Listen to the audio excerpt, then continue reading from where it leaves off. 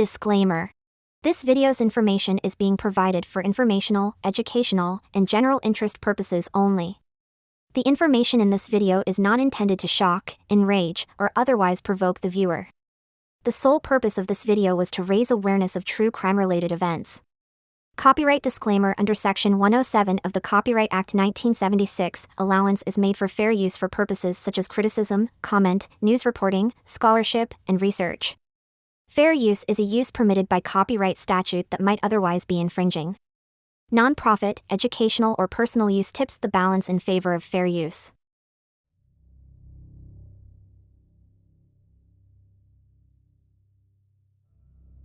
More than 8 years ago, when Crystal Rogers' mother reported her missing, the investigation into her disappearance got underway. Since then, numerous people have been connected to the investigation, homes have been searched, police have interviewed people, and most recently, 2 people have been charged. A lot more people are anticipated to be involved in the case now that it is going to court this week, including law enforcement officials, family members, and the judge who will preside over court proceedings. Here is a list of the major players involved in Rogers' case. On July 5, 2015, Rogers' mother, Sherry Ballard, first reported her missing. She had vanished after being last seen 2 days earlier. Her abandoned Chevrolet Malibu with a flat tire was discovered on the Bluegrass Parkway the day she was reported missing. According to the FBI, her purse, phone, and keys were all in the vehicle. Authorities have previously stated that Rogers is presumed dead, but her body has never been located. Rogers, a mother of 5 from Kentucky, was 35 years old. One of her children is fathered by Brooks Houck, who has been charged with murder and tampering with tangible evidence in the case. Rogers is Sherry and Tommy Ballard's child.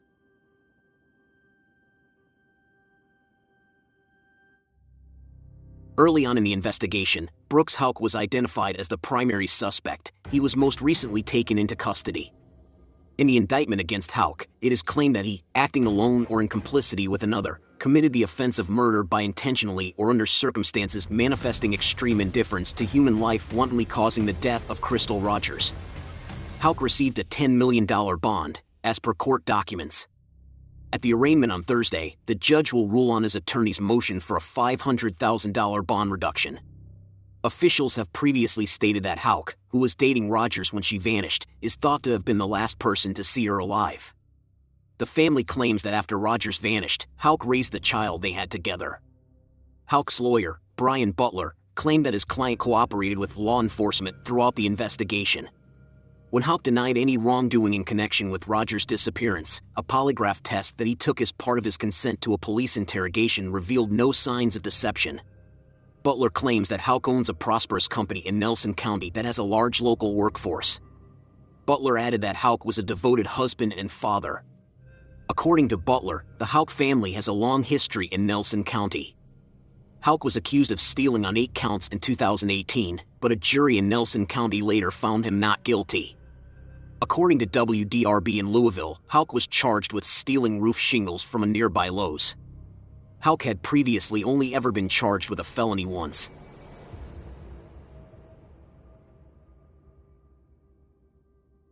According to court documents, Joseph Lawson, 32, has been charged with criminal conspiracy to commit murder and complicity to tampering with tangible evidence. The charges against Lawson are associated with Rogers' case. Kevin Coleman, Lawson's attorney, confirmed to WDRB and other Louisville-based media outlets. Before Houck's arrest in early September, Lawson was charged. His court records include addresses in Bardstown and Willisburg. He hasn't been named as a suspect in the case in the media before. Lawson has taken part in other criminal activities. He was on probation for a different case when a motion to revoke it was filed in August on the grounds that he had allegedly broken the terms of his release. According to court records, he has also been found guilty of 4th-degree assault, facilitation to strangulation, and facilitation to unlawful imprisonment. According to Crime Champs, a previous motorcycle accident left Lawson paralyzed and confined to a wheelchair.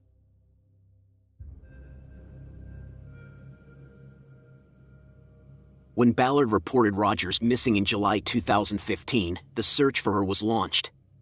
Ballard has since led numerous searches for her daughter and remained a prominent voice in the fight for justice. A Nelson County judge denied Ballard access to her grandson in February 2021, and Brooks Houck was granted sole custody. She previously expressed how devastated she was by the decision. "His sisters and brothers deserve to see him," Ballard said. "It's wrong," I said. Ballard was wed to Tommy Ballard as well.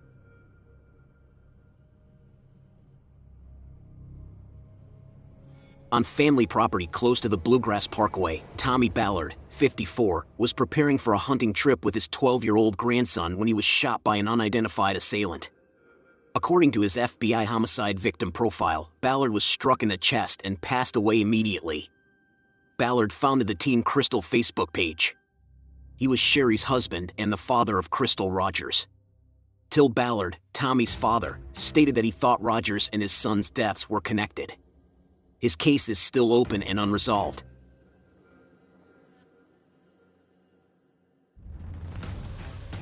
The Kentucky Standard reported that Nick Houck, a former Bardstown police officer who was fired for interfering with the investigation, is Brooks Houck's brother.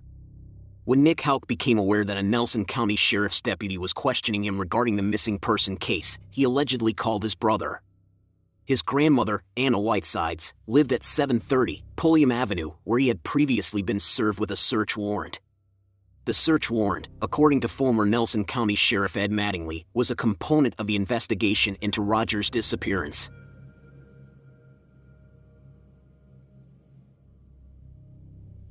Although Rosemary Houck's name has not been mentioned in the investigation, numerous searches have previously been conducted on her property on Pascal Ballard Lane. The Nelson County Sheriff's Office carried out the initial search in August 2016. After the FBI took over the investigation, detectives went back to the Houck family farm for a second search about 4 years later. 9 federal search warrants were carried out by more than 150 state and federal law enforcement officers. In October 2022, the farm was searched a third time. On the 30-acre property, cadaver dogs and excavating equipment were employed in the search.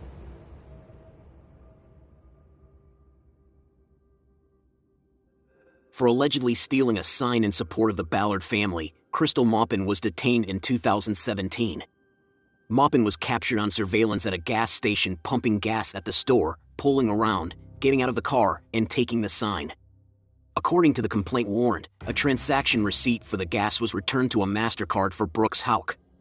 Numerous other signs were damaged or stolen, but according to the warrant, no additional evidence has been provided linking Maupin to the other thefts.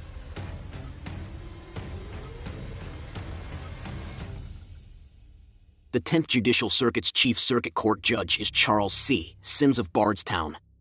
Houck's case will be overseen by Sims. According to the state website, Hart, LaRue, and Nelson counties are part of the 10th Circuit. In the general election of 2014, he was re-elected without facing any opposition. Sims graduated from Transylvania University with a bachelor's degree before attending the University of Kentucky College of Law to earn a law degree. Sims worked as a Commonwealth attorney's assistant before becoming a judge. According to the website of the cabinet, Sims is a member of the Justice and Public Safety Cabinet.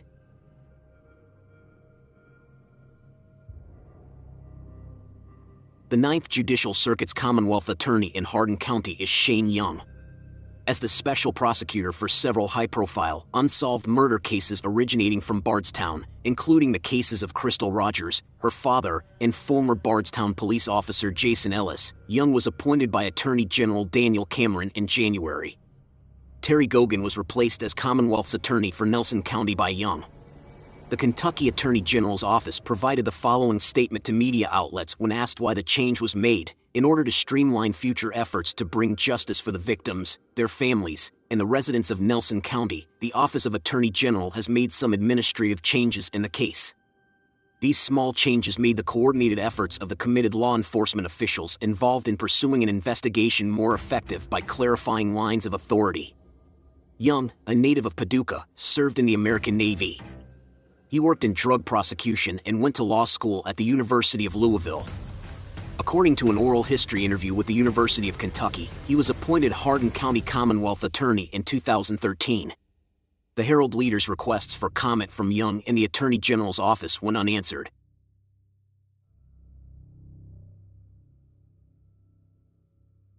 Louisville-based Brian Butler is Houck's attorney. Butler declined to comment when contacted by the Herald Leader. Butler started his career as a judge advocate general with the U.S. Navy in 1995 and practiced as both a prosecutor and defense lawyer, according to his website. Butler worked for the Commonwealth of Kentucky Attorney's Office in 1999 as the chief of a general trial unit and assistant Commonwealth attorney. Butler also worked as an adjunct professor at the National Advocacy Center in Columbia, South Carolina, where he instructed prosecutors from every state in the nation in trial advocacy. Later, he worked as an assistant U.S. attorney, prosecuting federal offenses and serving as the Western District of Kentucky's coordinator for gang crimes. According to his website, Butler left public practice in 2007 to join Dadhorn and Butler. Over 100 jury trials have been tried by Butler.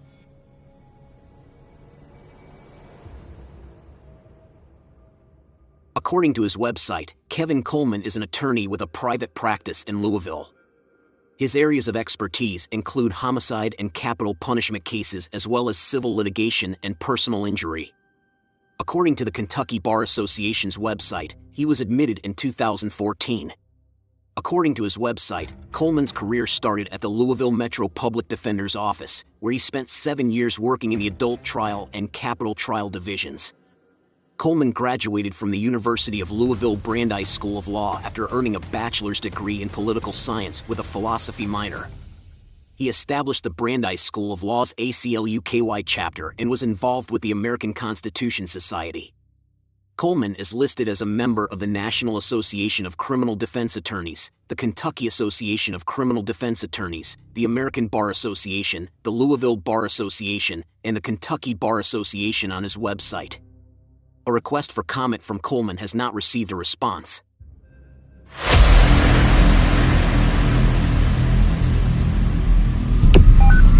911, what's your emergency?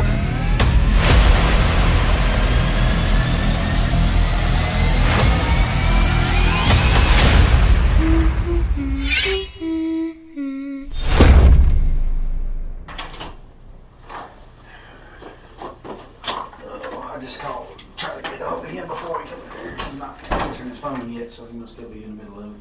No, that's all right. All right, I'm gonna take a minute here and read through your statement, if that's all right. Yeah, Get an idea. You might have answered some of my questions already, so. but I did, I was trying to cover as much as I could. If my writing's not real legible, you just ask me and I can clarify it real quick for you. Okay, yeah. 4 o'clock, Bluegrass Center. But I don't know these. I put approximately. Yeah. I just put 4. Yeah, that's, nobody, I don't expect you to know exactly. Yeah, no, there's no way for me to. Yeah.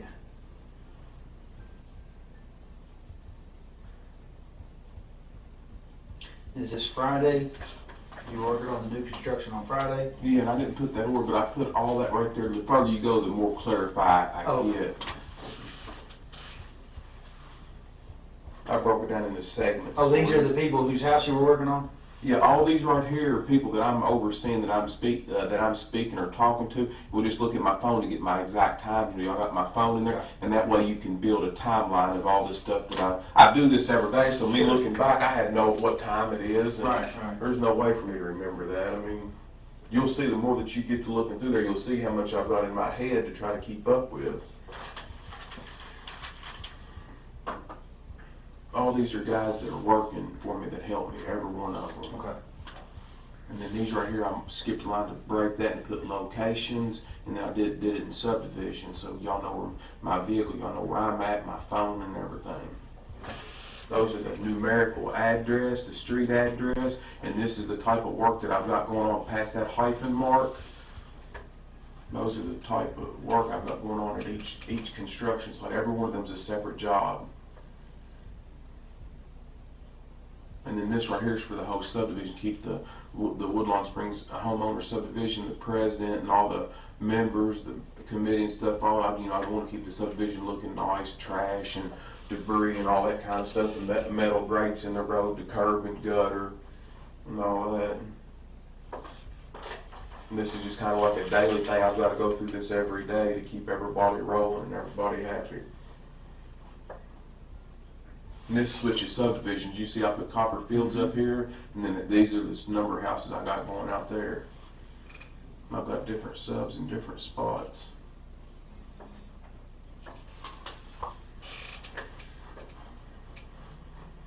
Sorry, that thing will go off pretty That's constantly. fine. It's not I've got bothering people me. all over the county, so. All right.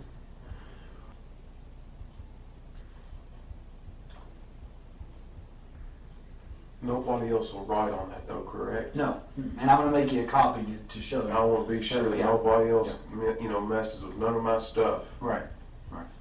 No, you're gonna get a copy of it so that you can look at mine and look at yours and say they're the exact same thing. All right.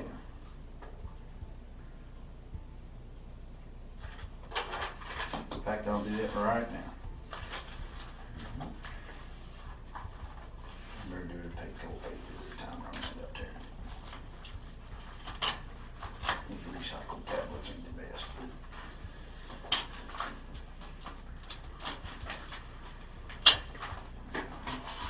Give me just a second, I'll bring it right back.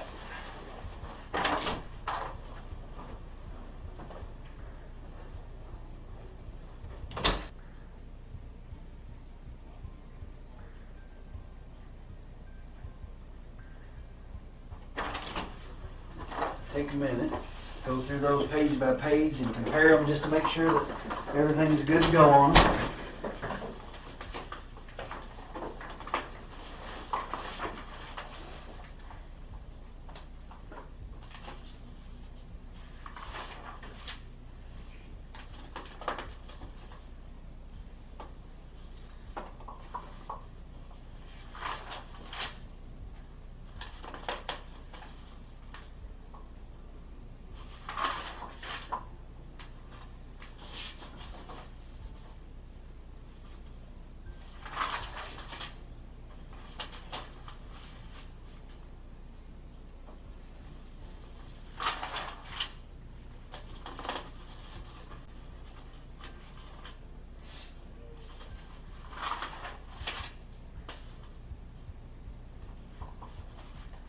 Looks good to me, sir.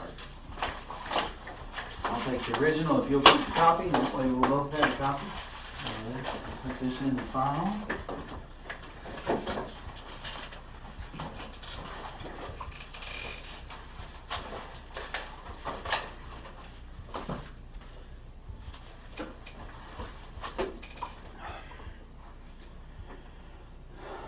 So we're hearing tons and tons of rumors, right? All right. And I know Bardstown is the rumor mill of the world, but in a case like this, should it turn into a homicide investigation, any question that I didn't ask doesn't get asked. Does that make sense? I don't understand what you're saying, but Well, if I don't ask you, then somebody's going to ask me why I didn't ask you later.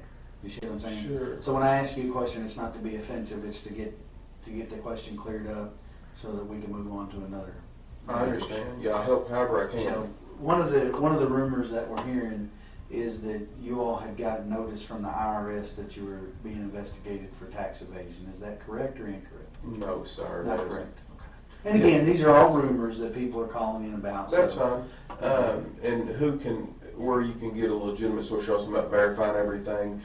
Right across the street here, up here at Gilbert Brown Company CPAs does my taxes. He has for several years. If I need to sign a form to release all his documentation on me for that, you're all more than welcome to it. And that's the easiest way for me. These are That's just fine. rumors. Ask whatever you gotta ask. Spelling. Had you and Crystal ever talked about breaking up? I mean, obviously we have fought just like any other Sure. any other couple, but in the last several years, I mean, it's came up, but we've always found ourselves together moving forward. Mm-hmm. So that it's mentioned, but it's never happened, and we've always found ourselves together moving forward. Okay. I know she didn't work out of the home currently, but had she worked out of the home recently? Had she had a job outside of taking care of the rental properties? Well, she took care of 2 young children, so she did some babysitting there at the house for some extra money. One little boy was about Eli's size, and other was, I don't know how old, but he was a little bit older. And I don't know how long, if it was 8 months or a year, but she had worked at the store up the road from our house for the, I don't want to say anything discriminatory, I don't want to say if they're not Americans, but They're Indians. All right, yeah. I don't want to say nothing that's convenience store. Yeah, convenience store. She worked for some folks up there. I do not know that. I think it might be Sandy or Sandeep or something like that, but I don't know. She worked up there at that gas station for quite some time, but that's been quite some time ago. Was that before or after Eli was born? I think she started there before he was born, and she did work some there after he was born. She worked for a pretty good period of time there, but it's been quite some time back. Mm-hmm. Yeah, because he's 2.5. So did you think he's a little bit over than 2.5? Yeah. He'll be 3 in October. Almost 3. Yeah. All right. So you think it was a year ago or better since you worked there? Probably approximately. I don't know. I would say give or take a 6-month window there. Something like that would probably be pretty accurate. But I do not know the answer to that. I do not know. I just know that it's been a period of time. Was it you? Have you all, since you've lived together, have you all always lived on Glenview? That's the only house since Eli has been born. We brought him home from the hospital. We lived there. Okay. Yes. That's the only residence. You all were living there when she was working at the, and when she stopped working at the. When she stopped working there. There was, I don't know, maybe 4 or 5 other girls that worked up there with her. I don't know their names. They didn't have a large amount of employees, just a few.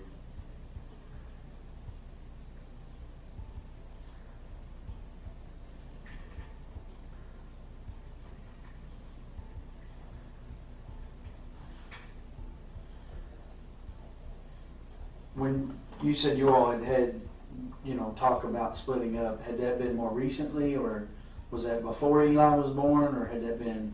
I don't remember the exact dates, but if you'll recall back in a couple of days ago when we had talked, mm-hmm. whenever usually that had came up, she had always went to like Sabrina's house, sure. Or she went out with Brooke or to her parents for a short period of time, a day and a half, and after she cooled off, and we had a chance to talk a little bit, we always found ourselves back together. But it has been at times a stressed relationship. I'm not here telling you anything other than that. Sure. That is the truth, and that's accurate. Yeah. That has been discussed, but we've always found ourselves together. We loved each other very much, and that right there is the bottom end of it. Well, the reason I ask is because there are some people that she's associated with that are telling us that she had made some tentative plans to leave, like looking at an apartment at that store above the apartment above the store. I'm just trying to figure out if that was something that was ancient history or if that was something that was more recent. Well, that's news to me. Mm-hmm. I don't know anything about that. So when you all, let's say the last time you all had discussed splitting up, she didn't discuss any specifics with you about moving to an apartment or anything like that? Just that you all were having some issues and you resolved it? Say all that again. Yeah. Break your question. Break them down a little bit. The last time that you all had that type of a disagreement, okay? The last time that there was the possibility that you might split up, did she specifically talk to you about moving out somewhere? No, not anything that I. She's never had an isolated point saying, "Hey, I'm moving here, or moving there." I don't recall anything like that. Okay. No, sir. That was my question. All right. Just if she had. Well, sometimes I know that you all do this for a living. Sometimes I feel like when you ask me a question, you put so many things, and I'm thinking we need to dissect it a little bit so I can answer each part specifically rather than put so. And I'm not. Please don't get upset at me for saying that to you. No. Put so much stuff in when I want to break it down in a simplified, direct question rather than put so much information into one question. Try to answer one and have a bunch of parts in one. No, that's fine. If you need me to, that's fine. What you did right there is just fine. All right, I just want you to have to say me. Ask it a different way or ask. Because I want you helping me. No, that's all right, that's all right. That's fine. That's no problem at all.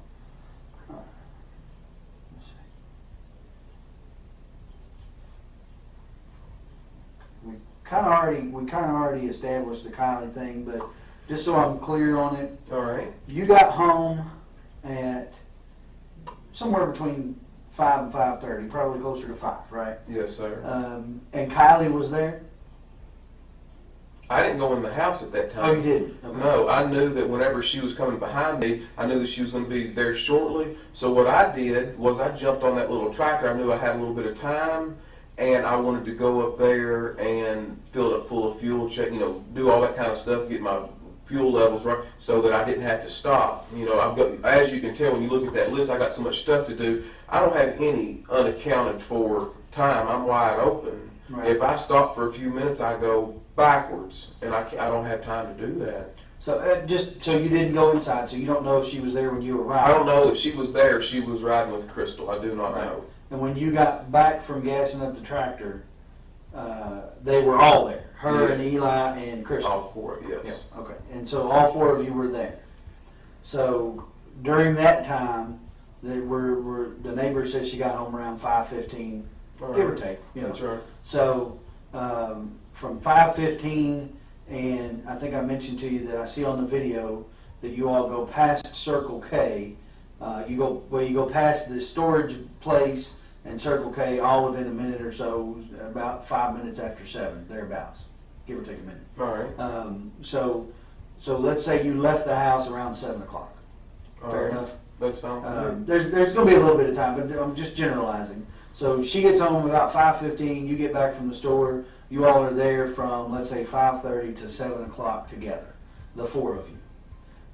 You ate dinner at home, I think you told me last time. Yeah, we didn't fix nothing. I don't know what we ate. We didn't fix nothing fancy. Right, sandwiches. Whatever we did. Yeah. You guys leave to go to the farm, but Kylie does not go with you. That's correct. She stays there, waiting on Her Kathy. memo, Kathy, her father's mother. Yeah, Kathy Fenwick. Yes. Right.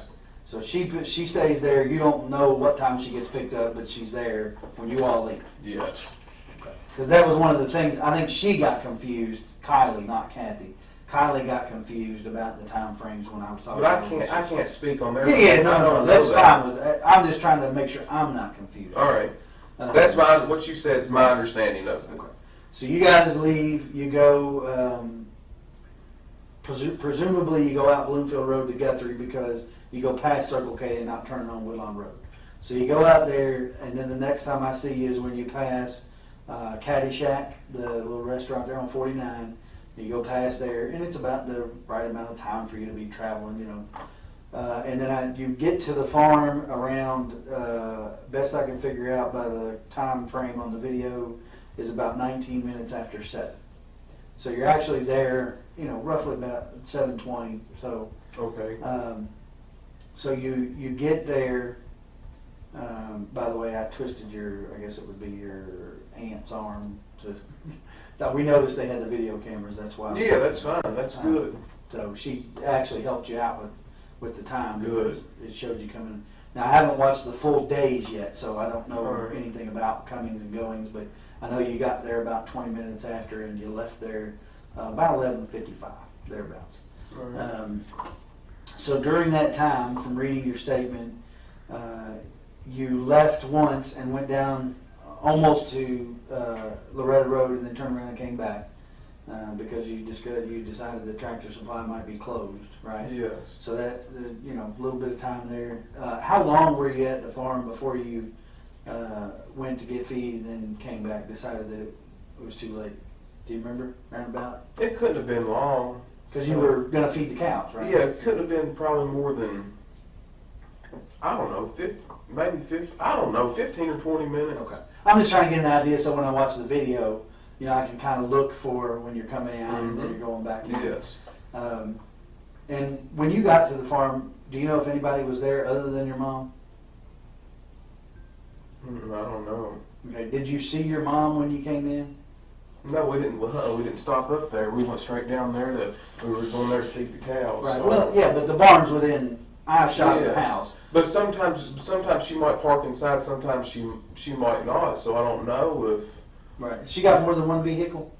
she's got a little red truck and she's got I saw a that white, and then earlier. she's got a white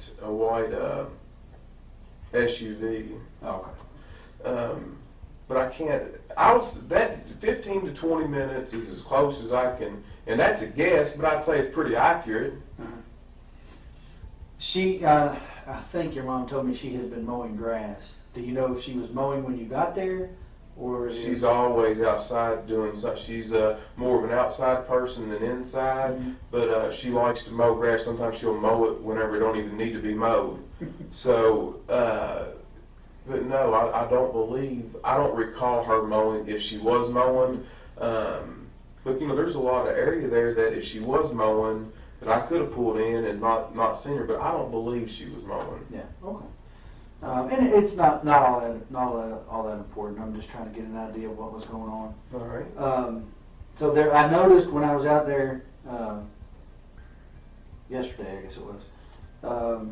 So there's a bulldozer in the drive. Mm-hmm. There's a tractor, actually two tractors in the barn, right? There's a tractor with a bucket and a tractor that looked like maybe it was leaking hydraulic fluid. Maybe somebody or had an worked on it attachment, or something. Maybe an attachment. All right. So while you were out there Friday, did you operate any of that equipment to take care of the cows, or how do you normally? No, I don't. By hand? Mm-mm. No, when you feed the cows, you just get the sweet feed, and you holler for them. You shake a bucket, and they, because repetitious, they know to run. They know. I didn't know if you fed them hay. Now, if you're talking about in the wintertime, you have to have a tractor that can handle. We don't do square hay. I mean, in the wintertime, we're going to have to handle a round bale, right? And that's done by tractor. We're not going to. You can roll one by hand. You got 4 or 5 guys, but I mean, we're not going to do that. We're going to take a tractor and. Right, but I'm talking about Friday. You didn't operate anything. No. Okay. So you just fed them out of the bucket, the sweet feed, and. So now Aaron probably, he's out there raking hay and stuff. He might very well have done that. I don't know if it was Friday, but he's been out there the past 2 weeks doing hay. And I don't drive the equipment because that's not what I do. Aaron takes care of all that, and he bales the hay, he cuts it, he does all the mechanical work out there. And now who is Aaron? The person that does all the work out there. But I mean, is he related to you all, or is he a farmhand, or what is he? Yeah, he's the city mechanic right up here for the city of Bardstown, the bus garage. He does all the mechanics and does all the inspection reports for the city of Bardstown bus school system. Right, but how is he connected to your family? There's no blood relation. We graduated together in high school. You and he did? Yes. Okay. And so does he get the hay off of your farm, or? 5 of the cows out there that are out there are his. Oh, okay. So what he does is, whenever you look at this paperwork, I've got so much stuff going on. I'm not a farmer. I enjoy farming, but I don't farm. So what he does is an added benefit to me. He takes care of all the fencing, all the labor, keeps the equipment running. If it's round bales or busting ice and stuff like that in the wintertime, he does all that. He's got the time. He gets off early at 3 o'clock in the day. So he will come out there, and he knows about the mechanics. I'm not a mechanic, so he'll go out there and cut all the hay and prepare for the winter. Gotcha. He uses his time to do all that, to use the grounds out there for his cows, because he's only got about 7 acres here in town, and he wants to keep growing and expanding. And a way to do that, I don't have time to bush hog and all that, so I would rather keep up with the grounds by letting somebody do that and participate and let them. I don't charge them no money. Right. You see what I mean? Right. So but he keeps his cows out there. Yes, it's a good trade-off. Gotcha. Absolutely. Okay. But he wasn't there Friday. That you saw. No, he wasn't there Friday night. When you were there, right? Mm-hmm. Not before. I don't know about before, but when you were there, he wasn't there. So you all fed the cows with the buckets and watched them eat, and then you walked. Now, when you said you walked the road to the grab, you're talking about not just to the turnaround that goes right. We walked to the back to where the old county road goes through. Where I put yes, exactly. Okay. Where the road gets a little harder. I mean, you can still drive a car on it, but there's a little bit of grass in the middle. But we. And that's what goes when you get to the cul-de-sac at the top of the hill. Right. If you get to the turnaround here, the house is right here in the barn here. It goes Yeah, on right here is that where, way. yes, and it goes back there far. And there's 3 big far, and there's 3 big pins back through there. There's 3 separate fields where we rotate the pasture and stuff. Gotcha. Okay. Mhm. And you said you walked from field 1. Yeah, let me just make it real clear Yeah, for you. okay. Is this, you can put this in your paperwork or whatever. Yeah, well. I didn't write that, but. No, I drew it out for somebody else. This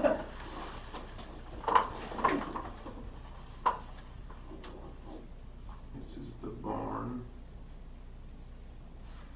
And then, of course, you know, the fence does something like this. Right, kind of gives an angle off Mom's place. And then it goes all the way back. So somewhere right in here, this is a double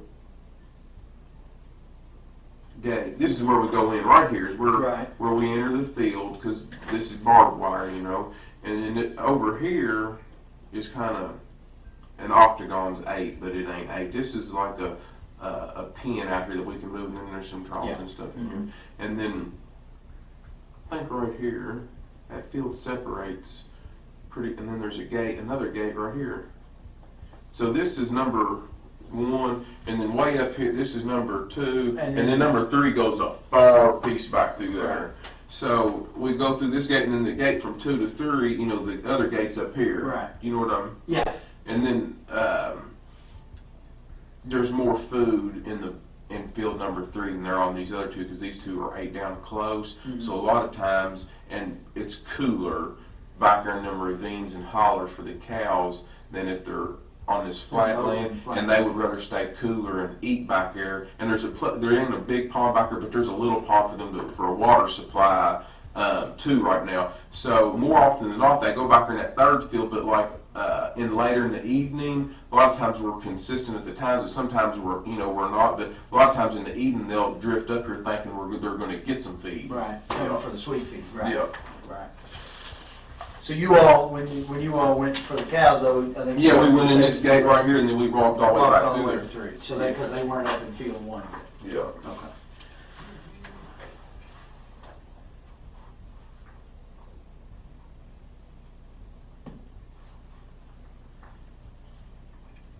So so you fed the cows. What else did I read there? Sorry.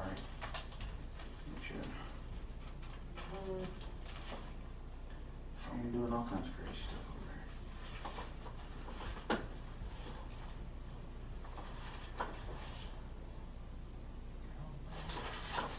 You fed the cows, and then you come back out and you walked the road, right? The road that goes to the... Yeah, after we come back out from walking up through here, then we walk out to here, there's another. Did I see your pin again? Mm-hmm. So there's another. It ain't exactly straight, but it looks something like this. That's the driveway. Yeah, this driveway to the barn. Right. And then we walk out the road, and we just walk back through there. Okay. And how long would you say that road goes back into there? Do you know? If you had to guess. I don't know. I bet it's a good mile. From right the here. barn to the end of that road and back. So a couple mile walk going to and from. Yeah, if you go, because there's a cul-de-sac right here. There's also a cul-de-sac I put in up here, and then there's a 3rd cul-de-sac at the very end, by a creek back here in the very back. Oh, okay. Okay. But you think it's about a mile, maybe? I would say a little close, less? yeah. Okay. So you walked to the end of there and came back. Did y'all do any work on the barn or anything while you were there? No, we didn't do no work on that barn. Didn't work on the driveway or anything like that? Mm-hmm. The dozer, the reason I ask is because the dozer that's sitting there, did somebody use that to put that driveway in or put rock on that driveway recently? Or No, on Saturday I moved it over there. It was parked. That dozer, I've got a skid steer also broke down. Right. I've got a skid steer right here with some weeds growing up around it. Yeah. And then I had a dozer.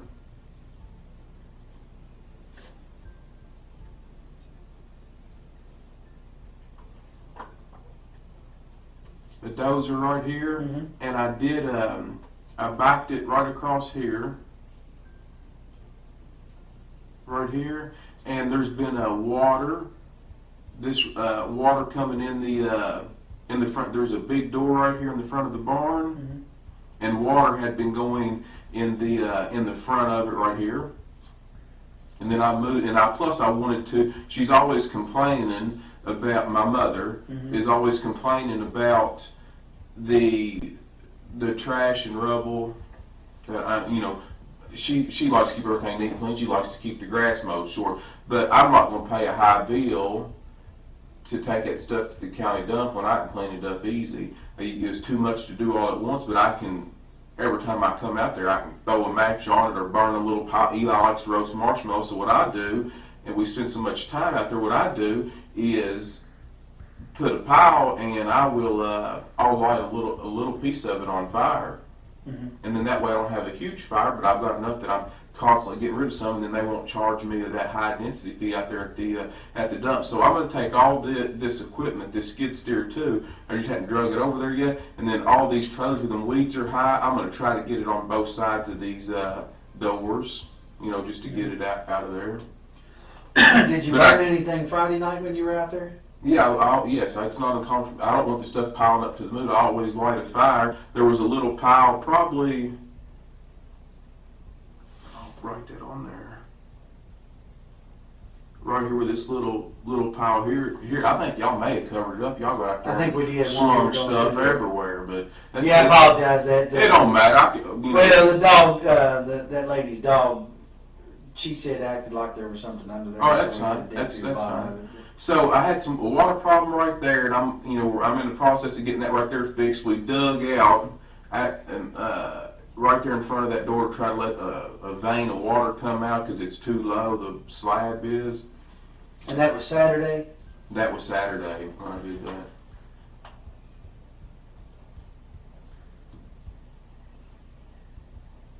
Do you remember what time Saturday you got out there?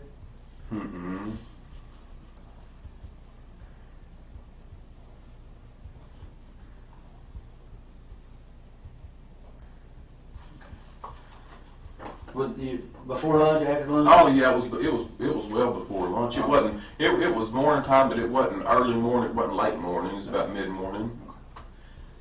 So you had a little fire. When was that? After you took your walk or before you took your walk? I lit it. I don't know if I lit it right before we took off walking. I know we fed the cows first because I want to do that as quickly while we had still plenty of daylight. I don't know if I lit the fire before we walked back here or right when I got back. I could have done it either one. I don't remember. So you lit the fire. I'm assuming then you probably don't leave until the fire burns out. Would you leave it burning? I don't know. I generally don't like to walk. Yeah, but if it's just a bed of coals, then it's not. I mean, it's not like burning. I wouldn't leave if I thought there was any danger. Not when, especially when I got all this equipment and barn and stuff right there. But I mean, if it's died down and it's just a big bed of coals, I'm not too worried about it. So especially if it's not in August or September when everything's just perfectly dry. It wasn't. Had plenty of rain. Yeah, and the ground's wet and dew's on. Yeah, it's not a big deal. To me, I'm not a firefighter, so. But you definitely moved the dozer on Saturday. Yeah, I moved the dozer on Saturday. Is there a septic system with that barn?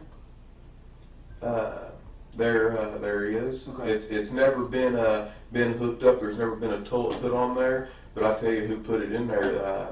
And he can tell you exactly how 100% it was done. Is Casey Ballard. Casey Ballard did it? And Casey Ballard, is that her? That's her brother. That's what I was thinking, yeah. So he put the septic, is there like an opening somewhere where you can access it? Oh, yeah. Maintenance it and whatnot? Where would that be at? There's a big pole out in the middle of this, in field number 1 right here. There's a great big pole like this right here. That marks the end of it. It's got one big lateral, big pipe on it, and it's marked out there so somebody don't crush it with a tractor. So the opening for the top of the septic tank? No, the top, you're talking about the lateral line? Yeah, that just daylights out. Right. There's a big, underneath that, right where this fence is right there, there's a big round lid right here. Okay. Next to fence for field one. Right? Mm-hmm.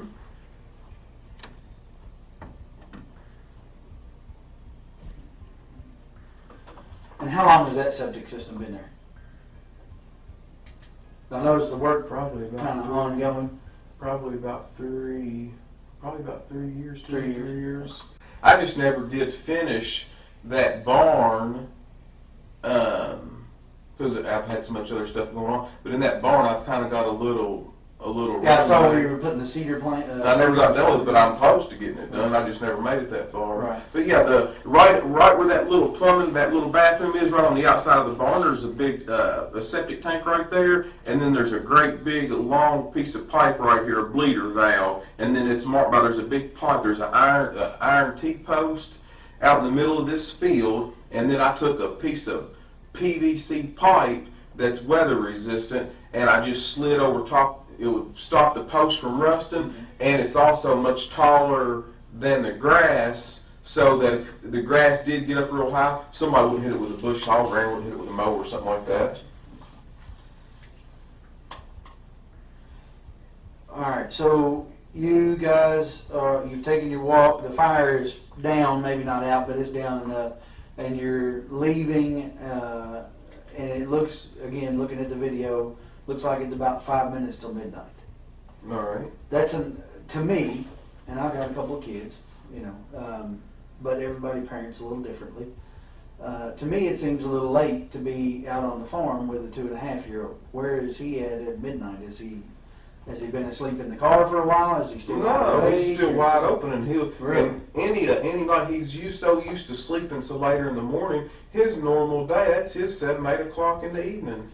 Really? 11, because she sleeps much later in the morning. She stays up. So and it's always been that way.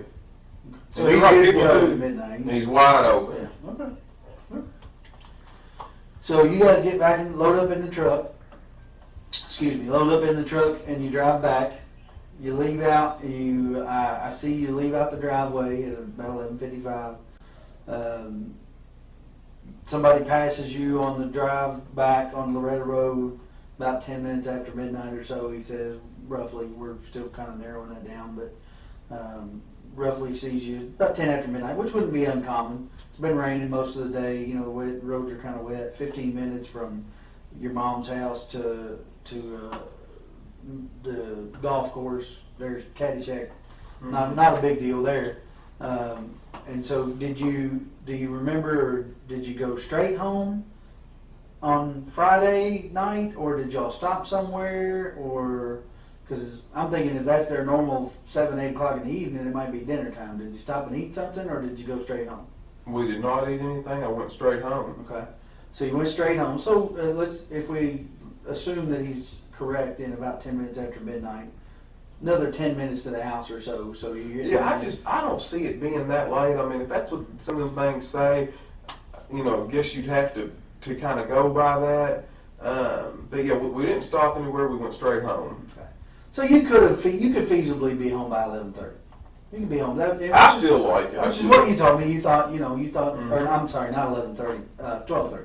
You could feasibly be home by 20 minutes after 12 if he passes you at 10 minutes after 12. All right. Which is a little off from what you originally told me, and you just said I still think it's a little off, but we'll go with what the camera says as opposed to memory, because sometimes memory is not that great. All right. And I checked the time on her camera, and I'm allowing for about a 9-minute gap there between what my watch says and what her camera says. All right. So which puts you leaving there about 11:55, which, again, 15 minutes to Caddyshack is not terribly bad in the rain. So it could have been that he passed you at 10 minutes after midnight, putting you home roughly 20 minutes after 12. All right. Fair enough? Yes. So you guys get home 20 minutes after 12, right there, thereabouts. I think you said you went to bed first. Do you remember about how long you were home before you went to bed? I went to bed immediately. So when you guys got in, you went and did your nightly routine, and you're going to bed. I think you told me that she stayed up, and Eli, did he stay up as well? He was. And where was she at when? If there's any activity going on in the house, he doesn't want to go to bed. Mm-hmm. if everybody turned the lights out and we just got in the bed, he's going to follow us in there and lay down with us. But if I go to bed and she stays up, he's not going to come in there to bed till all the lights are out and then she goes to bed. If I was doing something out there and she was in the bed, he's going to stay up with me until the lights are out, until I go in there. Do you see what I'm... Sure. Yeah. So that's what so he's going to stay up with Mom. Right. So, and before you went to bed, or as any conversation, I know you told me that you all had a conversation Friday evening sometime about the kids. We will talk about that in a minute, but you said you all talked about the kids Friday evening. Does that conversation bleed over to when you get home, or is that conversation done? No, whenever I got home, I went to bed. I mean, it was relatively, quickly when I got in there. Okay. The conversation does not bleed over. Okay.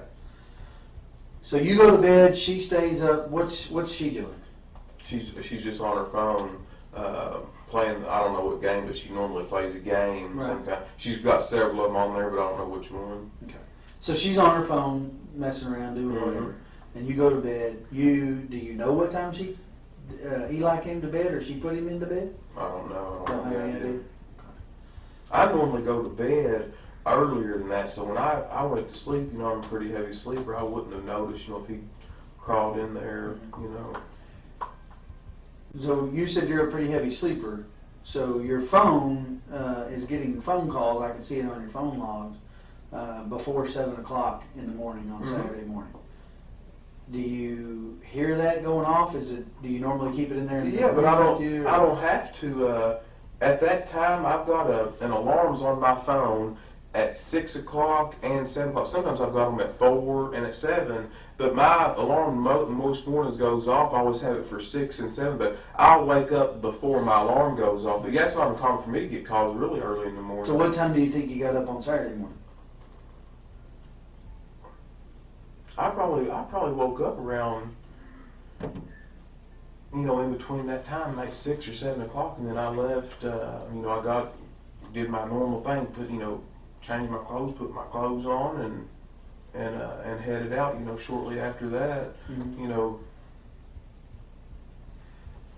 Well, I'm sorry, I forgot to ask you something. There, on the phone records, there appears to be a phone call around midnight. All right. On Friday night, Saturday morning. All right. I'm talking about on your way home, basically. All right.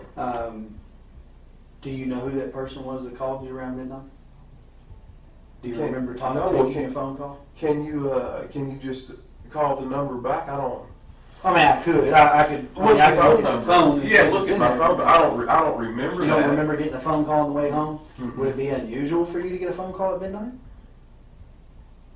I mean, it is for me, and I work for the sheriff's office. I get calls quite regularly. But Some of the people that do the tile for me, I wouldn't put it past them to call me at any time. They lay brick through the day, and then their tile my house is at night. The Thomases I wrote on there, Derek and his brother Tyler Thomas, they'll call me at any time. And even if it's just one day, I don't pay them people by the job. They got to get paid by the hour, and then when they get done with it, I pay them. right.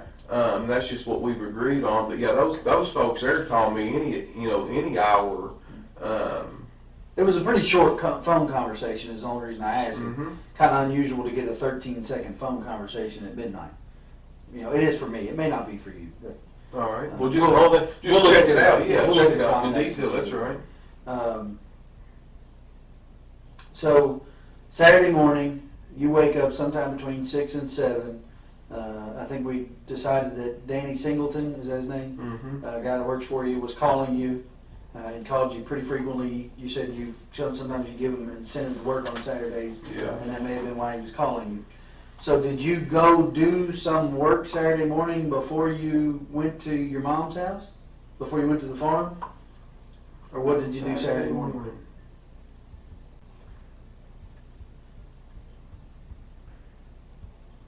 No, I didn't. I didn't do any other work on Saturday morning. That's where I went out there to the farm. Mm-hmm. I don't know exactly what time I got out there, but that's what I had done. Mm-hmm. So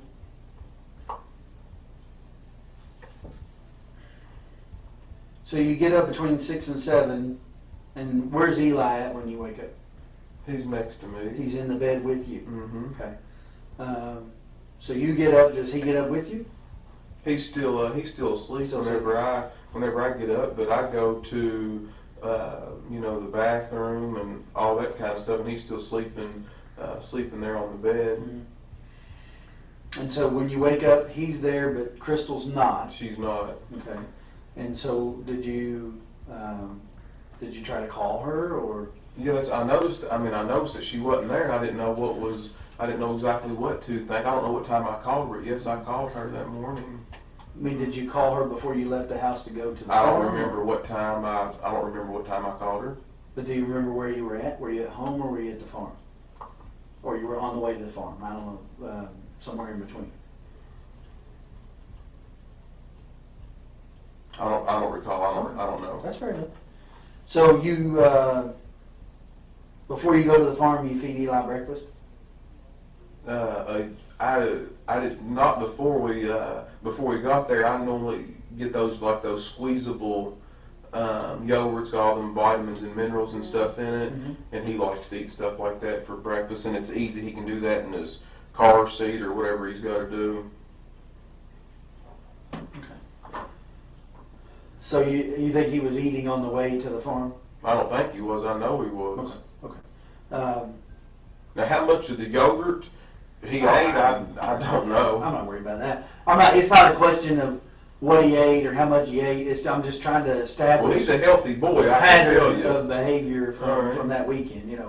And here's why. I'll be honest with you. I have been all along. Will continue to be. If I woke up on a Saturday morning and my wife wasn't with me in the bed, as is normal, which might not be normal for you, I don't know, but for me, it would be normal, particularly if my wife's a late sleeper, which mine is as well on Saturdays, for her to be there in the bed when I get up. So if she were not, probably the first thing I would do would be to call her to find out where she was. But what you're not aware, what you're missing is a lot of times that her and Brooke, her sister, or Sabrina, a lot of these girls that they do all these, they go out and do stuff. Sometimes they do these, and this is going to be embarrassing for me to talk to you about, but I'm wanting to get everything cleared up as quickly as I can. They do these fantasy parties. Mm-hmm. All these girls get together. They talk about and do whatever. And it's not uncommon for them, when they go out and party, they stay out the better part of the night, Mm-hmm. if not the whole night. So, and of course, I always have the children, during that. They don't take the kids to that. Matter of fact, I take care of some of their other children while they're the ones going. It's not uncommon because they know I don't get into all that stuff, and they know that I'm a man, don't get me wrong. Understand that, a white-blooded American male. And there's no sense, I'm not telling you anything different, but they do all these parties and order all this stuff. Well, who gets the kids? I'm good enough to get the kids for all this, and I'm a good enough person to do that. And then when everybody sees a little bit of distress, they're going to throw me under the bus. They need to re-examine all these other actions, and I can understand the family wanting to vent and stress. Mm-hmm.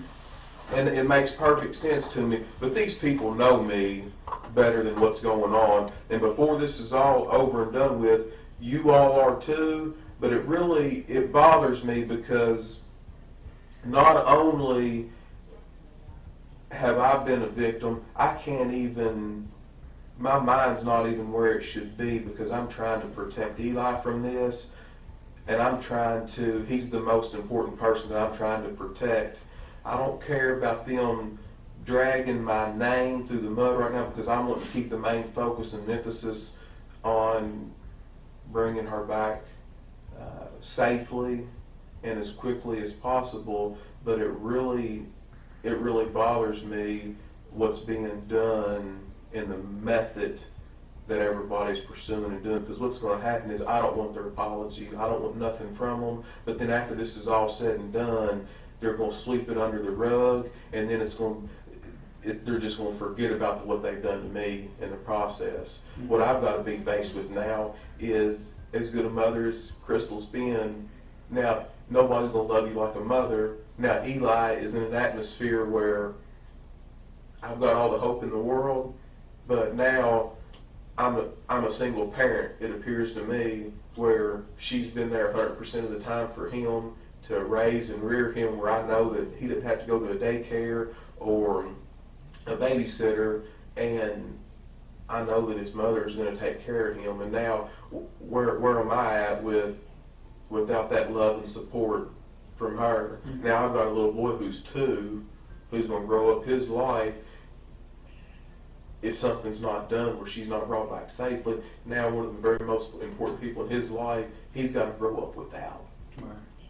Do you see what I'm saying? Oh, yeah. And I'm in here answering a bunch of bullshit that I'm doing the best that I can possibly do with, but it's taken a lot of energy and effort away from the other efforts that could be out there trying to help and bring her back here safely. I can't even go out on the side of the road without looking like a murderer or something like that. It's wrong. I've been extremely honest with you all, and now I'm up here doing all they can have the house. I'll take anything that you want. You don't need any of that paperwork or search warrants.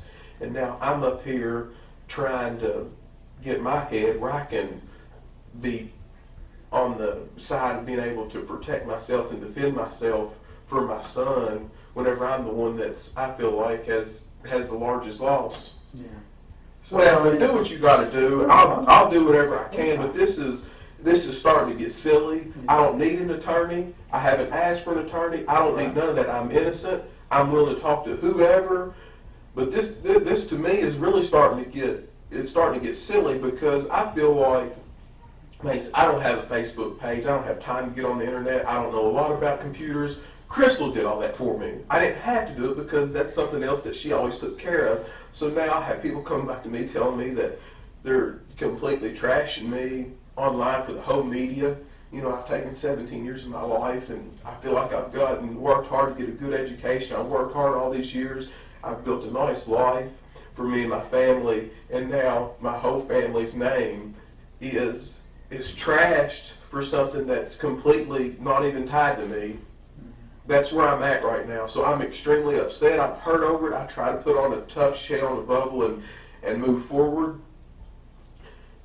It's extremely difficult to get up in the morning and push on and look at Eli and know that here I've got a million things going on that I have to get done. And then who's going to suffer? He is. And it's not right. I'm ready to hire an auctioneer to sell all this stuff so I can be there for him like Chris.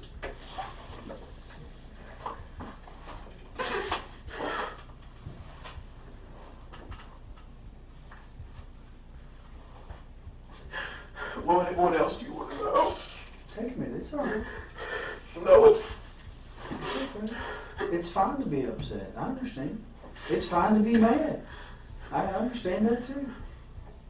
He's there asking for everybody. This is a shock to him.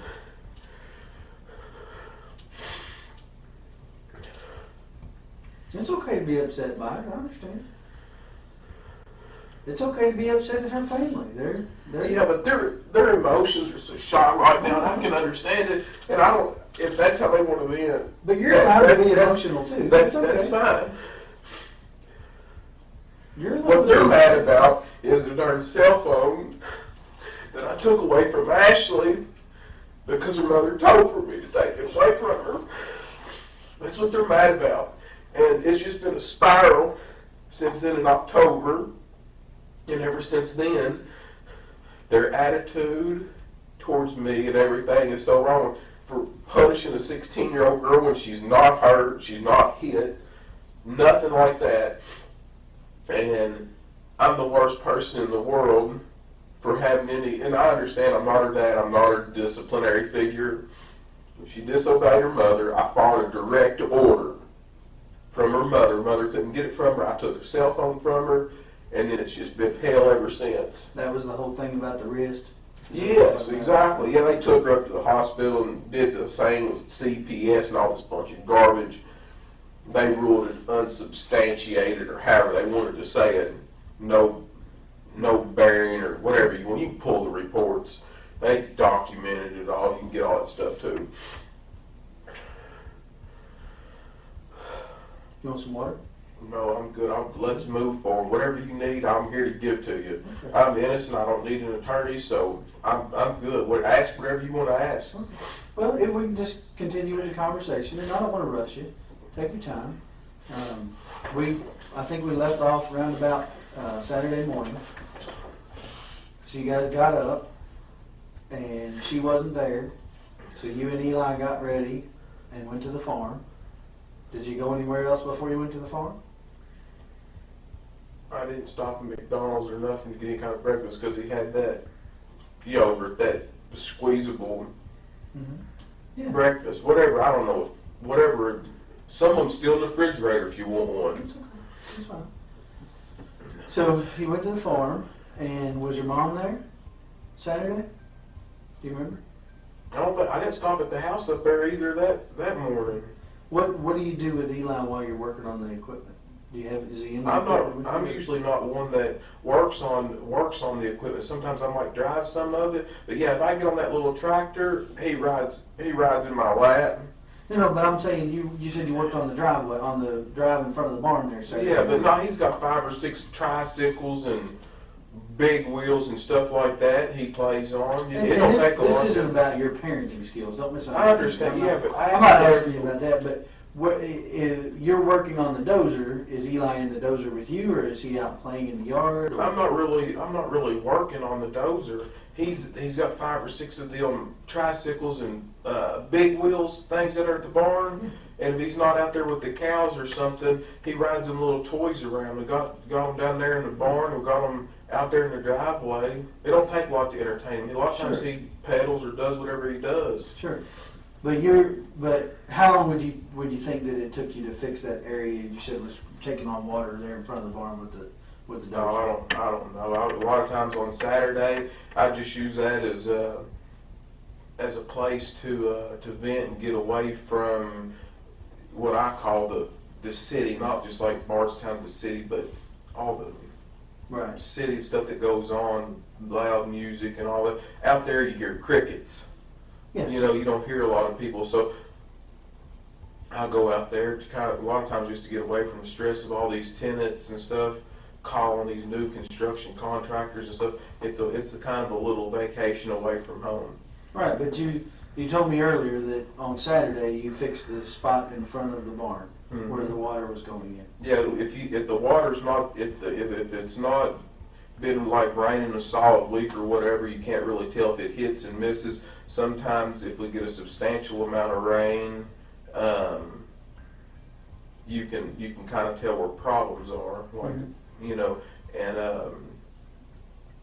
and I could tell. So that's just what I did. Just piddle, just nothing important, just piddle.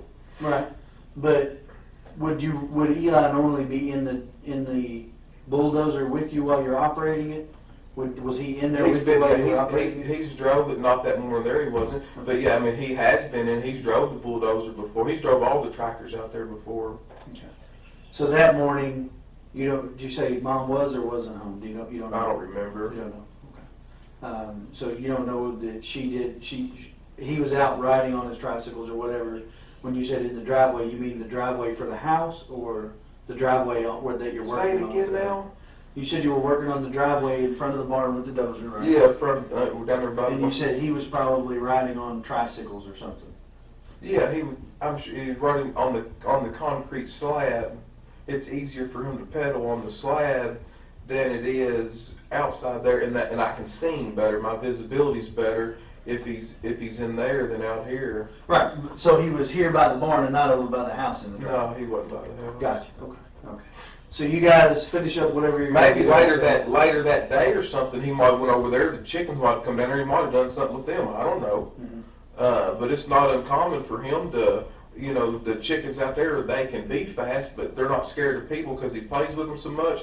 But you can catch them pretty easy. I mean, he treats them like a cat. Mm-hmm.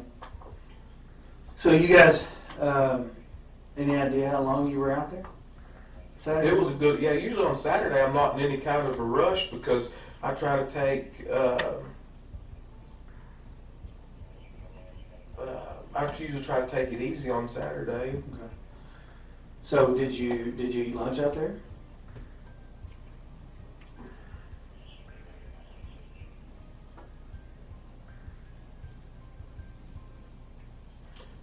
ate lunch there. I know I ate supper out there at Fabian's house that night because he had everybody over there at his house for, there's about, I don't know, maybe 150 people over there at my mom's brother's house. We went out there for a short while. It wasn't real long.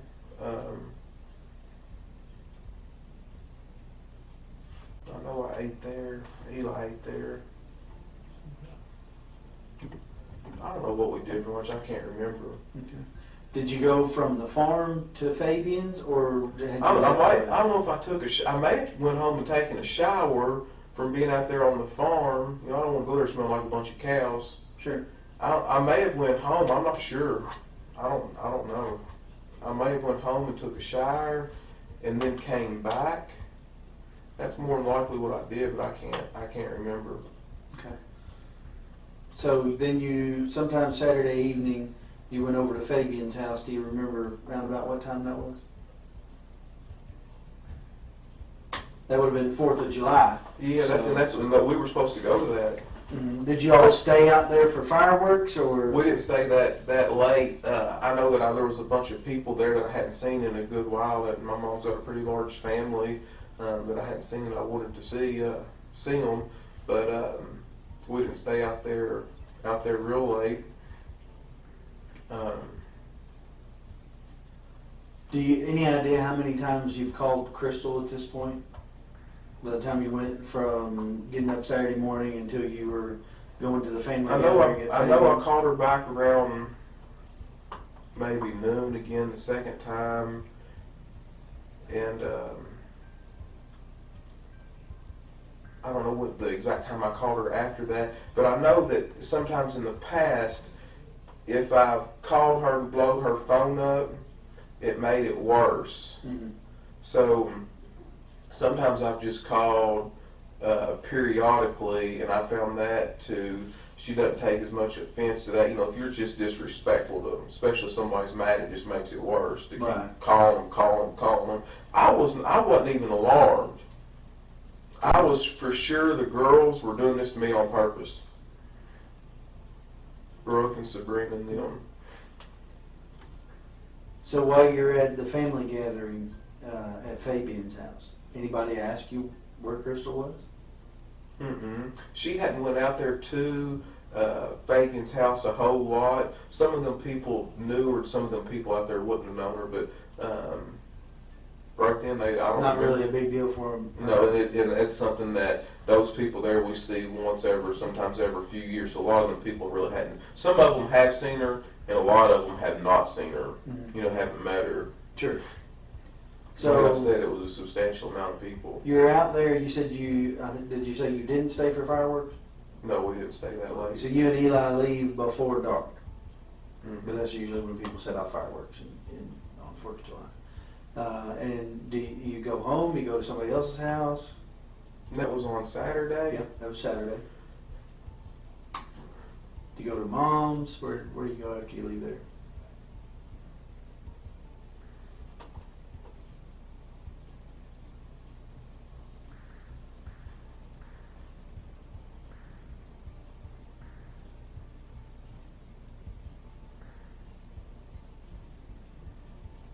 No, I think we rode with my mother over there. To Fabian's house? Mm-hmm. Yeah, we rode with her, and then I went home after that. So you rode back to Mom's house with her, and then you didn't stay at Mom's. You went back to your house. Yeah, I didn't. I don't know the exact timing and all that right there, but I do know that I rode with her over there to Fabian's house. Okay. And you left her house and went home. I don't know if I stayed there any period of time or not.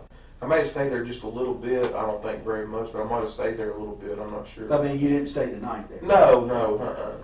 Did you go anywhere else after you left Mom's house before you went home? Not that I can remember. Okay. I tell you what would be a good idea for folks is to put a darn camera. You think I'm joking? I'm being serious. You try to go back through this. I need to put a camera in your vehicle and up there in front of you, just live on tape, and then you. Well, I'm not asking you to recall every detail of your life, brother. But I'm just trying to. But it would help me if I could. Well, but listen, I couldn't tell you what I did 2 days ago. I couldn't tell you what I did before I started investigating this because I've been investigating this for 3 days. Mm-hmm. You know, so I'm not asking you to remember every single minute, but you know, and I realized that it wasn't a big deal for her to be gone for you, but you know, most people can remember, you know, most of the things they did during the day, not every single minute, but you remember going to Fabian's house, you remember leaving Fabian's house, the going to highlight, Mom's, yeah. right, and going. So if you went from Mom's house to home, you'd eaten dinner at Fabian's. And I met, I don't know if it was her mother. I met her mother at the gas station somewhere. One of them days. Mm-hmm. Her mother, Sherry, Mm-hmm. Crystal's mother, Sherry, and I don't know if Ashley was with her and other kids were with them, but I stopped at right there in front of Walmart where I get a bunch of fuel at up right there, that Murphy station across from Lowe's right there. Right. And I was on the phone with either Ashley or Sherry, one, I forgot which, and they said, I tell you what I've done too, I talked to Brooke on the phone at the farm. I talked to Brooke, her younger sister, before I left because I was heading into town to get fuel at that point. So whatever time that I talked to Brooke, you'll know that I left. Mm-hmm. So make a note of that. You So were, I you were talked leaving. I talked to Brooke on the phone, and that's when I was leaving the farm on 49. And I drove in 49, and then I made a right there on 150 and went up there to Walmart. And then I got on the phone with Sherry, or Ashley, when I don't know whose phone they were on. Mm-hmm. But that'll help me right there, because that's you can pinpoint an exact time. And then I pulled in there to that Murphy station. Mm-hmm. And then Sherry came up there to my window. Okay. And asked me if I'd seen Crystal. And this right here is after I have I talked to Barbara Lane, and I sent her, I called her a couple times. I don't think I got an answer. She's probably busy doing something. And then I sent her a text message.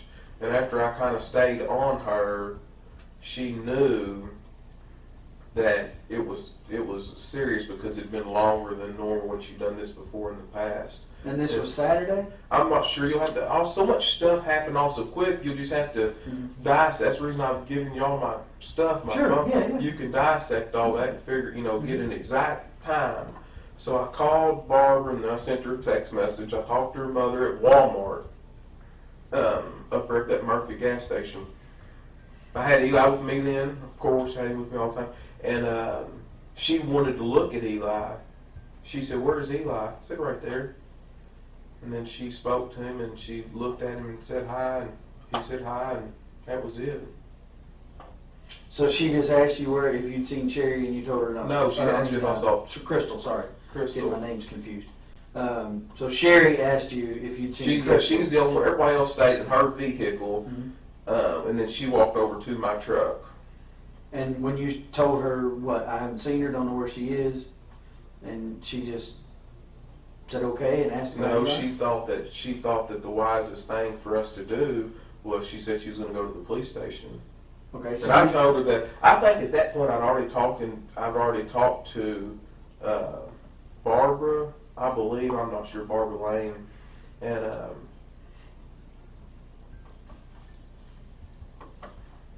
I'm not sure. I don't know the time periods. I don't know. I just don't know. That's fine. So, And then I went home. so Saturday you went home after. To the gas station. So you think that was okay? So you think the gas station was between leaving the farm and getting showered up before you go to Fabian's? No, that's incorrect. Okay.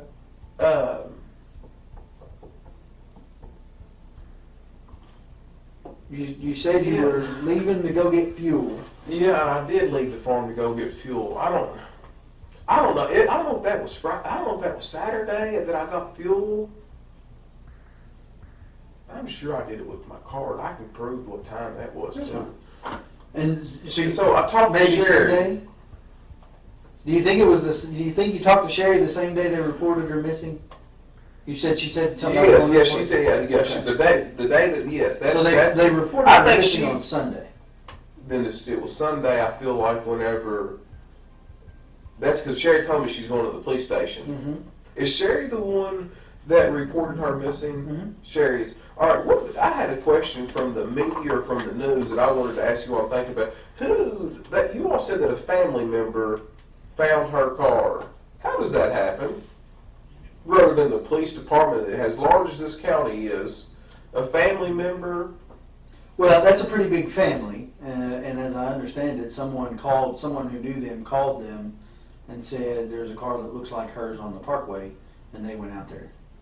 Who was the family member that found that car? I don't know, I have to look at my notes. There were two of them. Am I able to know that question, that I'll answer? tell you who it was. I just have to look back through my notes and see who it was. That's I not understand. great either, but I want to say that it was. I'm trying to think. There was. You can look back at them. I'm sure it's. I want to say it was a brother and nephew. I know we took elimination prints from one of them because they touched the car before we got there. So we took elimination prints from them, like we did from you, to rule out any prints that we found in the cars being that person's. All right. So I want to say that it was one of her brothers. How many did She only had Casey's or Casey's. So I want to say it was her brother and maybe her dad that went out there. But I think it was her brother that somebody actually called, but that may be incorrect. I'll have to look at the notes and see. But so Saturday evening, you went to Fabian's house. You had dinner. You went home. You're home all evening with Eli. Mm-hmm. Okay. Anybody Did not come leave. over? Anybody not? Yeah, I feel like Richie comes over to my house all the time. He's over every day. Who's Richie? Richie Riggs, he's my manager, my real estate agent. He lives next Oh, okay. door at 115 Glenview Drive. He's one of the people on that list. Okay. So you go to bed Saturday night. You got Eli with you, presumably, because you said you guys went home from Fabian's. Not presumably, he was with me. Right. Well, I didn't want to put words in your mouth, so if he's with you, tell me. He's with me, yeah. Eli's with me. Again, not trying to offend. Yeah. I just don't want to put words in your mouth. Yeah, I don't want you to either. So you and Eli go to bed Saturday night. You get up normal time Sunday morning. Do y'all go to church? No, sir. Okay. Didn't So- go to church. But on Sunday, I don't remember what we did Sunday. Okay. Well, I mean, I don't want to. Is Sunday when I went in? Is Sunday when I came up here and talked to you that night, or Saturday night? That would have been Sunday night. Mm-hmm. Sorry, let me make sure he's giving me what I need here. Your phone's on my desk. That's what he was telling me. That's fine. I ain't worried about that. Hope you had fun answering it. He probably didn't answer it.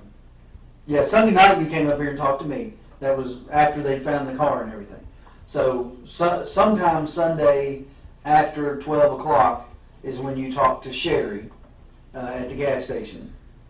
I think, and I'd have to look at your phone to see, but correct, and you may know or might know, but you called Barbara. You called her Barbara Lane. I just call her Barbara. That's all I've ever known her by. But Barbara Roby was a Ballard, right? Yeah. You called her and talked to her about Crystal being gone, or she called you? No, I'm the one calling her. Okay. And what does that conversation sound like? I think the first time that I called her, that I don't think she answered the phone. So I left a message, and then I don't got a response, and then I sent a text message to her, and that's when she called back, and I think she tried to call her, and she didn't get an answer. Okay. And you know. So I'm piecing things together from what they've told me as well. So at some point you do talk to her on the phone, but when you get up Sunday morning and Crystal's still not home, or you're starting to get concerned, that's why you call Barbara? Or? Yes, exactly. That's the reason that I did call her. But before then, I wasn't alarmed. She done this before, Right. and I wasn't alarmed. That's all there is to it. Yeah.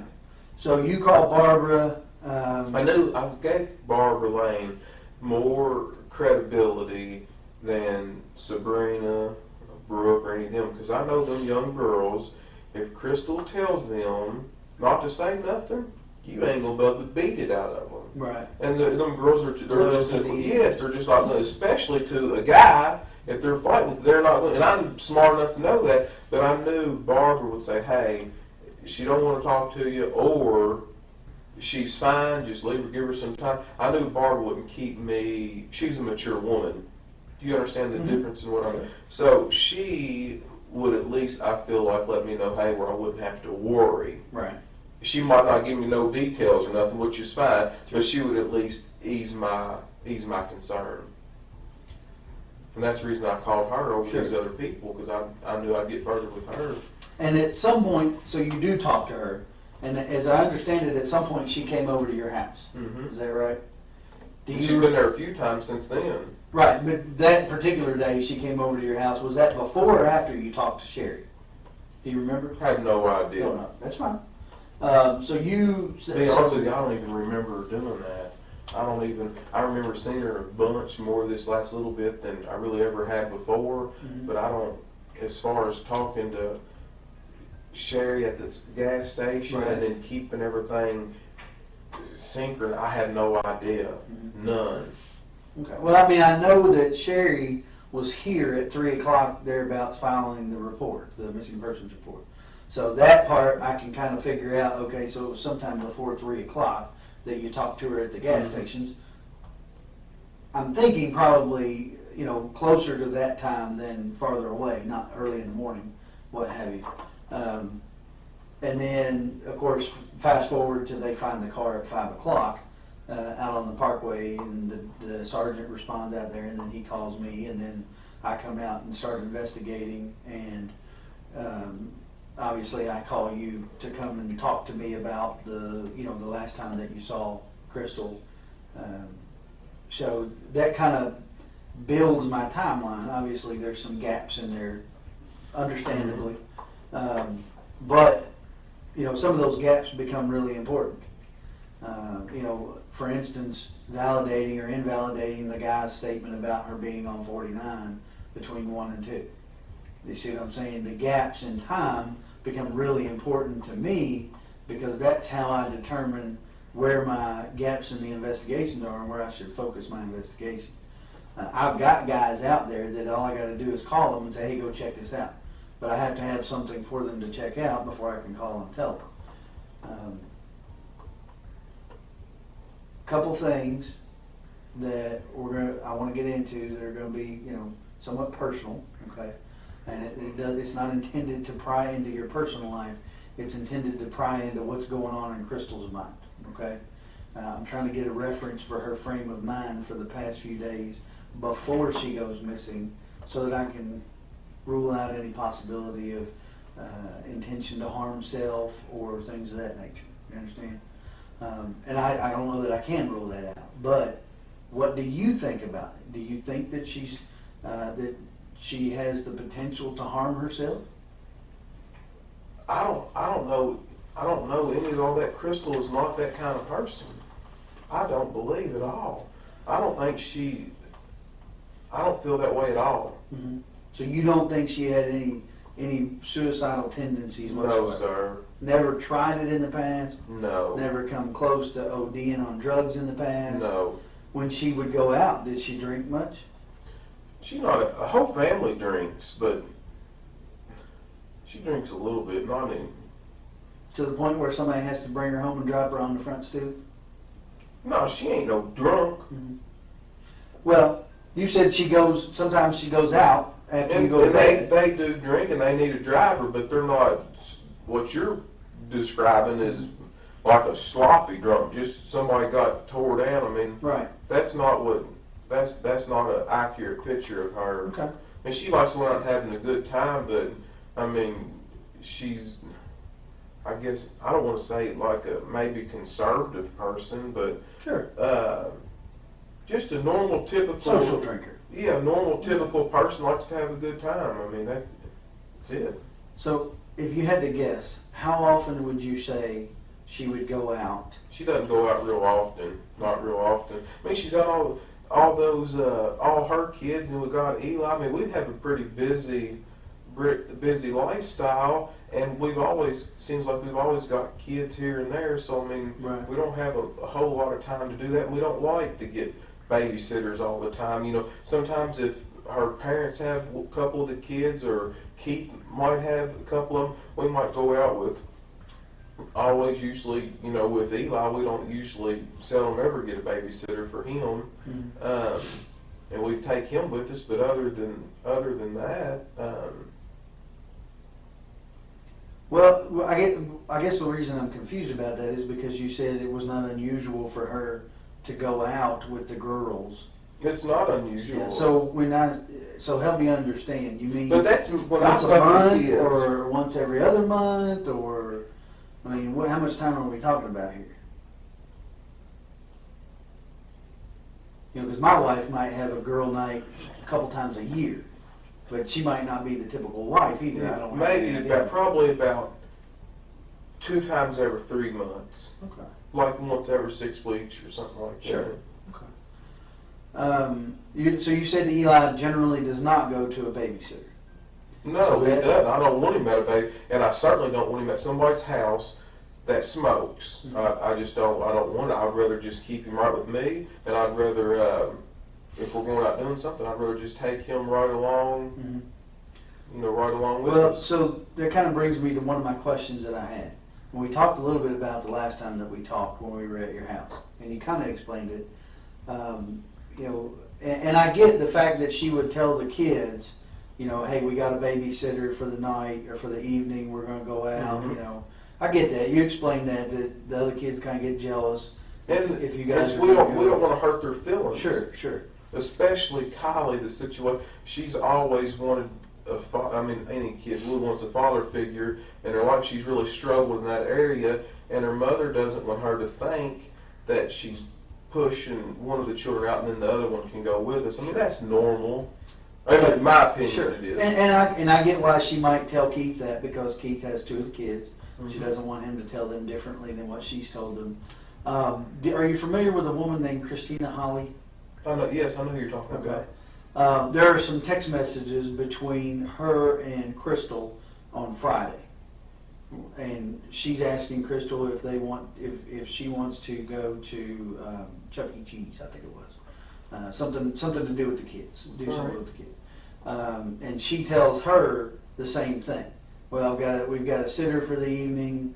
It's our first time being kid free for a while, so we don't want to.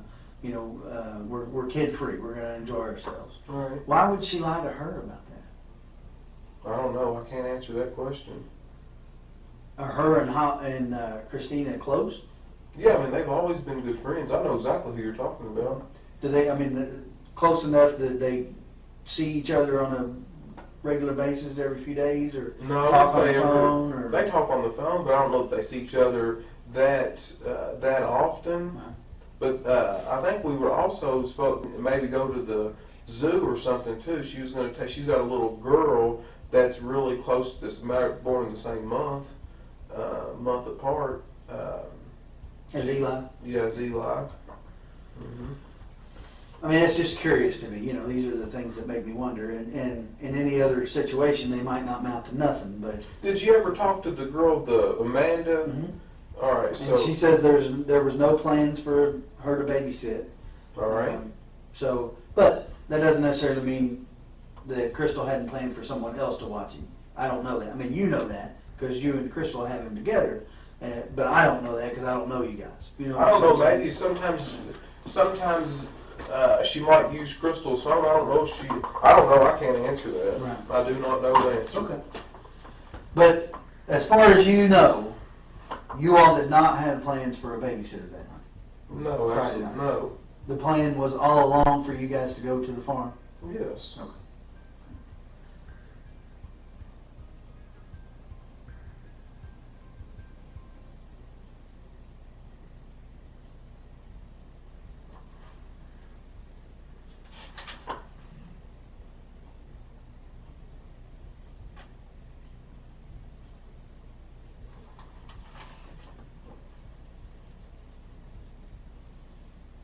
Give me just a second. I want to get your phone and look that phone number up. All right.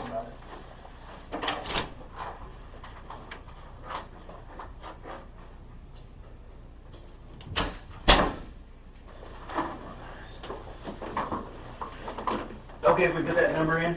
Yeah, go right ahead, do what you gotta do. Looks like you got a couple messages. Yeah, I don't that's know how to do that. I've You just got an do- Apple phone, so just You just want to put the number in, right? or check contacts or however you do it to see who it is. Yeah. Check this one. 492-1390.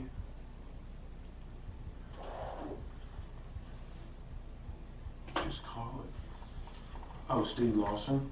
Okay. Who is Steve Lawson? He's somebody that works for me.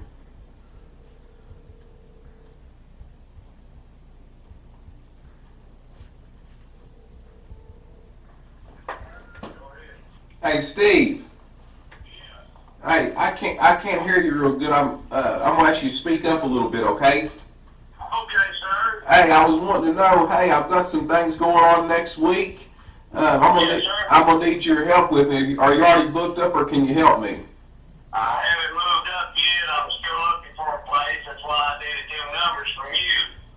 All right. Well, I can write them all down and get them there for you. But I was actually talking about doing some more work with your little skid steer and so forth. Mine's still broke down. Well, like I said, get with me tomorrow. I'm coming. I know you're having a hard time hearing me because it's where I'm located at. All right. So just get in touch with me tomorrow and we'll see what we can do. But my question, I just want to tell you I'm sorry about everything that's going on in your life, brother, and I got you in my prayers. I said it is a very difficult and trying time, but I appreciate you saying that. But hey, I need your help while I got you on the phone here. Do you remember the other night you called me really late, and I forgot what you asked me. Can you? I guess it wasn't on the phone. I might have been tired. I know it was pretty late at night. Can you remember what you asked me or what you were after? I can't remember. Yes, sir, I can. I called to ask you for them numbers for a house. Oh, for a rental house.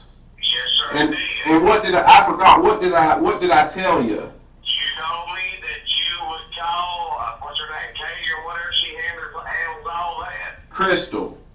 Crystal, okay, I apologize. Yeah. And you said she handles all that, and that you would get back with me on it. All right. Thank you so much, now.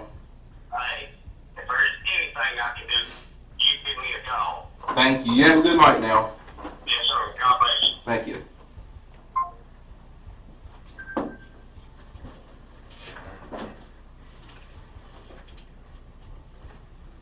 Okay. So that begs a question in my mind. All right. If she's in the truck next to you when he called, why would you need to call her about getting numbers for rental Because property? being that late at night, we're headed to the house. You know, I just wouldn't. She normally's not going to deal with stuff that late. And I mean, I probably didn't even look at the phone to see who it was calling me. I'm sure I just answered it. You know. But he said you told him that you need to call her. All right. Why would you need to call her? I mean, that's an odd phrase for someone who's sitting next to you in the truck. Do you understand? You see what I'm saying? Yeah, I see exactly what you're saying. But I mean, that's what if that right there is what I told him. That right there is what I told him. We wasn't on the phone that long, but normally I would just she handles all that, and that's what I would do. She's not going to want to mess with that kind of stuff that late. I'm sure I'll probably try to answer the phone really quickly, so that it wouldn't. A lot of times after I get moving, Eli goes to sleep. You know, sometimes he goes to sleep in the truck, sometimes he doesn't. So if you want to call him, and you got his number and everything. If you want to call him, you know, you can call him.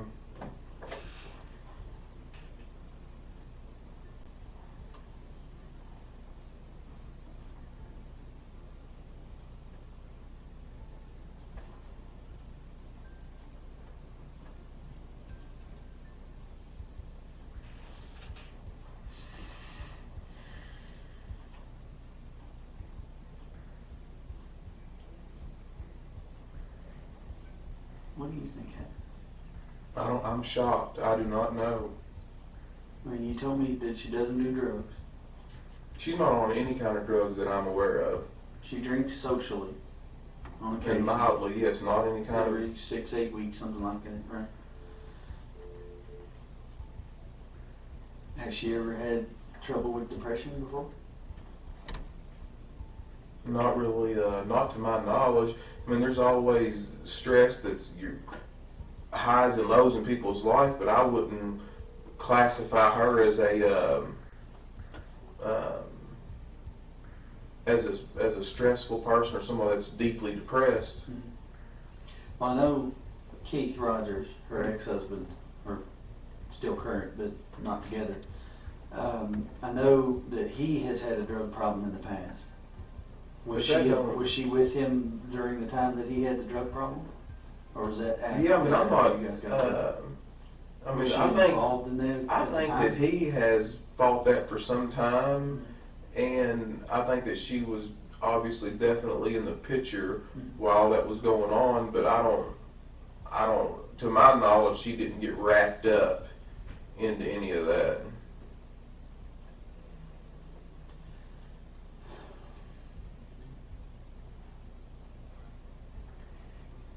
I guess the biggest problem that I have is that most women are not going to walk away from their purse and their cell phone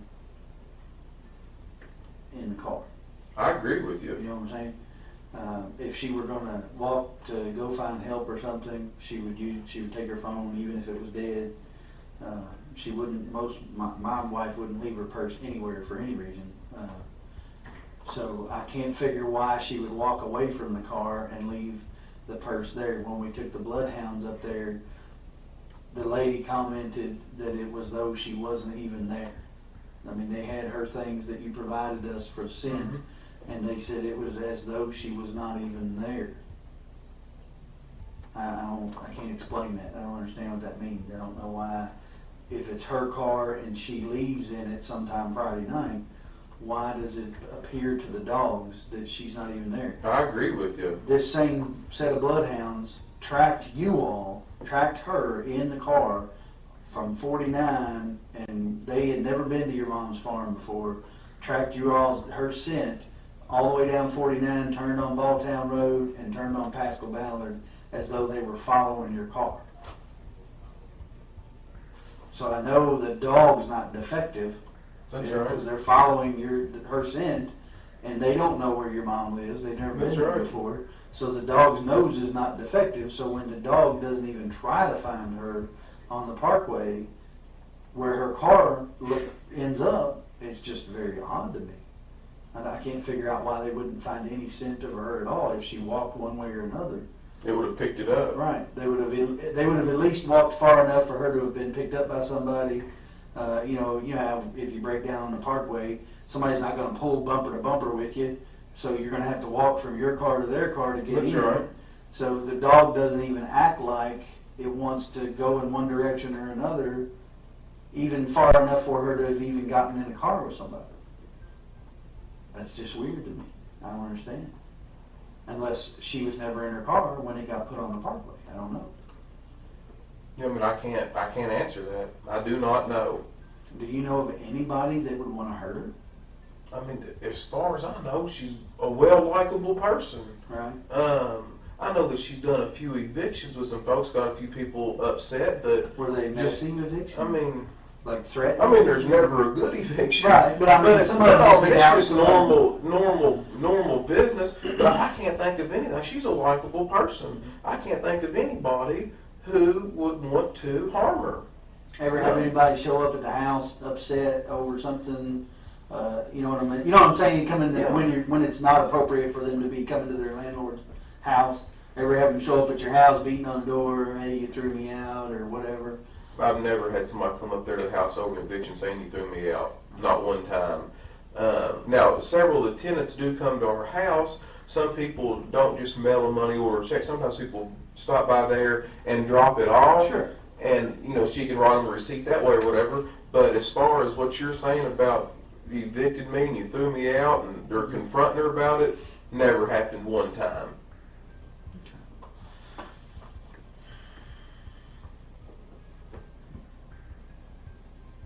Is Kylie's dead? excuse me, Kylie's dad, he doesn't have anything to do with her?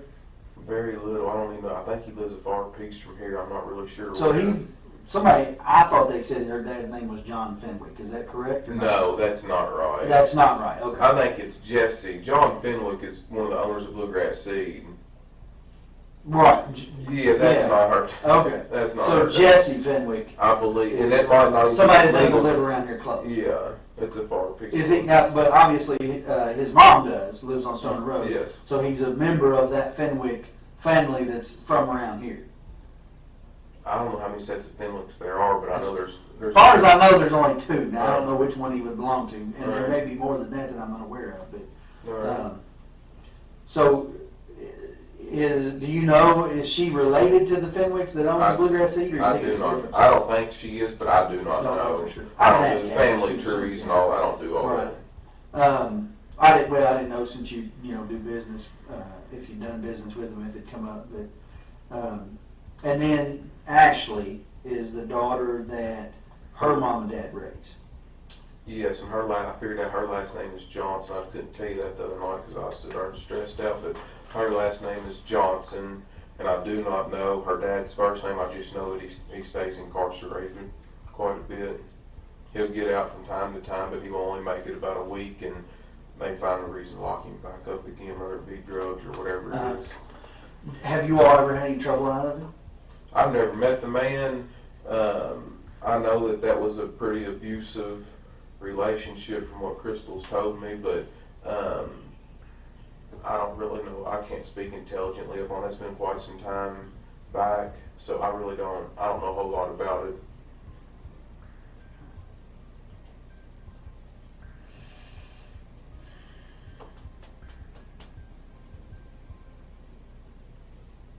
I don't even know the guy's first name.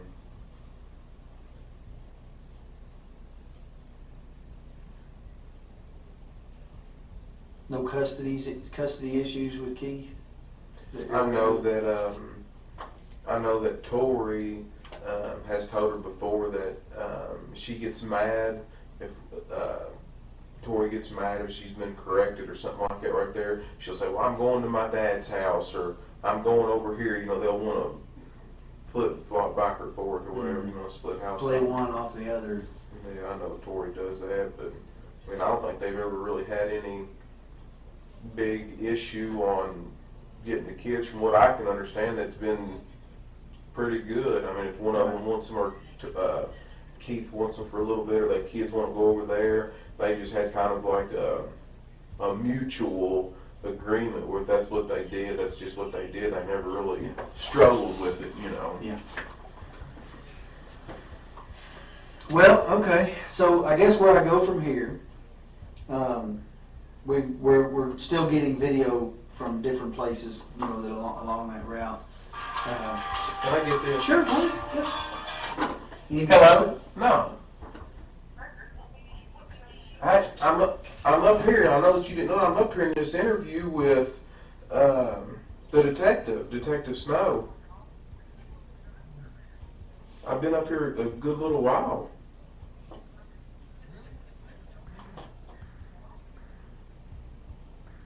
I'm filling out this statement here and everything.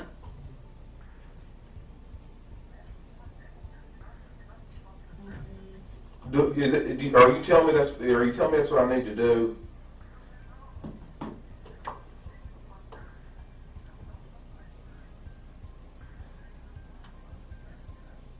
I know that. But the way that I look at it is, I'm innocent. I ain't done nothing wrong.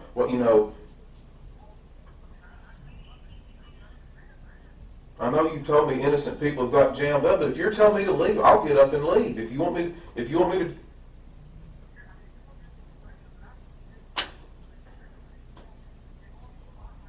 I know I'm going through a lot, but I'm trying to get this guy to help me.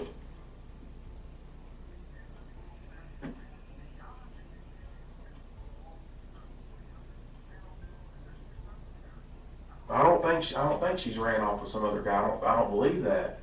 You can't make me think that. No.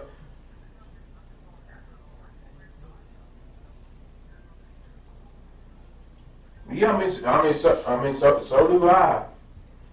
I'll do exactly what you're telling me to do right now. You want me to get up and leave?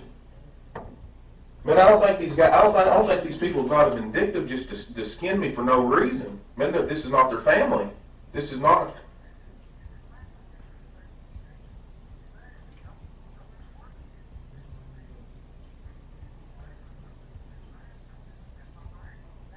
All right, thank you. He thinks y'all are gonna fuck is what he thinks. I don't know who he is. Nick, my brother. If you want to go, you're free. No, I know that, but I'm not. He just said just to keep sitting up here, to give a statement, do an interview, whatever I got to do it. But he said, darn, just to keep just letting them just beat you to death over this right here. Just ask what you got to ask and let you know. And you tell me. You see what I mean? He knows more about this than I do. You see? And have I told you that I'm for you? Yes, you have. I said, what did I say? My job is to find Crystal, right? That's right. However that happens, my job is to find her. Whether I Right. find her hopefully alive and well and safe somewhere or not, my job is to find her. If I don't find her alive and well, my job is to prosecute the person that did something. That's right. If that turns out to be you, my job is to prosecute you. If that turns out to be someone else, my job is to prosecute them, to gather Yes. evidence for a lawyer, a prosecutor, to prosecute them. I don't know whether that person will be you or not. Well, did I not tell you when you come in here and sit down today that right now you're the main person of interest? Yes, that's right. And I explained to you the reason that you're the main person of interest, right? You're the last person to see her alive, right? And I went through your timeline with you and explained to you that there's gaps in your timeline, right? Be it good, bad, or indifferent, you can't remember some things about Saturday, you can't remember some things about Sunday. That's not a judgment against you, that's just a fact. I am simply a fact finder. If you want to go, you may go at any time you wish to. I would never dream of stopping you, didn't tell you you had to stay. If you want to bring a lawyer in and answer questions with a lawyer, you're welcome to do that. I'd have been asking you the very same questions in front of your lawyer that I asked you today. Right? I have not given up hope of finding her alive. That being said, you know as well as I do, the longer this draws out, the less likely we are to find her alive unless she's run off somewhere. I mean, that's just a fact. That's right. That's just the facts as they are. I am not for you, I am not against you. I am not for her family or against her family. Right now, my job is to work for Crystal. Plain and simple. It's just that simple. If that means that I have to interrogate you, then that's what I have to do. You've been nothing but cooperative with me. I appreciate that. We've talked. This makes number 3? Third time? I don't know. I can't. 3 times. Here, the first time. At your house, the second time. And here, the third time again. Not counting the polygraph, because I didn't ask you any questions then. You've not asked for a lawyer. You're right. That's your right to do. You're entitled to do that. If Nick thinks you should go and you want to take his advice, go ahead. It's fine. I'm not offended by that. My job is not to make you happy. My job is to find Crystal. If that makes you happy, awesome. You know, but make no mistake, my job is to find her. That's what I'm doing. If I offend people in the midst of that, well, I'll apologize later for offending people. If it finds her home safe, then I'll just take the blunt of offending people and go on. You know, just like what you said. What'd you say? Doesn't matter what they think of you, as long as we find her. That's right. So that being said, you know, you're free to take Nick's advice if he wants you to leave. I don't really have any more questions with you. I was just going to tell you where we go next. All right, yeah, well, wrap it up and you tell me what we're doing next, and if it's over, it's maybe it's false alarm. So, yeah, you know, here's what I'm looking at, right? I'm trying to find video of her car getting on the parkway, whether it's New Haven Road or 150, trying to find some video of her car getting on the parkway in hopes that it will reveal to us when it gets on the parkway, because there's some confusion about that. Some people calling in saying they saw it on Saturday. Some people calling in saying they saw it on Sunday morning. Some people calling in saying it wasn't there Saturday or Sunday morning. That's just the nature of the beast. When you put information out there, you get a lot of it back. So I'm trying to figure out when it got on the parkway, and if I can, who was driving it when it got on the parkway. Maybe she was driving it, maybe she wasn't. Maybe somebody else was driving it. I don't know. You know, maybe somebody stole it and it got a flat tire and they left it on the parkway. I have no idea. There's a million possibilities about how it got on there. So I'm trying to figure that out. I would like to fill in the gaps in your timeline. I may be able to do that with the video at your aunt and uncle's house, because they may be able to show me when you came and went from the farm on Saturday, those kind of things. I'm probably going to interview your mom. I'm probably going to interview Nick and ask them, if they were with you any time during that time. Maybe they have a little better memory of it. They can fill in those gaps. I'm probably going to interview the employees that called you Friday and Saturday, Friday evening and then Saturday, to interview them and ask them, when you called him, what did you talk about? How long did you talk? Mr. Stanley or whatever his name is. Did he answer the phone? Did you all talk on Saturday morning? If you did, what did you talk about? Did you go see him? Those kinds of things to help me fill in your timeline, which gives me a better idea of whether or not you're involved in her disappearance. And that's what I do. So, and then once I've done as much as I feel like I can do, I'm going to move on to other things. I'll be honest. Beyond that, short of finding her somewhere, I've done about all the forensic countermeasures I can do. We've gone through the car with a fine-tooth comb. We fingerprinted the car.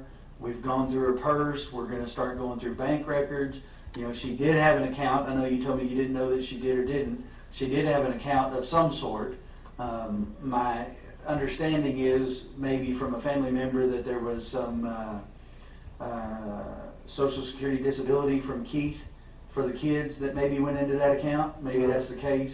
We'll kind of look into that. We'll start questioning people about the validity of those kinds of things, about the apartment and those kind of things, and try to get a better idea if that's just a shady rumor or whatever, But unfortunately, I've got to dispel all these rumors. That's part of my job.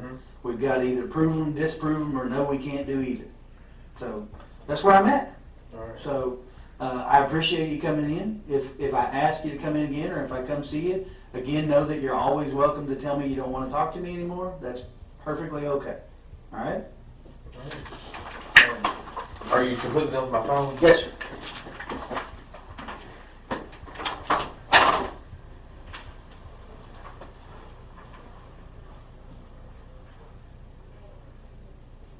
I want to take a closer look at what we know about this property because, like I said, searches have happened here before.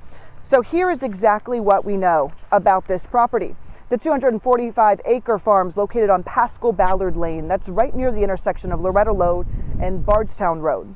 It's about 9 miles south of downtown Bardstown. Rosemary Houck, Brooks Houck's mom, actually owns the property. Again, it's the last place Crystal Rogers is known to be alive. That's according to police. And it is not the first time investigators have searched here. Our records reveal the family farm has been searched at least 3 other times in the last 7 years. Within days of Crystal Rogers' family reporting her missing, police were at the boyfriend's family farm, closing down Pascal Ballard Lane with police cruisers. This video from July 10th, 2015 is the first time we know investigators were on the property. Family told us they watched law enforcement spend about 4 hours on the farm. They would have something. I mean, you gotta have a probable cause. So hopefully they found something and they're looking for more. After this search, Tommy Ballard, Crystal's father, asked the Houck family for access to the farm. He said he wanted to search the farm with cadaver dogs, but he said the Houcks told him no. Fast forward 14 months, investigators were back on the Houck property, this time with a search warrant and lots of extra hands. So this property is the last property that she was seen at, as far as we've been told. In total, 18 cadaver dogs, the LMPD dive team, and more than 24 investigators took part in this search. It lasted 2 days. Detectives told our crew they found items of interest, and they towed those items away. I'm hopeful. I think we're moving in the right direction. Former lead detective on the case, John Snow, told us he believed a crime happened on the property. That was a belief shared by Crystal's family. I mean, I felt that the whole time. Whether they find something on the farm or they don't, I still feel like that's where it happened. FBI was on scene for this search more than 6 years ago, helping local investigators comb through hundreds of acres of farmland. It was 4 years before the federal agency took the lead on the case, And that would be the next time we saw law enforcement on the farm. Video from Sky 11 showing us the work underway, August of 2020. On this day, more than 150 state and federal agents served more than 9 federal search warrants on multiple properties, including the farm. We want to get it right. We want to ensure that that our part in this investigation, that we are doing everything we can to solve the case. And 2 years later, renewed focus on the farm, seemingly the next step to find answers and take this case to court.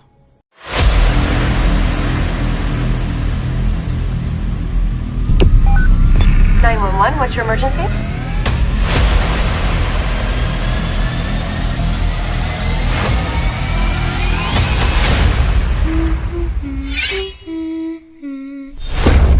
Nick, this is Detective John Wallen. Hello. All right. Hey guys, fine. How are you? Let's see if we can find some. You want that chair or this chair? Stationary won't be fine. Doesn't matter to me. Get up here where we can use the desk.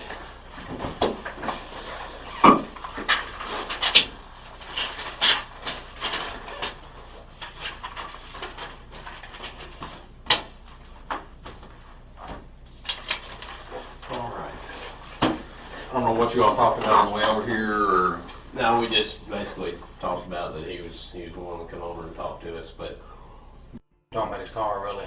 Okay. yeah, he liked the Caprice. Did he? It's actually John's car. Yeah. Okay.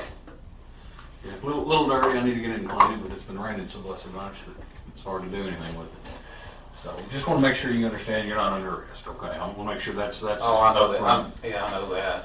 Okay, and it's my understanding that you testified at the grand jury this morning, is that correct?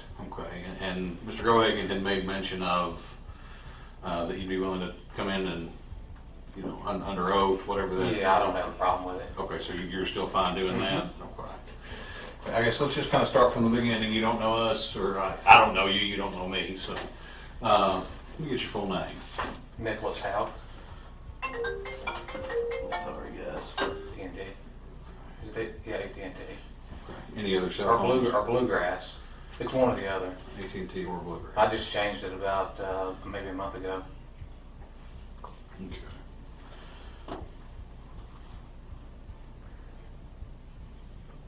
What's your date of birth? 12/18/1979. All right. You reside there at 99 Olympia Drive with anybody else? My girlfriend. What's her name? Amber Bowman. Do you know her date of birth right off? She's born in '84. It's April the 11th. Okay. All right. How long y'all live there? We've only been there for 2 or 3 weeks. Okay. And I don't know if it matters, we just moved from 104 Glenview Drive in Bardstown. 104 Glenwood, you said? Glenview. Glenview, okay.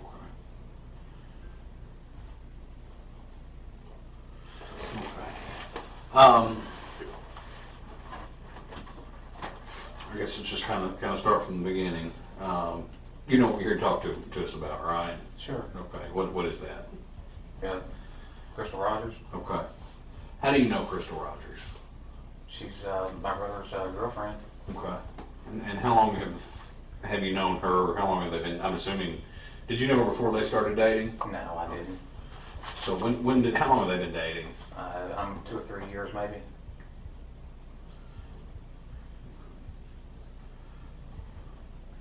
So 2 or 3 years? Mm-hmm. They have a child together, that right? Yes.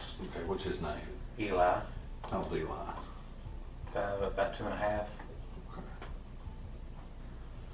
Okay, and do they reside together, or they? Yeah, they reside together. Okay. What's their address? 113 or 116 Glenview. So y'all live pretty close when you were at the old house. Mm-hmm. And your brother's name is Brooks, is that right? Yeah, Brooks Houck.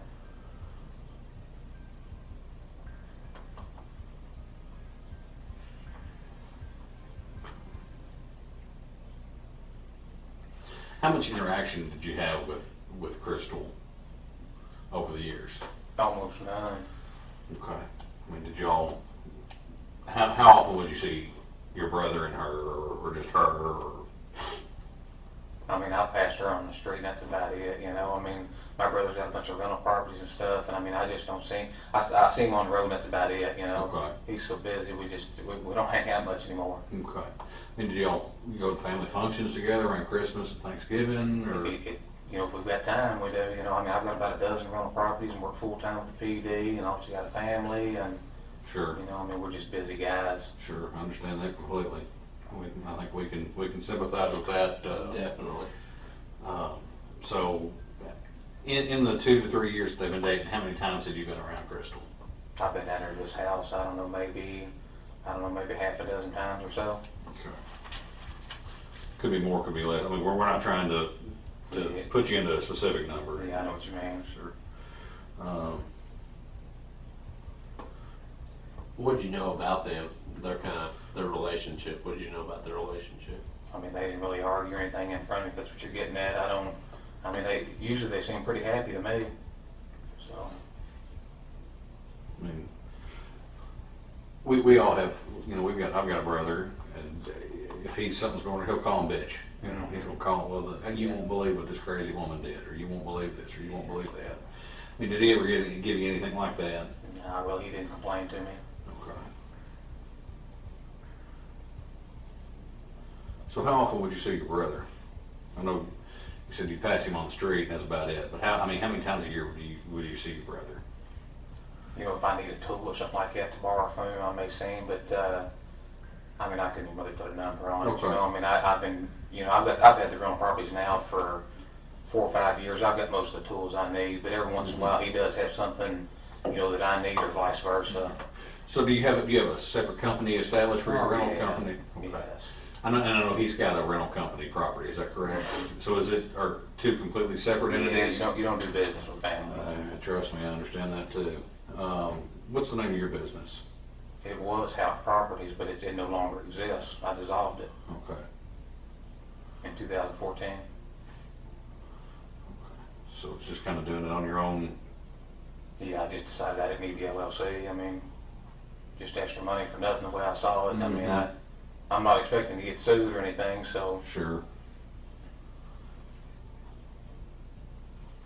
And your brother, what's the name of his business? Houck Rentals. Okay.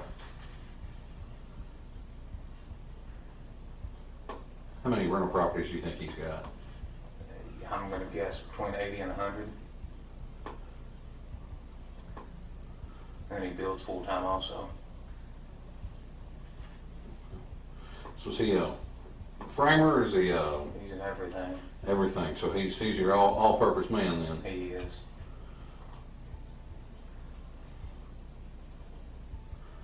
What does he do something more than does he do one thing more than another? Like, does he frame more than anything else? Does he roof more than anything else? I mean, he's just into all of it. I mean, he jumps right there and helps whoever's out there. I mean, obviously he has, you know, certain guys come in to do like the plumbing and electric stuff like Sure. that are licensed, Sure. but I mean, he's in there getting his hands dirty. Okay. So is he building for himself for the rental company, or is he building? No, he sells the houses that he builds. Okay, so he's a what do they call that? Slumlord? No, not a slumlord, but there's you build a spec house. Yeah. Spec. No, he's building houses $150,000 and up now. Okay. Custom homes.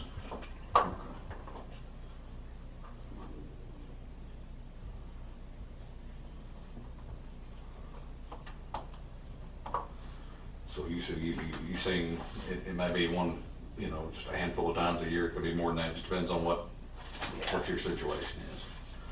Okay.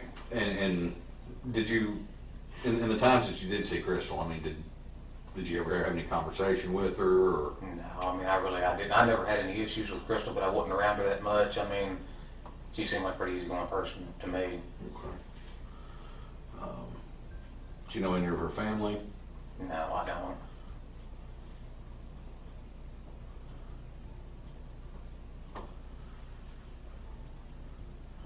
What about your nephew? Do you spend time with him, or? I wish I could say yes. I mean, no, I don't really see him much. Okay. Well, now, didn't your brother run for sheriff, I guess, last election? How did he have time to run a campaign? I don't have any idea what he was thinking or any, I guess he thought he was really good at building. He had a lot of success there and he thought he'd transition into the law enforcement, but I told him don't do it. Yeah. So. I mean, how'd that turn out? Not good. Yeah. Well, politics is, policing is one thing, politics is another. Exactly. So, I mean, why did he decide to run for sheriff? Did he ever say? He never said. I guess he thought he could. I don't know if he planned on continue building and then also be sheriff. I don't know what he was thinking. But okay. I tried to talk some sense into him, and I guess it went in one ear and out the other one. So. Gotcha. If he would have won sheriff, you think he'd made you as chief deputy? I wouldn't work for him. You wouldn't have worked for him? I mean, I'm happy with the PD. No reason to leave. How long have you been to PD? I was with Lebanon for about a year and a half. I think I've been here for about 8.5, 9, something like that. Okay. What year did you come on in Lebanon? 2005. Okay. Write that down. And you said you was at Lebanon for a year and a half? Mm-hmm. What made you come here to Bardstown? This is just where I was from. More money, better benefits. I mean, I started out at $7.80 an hour, and then it went to $15 an hour, whatever it was, when I started here. So yeah, it's that's double. Yeah, it's got double your salary. Mm-hmm. And any trouble since you've been to PD with anybody?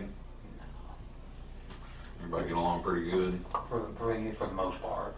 I mean, obviously a bunch of officers with type A personalities. I mean, you're going to have a few conflicts. But sure. You never had any conflict with anybody specifically or anything like that? What shift are you working right now? First shift. How long have you been on that shift? Just changed it not too long. We went to 12-hour shifts. It's probably been in the neighborhood of 4 to 6 months maybe. What were you on before that? I was working 4 to 2 o'clock in the morning. Who were the guys that you worked with on that shift? Who were the guys on that shift? It was me. Jason Ellis was on that shift. Let's see, Andrew was on third. Nathan Phillips, I believe, was on second. Michael Medley. I can't remember who else was on the shift. It seems like it runs together now. I've worked with all of them at some point or another. You know. But there was 5 or 6 of us on that shift, so.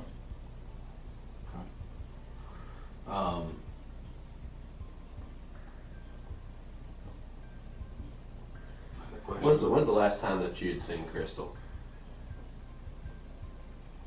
I'm sure it was sometime when I seen her just driving around out on the road, but I don't really remember where I was at or. So you knew her. You knew her enough to know her car, to know where her car was. Yeah. Oh yeah. What kind of car did she drive? A maroon Impala. Okay. Maroon Impala. She lived with your brother at the Glenview address. She did.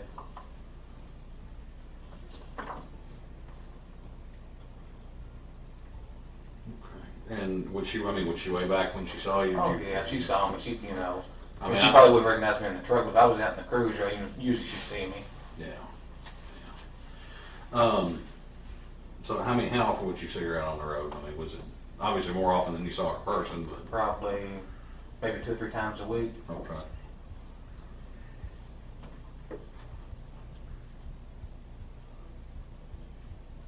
So the last time you remember seeing her, she was in a car driving around. That's what I'm assuming. I'm not 100%, but I'm almost for certain. Okay. The last time that you actually were physically in the same room with her, when was that? It's been a long time ago. I don't really remember. We're talking Christmas, Thanksgiving, before that, after that? Could have been Christmas, Thanksgiving. Okay. I mean, what did she talk about anything specific, anybody in specific? I don't remember that. I can't even remember what I did 2 days ago. I really. Okay. So you said your brother and her seemed happy? For the most part, they did. Okay. I mean, for the most part, you said, what about Well, there's one example I can think of. I think there's been times when Brooks said that, I think sometimes she complained that, maybe he treated his son better than her kids or something like that, but that's about the only thing that really stands out. But nothing that, like, was seriously straining the relationship? No.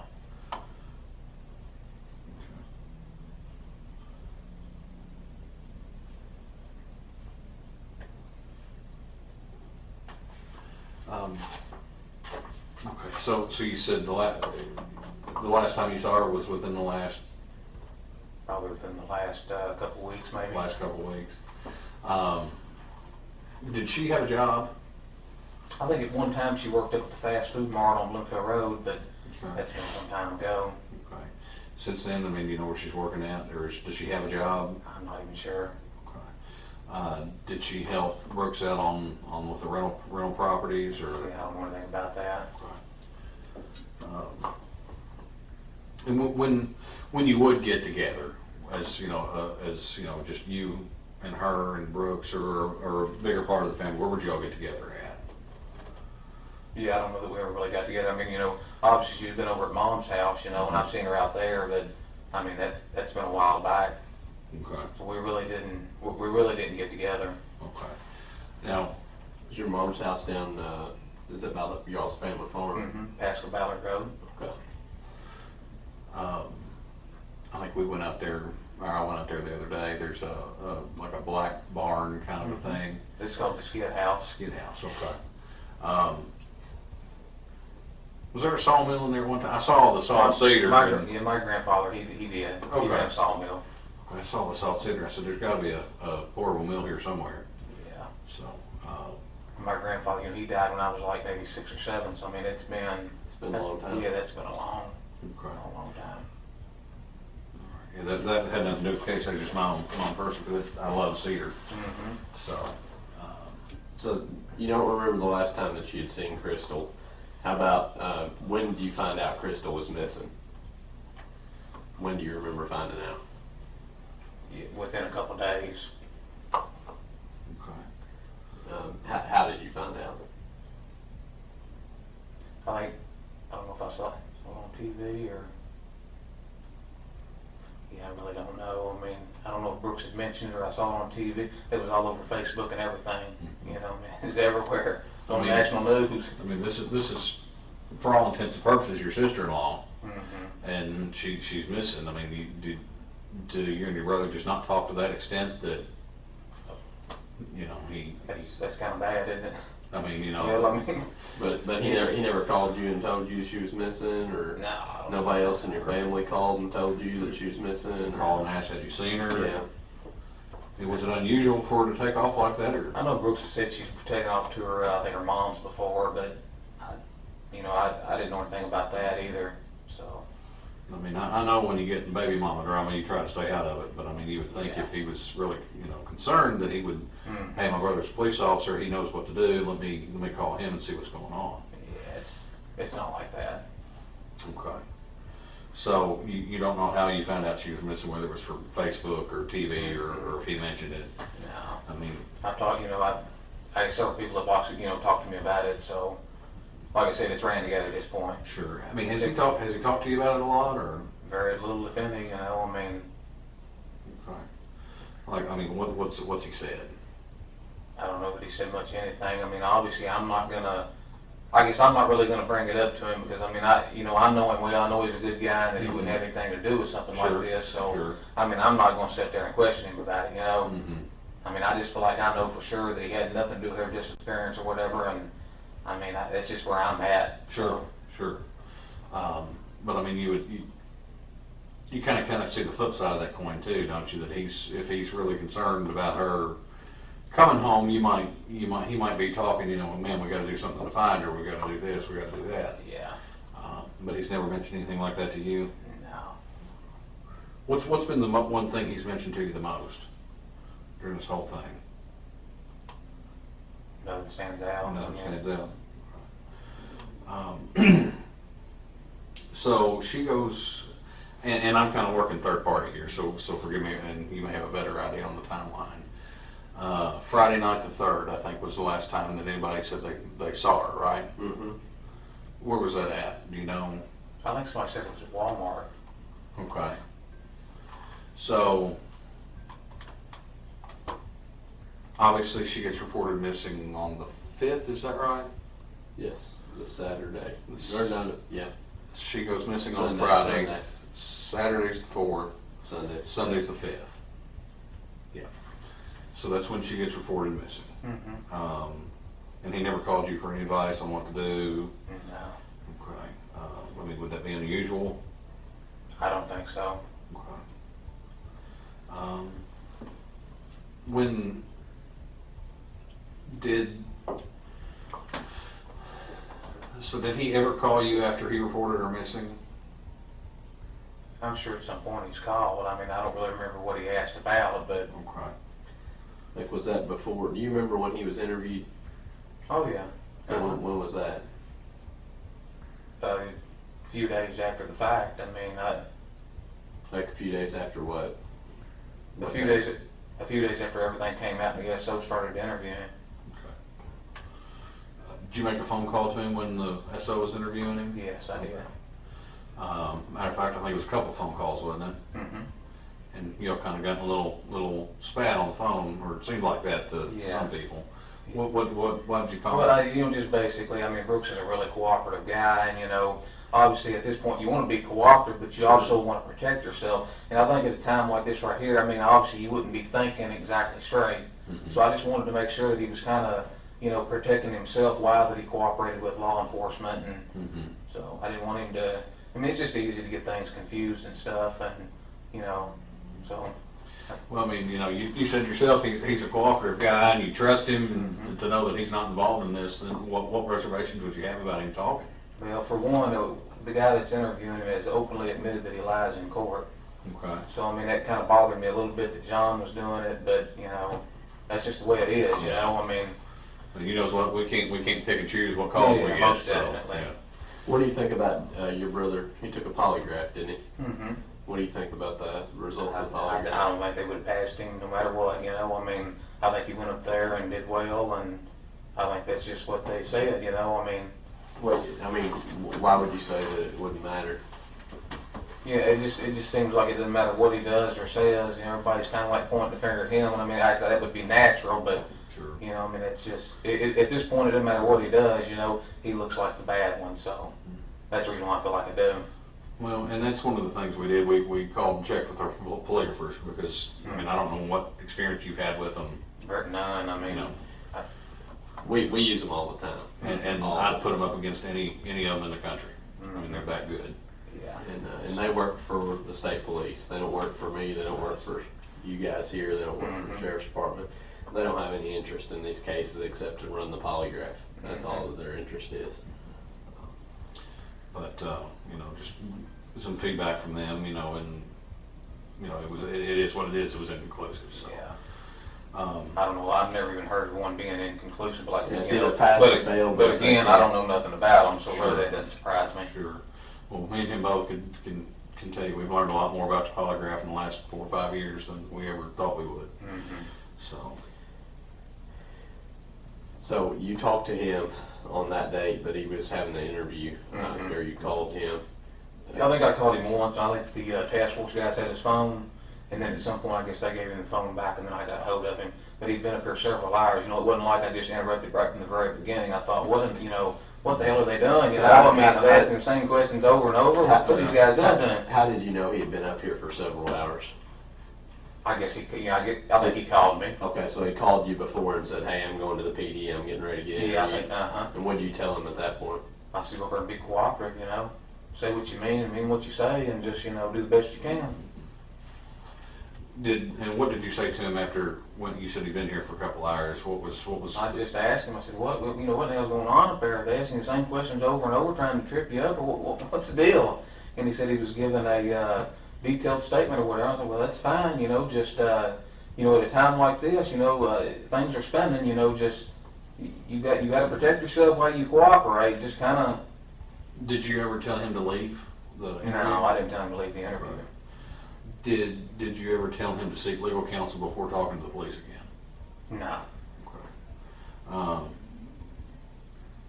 So you didn't tell him you need to get out of there, or you don't trust these folks up here? No, I said go ahead and finish your narrative, whatever it is, your written statement that you're giving them, but just just watch what you're doing.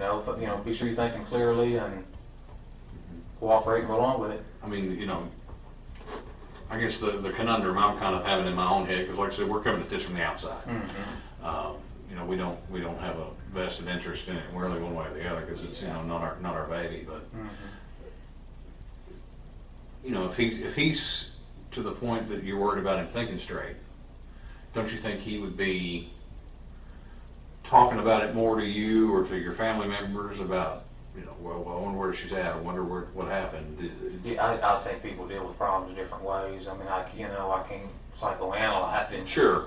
But just different people handle things different. Okay. And is this typically how he handles a stressful situation? I mean, you've been brothers for 30-some years now, so. Yeah, I mean, I really haven't ran across another situation like this, I mean, I don't know anything compared to. Well, I mean, say for example, he's got 3 rental properties that need this, and this done, and he's got 2 houses he's got to get put up, or something's got to get done that week. How does he handle that stress? I mean, does he just go forward? Does it crumple up like a piece of paper? Well, I mean, he's got 100,000. What do you think? He goes forward. Yeah. Okay. And Katie barred the doors. We're getting this done. Is it pretty much how he? I'm not trying to put words in your mouth. Is that? Yeah, I think he tries to do the best he can. If he can, he just goes on. I mean, obviously his stress level is going to be up, with all the rental properties and everything. But I mean, he's been pretty successful. So. Sure. But I'm not right there walking along with him, so I can't really testify as to what he's actually doing from day to day. Okay. So y'all have said you've been out to the farm, and do y'all go out there together to work, or do you? Hardly ever. I mean, he does his thing and I do mine. Okay. There's a big lake out there we fish at. We've got 4-wheelers. It's just a place to go to and relax. And how many acres is it? 250 to 300 maybe. Been in the family for a long time, or? Yeah. Yeah, my grandfather, I don't know what year he bought it, but I mean, it would have had to have been probably 50s or 60s, something like that. Wow. It's been in the family for a long time then. Mm-hmm. So when, I know you said you got the skid house, is that what you called it? That's what they put them in. He built skids for a living, so that's what they stored them in. Gotcha. They just kind of adopted the name. And okay. I mean, do each of you have your own area out there, or is it all his? Is it all? I mean, we all use it, but I mean, it's his place, Okay. His and Mom's. But I mean, do you have like is it just communal tools and tractors and things like that, or do you have like these are Nick's tools, these are Brooks' tools? No. Okay. I didn't know how, some people have like their own individual sections of things. How come he owns it with your mom? I don't know that he owns it with Mom. I don't know. I don't know if it's. I thought it was in Mom's name, but he's the one that bought. I don't even get into that. Mm-hmm. I think it's in Mom's name though. So I mean, it's yours just as much as his, right? But no, I mean, I think he paid for it. So I mean, really, it's in Mom's name. He paid for it. It's kind of a messed up deal. But no, so I mean, if it's been the family since the 50s, how would he have paid for it? Did he buy? He bought it. There's 12 or 13 brothers and sisters, okay. and they sold the farm, and he bought it. Okay. Okay. So he bought out the rest of the family. Yeah, okay. he bought it. Okay. Gotcha. Okay, so when Grandpa passed, I guess, is that when that all happened, or was it before Oh that? no, Grandpa passed when I was like 5 or 6. Okay. Then my grandmother just died, 5, 6, 7 years ago. Okay. So when she passed, then that's when he bought out the other brothers and sisters. So when was the last time, I guess, you and him were out there together? We've been out there within the last couple weeks, I mean, we run into each other out there, I mean, he takes stuff out there, he's got a pile of stuff out there that, from his building sites, he'll pile it up out there instead of taking it to the landfill, and I guess we're too tight to pay the landfill bill, but we run into each other, but we're both so busy, we just kind of pass, Okay. Well, you said within the last couple of weeks, would it have been before or after Crystal went missing? I've seen him out there after. After? Yeah. Okay. Was it Do you specifically remember what day? I don't. Okay. There's a camera out there. I mean, you know, it can be checked. Okay. And do you drive your cruiser out there? Oh yeah. Okay. So it's not uncommon for you to drive it out there? No, I use the cruiser all the time. Chief wants us to, you know, he wants us to use them off duty. That way, it just kind of provides deterrence, and Chief loves that. Yep. Be seen. Oh, there's police everywhere. I understand. Yeah. That. Yeah. That's a kind of the same mentality we have from our commissioners. So, I mean, when you drive the cruiser out there, what are you going out there to do? Just hang out, or just ride the four-wheelers, hike. Okay. So you're not going out there to hook a trailer or anything, but back your cruiser and tow back into town. All right. So you said within the last couple of weeks, and it was so we can specifically say in the last week. Today's the 15th, and she was last seen on the 3rd. So between the 3rd and the 15th. Yeah, oh yeah. You've been out there with him. I mean, did you go out there together? Did you meet him out there? No, I didn't. He was just happened to be out there. Okay. I mean, did you talk to your mom? Were you at her house? Did you go out fishing? Did you go out check on cattle? What'd you do? Four-wheeler riding and cattle. I mean, I saw Mom. I don't really remember what we talked about, you know, but we just more or less passed also. I mean, I don't always stop at the house. Okay. When you talked about, you said there's cameras out there. What are you talking about? Well, they said there's one right there at Patty and Lawrence's house. I mean, right as soon as you start up past Ballard Lane, you know, the first house on the right, there's a camera on that house. Oh, okay.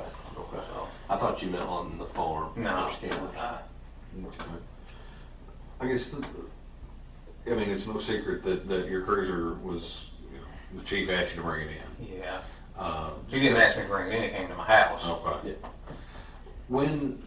What do you normally keep in your trunk? What's a normal duty setup? Like, I know ours looks like, you know, evident store exploded in our trunk. Yeah. I mean, well, you know, I've got a cardboard box back there, and I mean, it's got, you know, say there's flashlight. So we're obviously rechargeable flashlights in the car. There's many forms. There's a PBT, fire extinguisher. There's a department issued shotgun in the car. There's a bag up front with all kinds of stuff. I mean, there's a lot of stuff in those cars. Do you generally keep all that stuff in your trunk all the time? Some of it's in the trunk, some of it's up front in the seat. You know, all the forms I use every day would be up front. You know, I've got something that attaches to the passenger seat, and it's got all the forms, the accident report forms, and all that stuff I use every day. You take that car home with you. It's a take-home car. Yes. Nobody else uses it unless something was to come up. The only other person that's used that car is Tom Blair. It was issued to him first, and then it was passed down to me. Okay. But that's been a while back. Yeah. How long has that been, you think? That's been a couple of years. Okay. So you've been the only one that's driven it in the last couple of years? Oh yeah. Do y'all have stop sticks or anything, stingers? I don't. I mean, there's some units do. Okay. So what you keep in the trunk is a cardboard box with some extra stuff in it, fire extinguisher. Hats, just rain jackets. Hats, rain jackets. I mean, I could sit here and try to tell you every item. I probably could come up with half of them. When they took your car, when the PD took your car from your house, what was in the trunk then? Well, it's this morning grand jury came up with just all the stuff I just told you. But there was also one other thing I can remember that was there was just a regular blanket for moving. You know, where I moved from 104 Glenview Drive to where I'm at now, I took the blanket that was there and I just put it between furniture to keep it from marring up the finish on it. As it went down the road, I guess it was going to jingle around and. In the trunk of your cruiser? You had furniture in the trunk? No, I didn't. No, what I did, I got the blanket at the farm. I used it, and then I was going to take it back in a few days. I forgot about it, so it's sitting there in the trunk, you know. But no, I used my trailer and truck. Okay. So instead of putting it in the truck, you put it in the trunk of the cruiser, though? Yeah, I was going to return it back out there, so I just put it in the trunk, and then when I was out there, I was just going to return it where I found it. Did you just not never get around to it? I didn't. Where you said you got it from the farm? Where specifically did you get it from? The skid house. There's several of them down there. Where at specifically in the skid house? When you walk in the front door, right there to the right hand side. Okay. Do the other blankets look just like that blanket? Mm-hmm. So it's, I mean, it'd be easy to say, look, there's still 2 blankets here, and that's the same blanket. Yeah. That's what was there. I think so. Now, Now, were all those things in your trunk when they took the car, other than the blanket? So nothing was missing. Nothing was missing out of your trunk as far as your fire extinguisher. It was in there. Everything was in there with the blanket. Okay, so everything was in your trunk, just like you carry it when you go to work, except the blanket was in there with it. Yeah. So do you remember going out to the farm the evening of July the 8th? I don't, but I very easily could have been out there. That was incidentally the same night that your brother was. I think the same night your brother was interviewed by police. Yeah, Wednesday, July 8th. You said there was cameras out there on that house. Would have the cameras would have caught your car following Brooks Wouldn't on the way out to the. Wouldn't surprise me. But you said generally, you would just go out to the farm and you would just meet him there. On this occasion, you all both went Well, together. usually I don't meet him there. I mean, he's just out there doing his own thing, and then I go out there and do my own thing. I mean. Well, I mean, if that's what happened that night, it would have been just perfect timing that you were following right behind him, that you just so happened to meet him at the farm. I see what you're saying. Okay.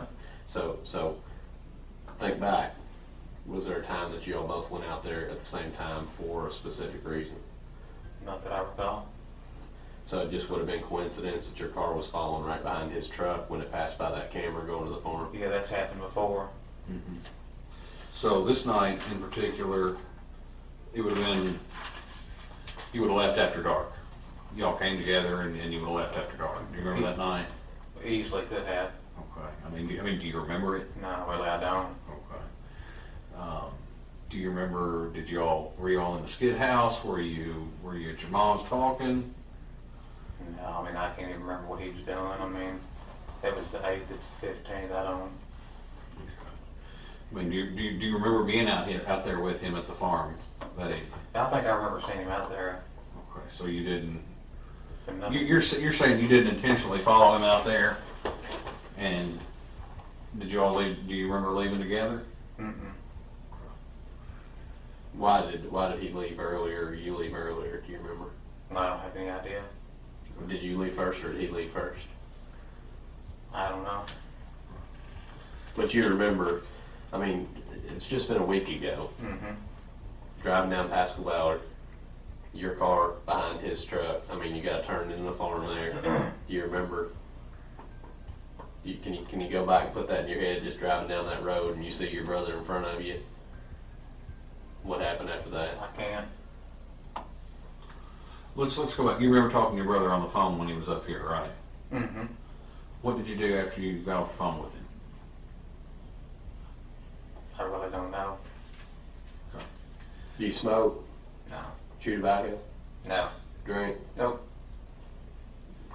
No. Drink coffee? Nope.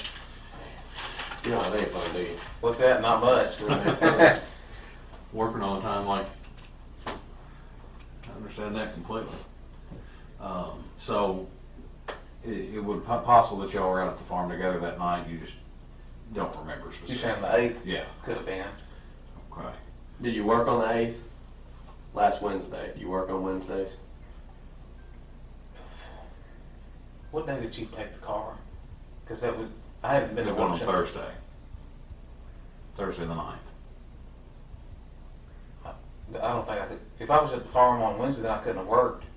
Okay. Yeah, I don't think so. So what days are you generally off?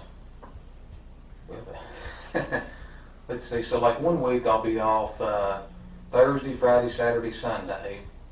Come back Monday. Work Tuesday, off Wednesday.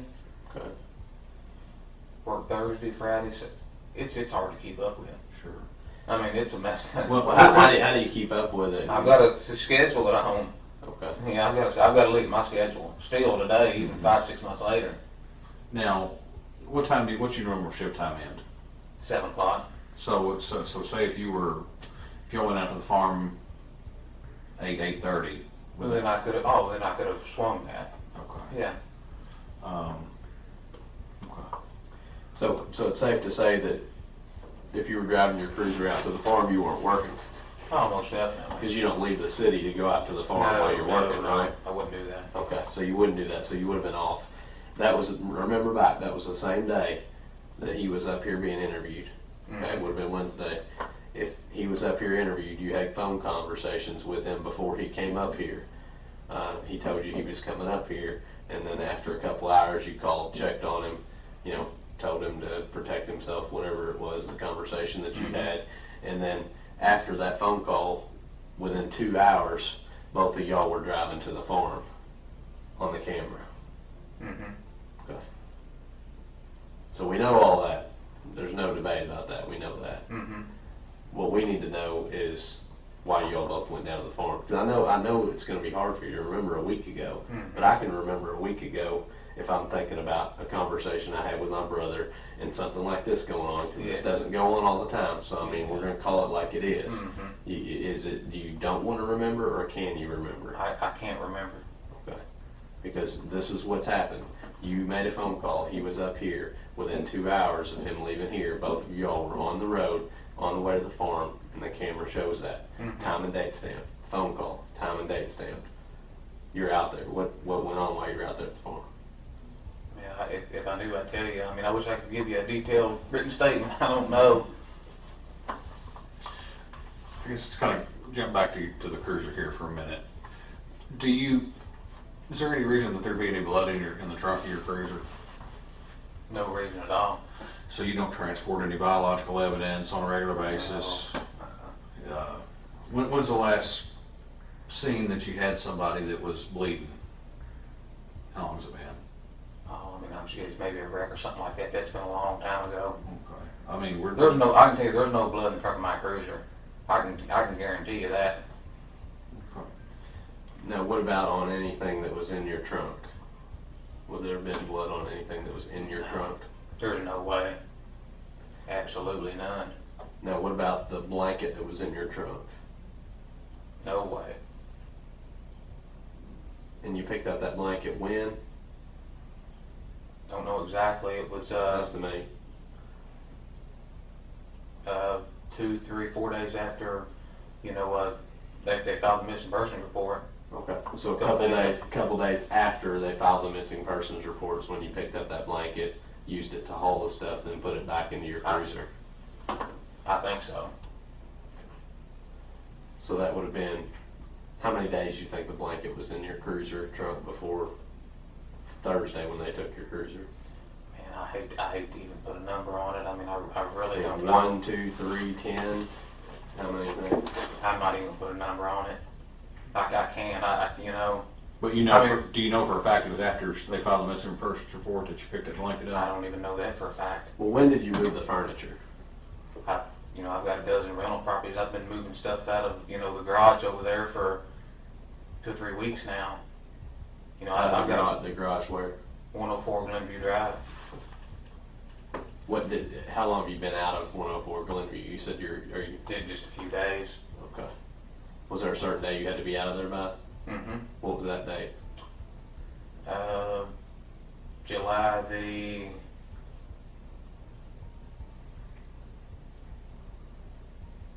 I wish I could give you the exact date. Who gave you the date to get out? The guy that bought it.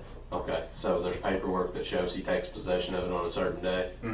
How many days before that did you move that furniture out? We can reference that. Maybe what furniture out now? Just all my furniture? Whatever you use the blanket for. I would say, I'd say at least a few days before, you know. So a few is 2 maybe? Is that what you would term? That's what I would guesstimate. Okay, so say you had to be out by July 9th, then a few days before that, or something like that? It sounds good to me. I mean, I really don't know. What was the guy's name that bought the property? Mike Ballard. And Mike Ballard, is there paperwork on that? Did you go through a realtor? No, I sold it for sale by owner. Okay. And did you do a contract, or did you do a deed transfer? Yeah, we did a contract on it. Okay. Do you have a copy of the contract somewhere? I do somewhere. So there'll be some way we can reference Oh, it. Yeah. Did you tell anybody that you were on the evening of the 8th you were with your girlfriend all night and you didn't go anywhere? Did I tell somebody I stayed with my girlfriend all night? That you were home with your girlfriend all night on the evening of July the 8th and didn't go anywhere? last Wednesday, really. I don't remember that. Okay. Who have you talked to about this so far? I mean, obviously we're talking right now. Just the people at the grand jury. That's the only other person you've talked to about this investigation Mm-hmm. is the grand jurors and us 3 people in this room. Yeah. Very little with Chief. I mean, Have you talked about it with your girlfriend? very little. I mean, like I said, we didn't really hang out with Crystal or anything, so I mean, I haven't went into any detail with her. Well, I mean, is she? I know the typical woman is going to ask 10 million questions around something big that you work. Yeah. I mean, we're both married. We know how our wives are. What about this? What about this? What about that? Amber's really not like that. Not like that. No. Okay. Do you talk to any of the other officers here? I mean, y'all are obviously No, all. I've been off work. He just put me on paid leave or it's got administrative. I mean, did he tell you not to talk to anybody about the investigation, or is it just do you not socialize with a whole lot of people from work outside of work, or? No, I mean, I don't see a lot of them out of work. I know, with us, the guys that we work with, we're talking on the phone all the time. We're real social with each other. Is that just not the case here? Yeah, I haven't talked to anybody about it. Okay. But just in general, I mean, are you social with the guys you work with, like Yeah. Jason Ellis? Did you talk to him a lot when you worked with him? Well, yeah, I mean, I talk to all the guys, but I mean, it's not like we hang out on the weekends together or anything like Okay. that, so. But when you're here at work, you talk about Oh, stuff. most definitely. Any of the officers or anybody come and approach you and ask you questions about the case? Instead of knowing that you're kind of close to the family. They haven't asked. And you haven't talked to your brother about this case? I haven't. There's very little to nothing. So I mean, how did the conversation go when he called you and said, "I'm on my way up here to the PD to be interviewed"? I can't remember how he stated it. He I guess just said they were going to interview him, and that may have been like his I second mean, did interview. he seem nervous? Was he scared? Was he asking for advice? Was he confiding in you? Like, what was he? Brooks is the same old Brooks. I mean, if you don't talk that much generally, and your brother calls you, there's got to be some reason he's calling you. Yeah, well, I mean, he calls me from time to time. It's not like we just completely ignore one another, but we don't just hang out all the time. But if he called you, that day, what did he say? I have no idea. I mean, you're the only one that was on the phone line with him that time, right? Just you and him? No. There wasn't anybody else. It wasn't a 3-way call. It was No. his phone calling you. Mm-hmm. And you can't remember anything that was said at all. He didn't say, "Hey, is there something I should do? Should I wear a nice shirt? Should Brooks has got common should I sense. fix my hair? That kind of thing." Brooks, he's just kind of a construction worker. I mean, he's come right on in here. I mean, he's not like that. But I mean, he obviously knows that you know more about police work than what he does. Well, obviously. So he's, if you've got a question about how to frame something and it's something he's better at than you, you're going to call him and ask him, right? Yeah, but Brooks didn't have anything to hide. I mean, no, he hadn't asked me anything like that. Brooks hadn't changed any. So he was just saying, "Hey, if you need to get a hold of me, I'm going to be up here at the PD doing an interview," kind more of thing. or less. But then you called him back because you were just worried because you hadn't. Well, I really wasn't Did he say, "I'll call you when I'm done"? Is that what he No, said? he didn't say he'd call me when he was done. No, and I mean, it's not that I was really worried. I just, like I said, Brooks is a really cooperative person, and with things spinning like they are, I just wanted to be sure that, things were done the right way. Sure. I mean, I know you made mention of one officer here that you think might not be, the most trustworthy person in your words. Mm-hmm. But is there anything else that goes on around here? I mean, is the whole department like that, or is it just? No, I mean, we've got a really good department. I can't knock the department at all. In the sheriff's department as well. Yeah, there's a lot of good guys over there. So I mean, you obviously had some reservations about something because you called him. It was just that one officer. That's the only reason why.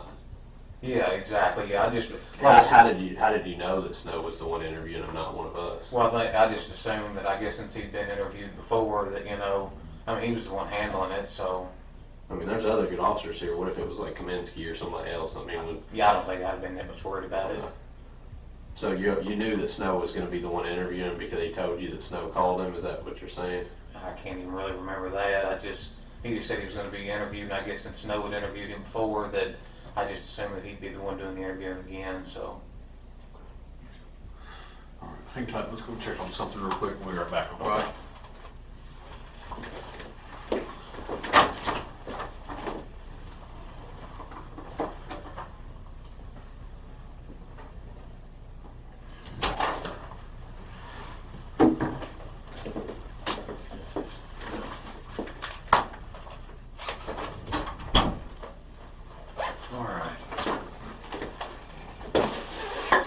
We need to go over a couple of things. Okay. Let's a couple of things we want to just touch on here. The 10th, which would have been Friday, this past Friday. The day after they came and took your car. Okay. About 8:30 p.m. that night, Brooks was, Keith Rogers was over at Brooks' house getting some clothes for the kids. Mm-hmm. And he said, Brooks got a call from you, talked for a second, and he hung up the phone and told your mom, hey, we gotta go, Brooks, or Nick needs our help. Do you remember what that was about? I have no idea. Okay. So you didn't call him on Friday and ask him for any kind of help? I don't recall. Is there anything that happened on Friday? You have a, I don't know, water line bust, anything like that you needed help with? No. You remember him coming over on Friday, just this past Friday, a couple days ago? I don't. And you didn't meet with him on that Friday? Not that I'm aware of. Do you remember going over to Brooks' house and unloading some stuff out of your trunk into your mom's car? I don't know that I've unloaded anything from the trunk of the cruiser. Now, there's you've got neighbors that have, you know, a spot that they can actually see your cars in the driveway, right? Mm-hmm. Over in that area. Now, a neighbor stated that they saw you taking something out of your trunk and placing it in your mom's car. That didn't happen. Okay. Nothing. I mean, you didn't even take a fire extinguisher out or anything. Nope. Okay. Where would the fire extinguisher be if it wasn't in your trunk when they took your car? Should be in the trunk of the car. I don't think it is it? I don't think there's a fire extinguisher back there. Nothing would be in your mom's car out of your police cruiser right now if we went and popped it. Like, you know, if we went and looked, if she let us. Not a thing. So, going back to the Friday night, would there be anything on your phone or your phone records that would show a call between you and Brooks at 8:30 p.m. on Friday? Your guess is as good as mine. You want welcome to check it. Okay. So, do you have your phone with you? Mm-mm. Okay. Is it home? It is. Okay. Would you be willing to let us download it? Put it on the cell drive? Just copy the contacts and the phone calls. It'd take an hour or two. I mean, it obviously wouldn't be right this minute. We don't have a cell right here with us. But no, and you don't have a cell phone with you. Okay. What kind of phone do you have? iPhone. Is it a 4, 5, 6, 6 plus? I think it's 4 or 5. Got a passcode to it. Mm-hmm. The charger, is it the wider charger or is it the thinner charger? About that wide. That wide? Yeah. So it's like 5 or 4. 5 and 6 use the hot charger, the 80 one. Yeah. So probably a 4. But it doesn't have a passcode on it. Mm-hmm. Okay. Going back to the 8th when you called your brother, when he was up here interviewing, what was the tone of that conversation? Was it just kind of like what we're talking here, real calm, collected? No, I mean, I felt like raising my voice a little bit. I mean, I obviously wanted John to know that I'd called up there, you know. I mean, he's sitting right there beside him. Mm-hmm. I didn't have anything to hide, you know. Like I said, I wanted to be sure things were getting done right. And sure. I mean, he'd been up here for hours and hours, and I wanted him to cooperate and everything, but I wanted him to protect himself also. I mean, you raised your voice to the point that we could sit there and basically hear word for word on the recording. On the audio. On the audio recording. I mean, that's how much you raised your voice. I mean, that's a little bit more than raising your voice. It almost sounded like a shouting match. I mean, I don't really see it that way, but I mean, I wanted him to listen, you know, I mean. Okay. So that night after you called your brother and told him to leave, or told him to be careful or take care of himself, et cetera, et cetera. Did you all meet up anywhere? Not that I recall. I don't think we did. Well, you talked about the videos out there at your at the house on the corner of Pascal Ballard. That video does show you and your brother going out there, arriving at the same time, right behind each other. We got witnesses that said they remember passing both of you out on 49. One right, he was in front, you were behind him. We didn't make a special trip out there together, if that's what you're getting at. I mean, that's just a coincidence that y'all showed up at the same time to go out there. And then y'all were out there till right at 11:22. You start out and stop down at the end of the drive, back up, and then y'all leave out together. What's that name you saying? I backed up, or you started down the drive and stopped, and then back up the hill a little bit, and then I guess I don't know if you're waiting for him or what, but y'all left together. I don't remember that, but well, I mean, we know you arrived together and you left together. We know that. Which kind of leads us to the issue with the cruiser here. Okay. We got some issues. Okay. You're aware that when the cruiser was taken from you, that it was actually taken to the Kentucky State Police Forensic Central Laboratory. That's what I assumed. Chief would have done. Okay. So why it's at the lab? They have you ever heard of luminol? You ever been in any kind of criminal investigation classes? All right. Do you know what luminol is used for? To find blood. Okay. Or other bodily fluids. Okay. So we all excrete bodily fluids, sweat, vomit, anything, saliva. All that is what would fluoresce. Why would your trunk look like a Smurf if they sprayed it? Why would it fluoresce? It looked like Chernobyl. There's a couple spots in your trunk, and that blanket, just lit up like Chernobyl. Why would that? There's not going to be any blood in the trunk. Okay, well, I did not say blood. I'm talking about other bodily fluids. I don't have blood. There shouldn't be any bodily fluids in the trunk. There's only one way bodily fluids can get into a trunk. That's if a body's nearby, right? That's what I would assume. Okay. Or unless somebody puked in your trunk or something like that. I don't think that happened. Don't think that's the case. Somebody peed in your trunk or. No. So why would that be if that blanket, when they looked at it at the lab? I've got no explanation for that. I don't have. None whatsoever. Nobody has access to that car but you. You drive it. You put the blanket in there. You said that. If there's something on that blanket or in that car, you're the person that has something to do with it, correct? Well, I would assume, but okay. There shouldn't be there shouldn't be anything in the trunk of the car. I don't know if somebody made that up or what the deal is, but we're not in the business of making stuff up. We don't. That's not what we do. I'm just telling you, our job is to find out what happened. It's not to change the course of events as they happened. It's to find out what happened. So we can't change what happened in that trunk. We can't change that the test showed that there's bodily fluids in that trunk area. What we need to do is we need to find out why that's the case. And you see where we're coming from now. We've got two of you getting there together. You say it's a coincidence. Two of you leaving together. The next day, your cruiser is found with this, the stuff in the trunk, and it's taken to the lab. It's got bodily fluid in it. I wish I knew what to tell you guys. You guys just got to test that and let me know when you find out. There's no reason anything should be in the trunk of that car. Did your brother ever call you and say that he'd done something to Crystal?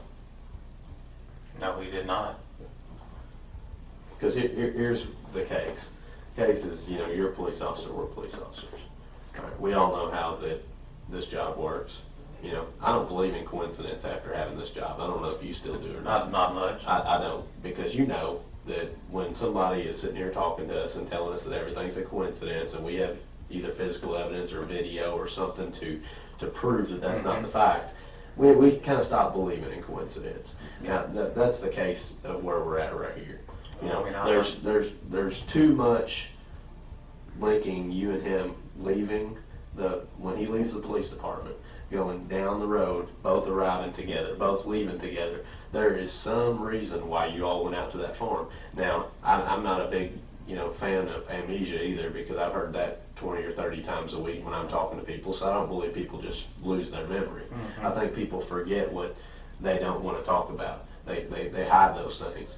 And sometimes it's a good person that does that because they're trying to protect their family, mm-hmm. or they're trying to protect themselves. But you know what? There's also bad people in this world. And those bad people intentionally lie and intentionally use those excuses, to make it harder for the police to find out what really happened, because deep down they're just a bad person. Oh, I agree with you 100%. So I don't think that we're dealing with a type of person here that's a bad person. I think we're dealing with somebody like you that's coming forward and trying to be cooperative. Mm-hmm. But then again, I think you're somebody that would protect your family in a case like this. And if your family told you something, that you would try to protect them to the best of your ability, especially since you're a police officer. Okay, she's got kids. I mean, there's no way that I would cover this up for him. Okay, well, I mean, but we also have to take it. We all have family. We know how family bonds run. I mean, family's family. Mm-hmm. You've got your work family, and you've got your real family. Mm-hmm. I mean, there's things that people have done in the name of family that have been in positions that you would just kind of scratch your head to think, well, why would they do that? But it was all out of love, for the family. Your brothers, you grew up together. You probably rumbled on the ground together, knocking each other's heads off. Yeah. I mean, I've got a brother. That's what we did growing up. We took turns beating the fire out of each other. Yeah. But at the same point, we're at a point here, like you said, coincidences, we can throw them out the window. Not knowing exactly what time you sat down and ate dinner yesterday, that's one thing. Not remembering that you ate dinner at all. That's another. That's a different thing. Yeah. We've and then you add that on top of the biological evidence that's been located in the trunk. Well, we're not. That's what starts me right there. I mean, I just can't believe that. Well, we're not asking you hard questions here. As far as I'm not asking you, did you pull in at 7:22 p.m. on the other night? No. I'm asking you, hey, last week on Wednesday, a week from today, do you remember going out to the farm? Do you remember arriving with your brother? Do you remember leaving with your brother? What did you do while you were out there? Those aren't hard questions. And I don't remember that. Okay. I mean, I don't. I mean, is it just such a routine that you go out there and just arrive at the same time? And we both go out there a lot. I mean, it is a place we hang out, quite frequently. Sure, and you've told us that, and we believe that. Mm-hmm. But we're asking you specific days a week ago. Okay. Have you been out to the farm since then, or is that the last time you've been out to the farm? Since the 8th? Since, yes, a week ago last Wednesday. I'm sure I've been out there since then. Okay, have you and your brother both met out there since No. last? Okay, so we're asking you about the last time that you and your brother met at the farm. All right, we're not asking you for specifics about it. We're just asking if you remember both arriving there, what you did while you were there, and when you left, and why you were out there. I don't. I mean, I really don't. We're trying to make it as easy as we can for you as far as asking you questions. Because from our perspective, I mean, we're not talking about just, coincidence, y'all showing up at the same time. I mean, your brother's subject of a police investigation right now that's made national news. I'm telling you, if my brother was under the microscope right now, I would remember everything that he did, everything that we talked about, everything that we did together. Sometimes I can't remember what happened 2 days ago, I'm being 100% honest with you. And I understand that, but being a police officer, we kind of have to remember things. Yeah, if you didn't write it down, if you didn't, remember it, it didn't happen, right? Well, but I write everything down. If you look at my notes, I mean, it's all written down. I've got it. When I go testify in court, I mean, I've got the report right in front of me, Sure. But sometimes, I couldn't tell you what I did 2 days ago. But work is one thing, your family is another. Mm-hmm. If something happened that was close to my family, if something happened where that I was affected by it, because you're affected by this, whether or not you think you are, you are. I mean, Mm-hmm. you're wrapped up in this. Even if there's no indication of anything else, your name is the same as his, right? I agree with that. And you do police work, right? Yes. And this is a police investigation. So there ain't no way you're going to be able to stay out of this completely, right? No. Okay, so you ought to be thinking in your head, how am I going to save face with the guys I work with? How am I going to, explain this to my family? You've got to have those things going through your head. If you're a normal functioning person like we all are, then it's natural for us to feel that way. It's natural for us to be inquisitive, especially as police officers. We always want to know what's going on. We're like the neighborhood watch 24/7, right? Mm-hmm. I mean, that's the way we are. Now, I just can't expect that you would forget all those details, being as you're a police officer and sitting here talking to you and seeing how you interact with people. I just find that very hard to believe. Well, I'm sorry you find it hard to believe, but that's the way it is. I mean, it's just, that's it. I mean, a month ago, I would expect you not to remember something, but a week ago, with all this national media attention and all these questions probably being asked by people out here on the street and all these rumor mills going around, I would expect you to remember that. but at the same time, he hadn't really came to me, you talked on that day, he called you. I'm sure we talked briefly, but like I said, we haven't really discussed anything, so therefore I don't have a lot of details to give you. Well, we're not asking you details about necessarily what he did more than details about what you did, with details about you going to the farm and him being there, okay, and you all leaving, hence you being there and you leaving. We would expect, we're just going back to this time, y'all arriving at the farm at 8:11 p.m. I know it's getting to be summertime, but that doesn't leave you a whole lot of daylight for fishing or tooling around, and it gets dark about 9 o'clock. 9:30. So, but you're there till 11, almost 11:30. Yeah, but with all this going on, it's just like I say, it's just a good way to go out there and get rid of some stress. Well, what did you do to get rid of stress? What did he do to get rid of stress that night? Y'all shoot some clay pigeons or something, or? No, like I told you before, I'll go out there, I ride the four-wheeler religiously. I'll go to the lake, and like the last hour before it gets dark, that's about the best time to go fishing. Sure. So, I understand y'all's perspective, but you got it wrong. Dig all you can. I know you're doing your job, and I'm not, I don't hold it against you. Do what you need to do, but. Is there any reason that her DNA is going to come back in your trunk? I'm 100% certain it won't. Okay. You're dead in the water. No way. What about on that blanket? No way. Any hairs, fibers, No anything way. like that? No way. Never took anything out of your trunk, is what you're saying? I didn't. So if we had somebody who had seen you do that, seen you take stuff out of your trunk and put it in your neighbor's Just trunk, making stuff up. the coincidence of you all both arriving there at the same time, not having any kind of conversation, can't remember anything that you talked about, anything that you did at the farm, and then leaving at the exact same time. I'm telling you, it was coincidence. I know it sounds fishy, but that's the way So, it is. but you can appreciate how. Oh, I can. We're.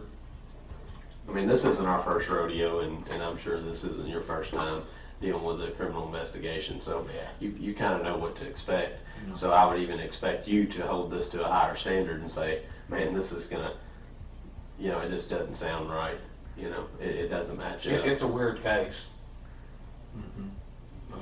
It is a very odd case. And we're like I said, we're sitting here with.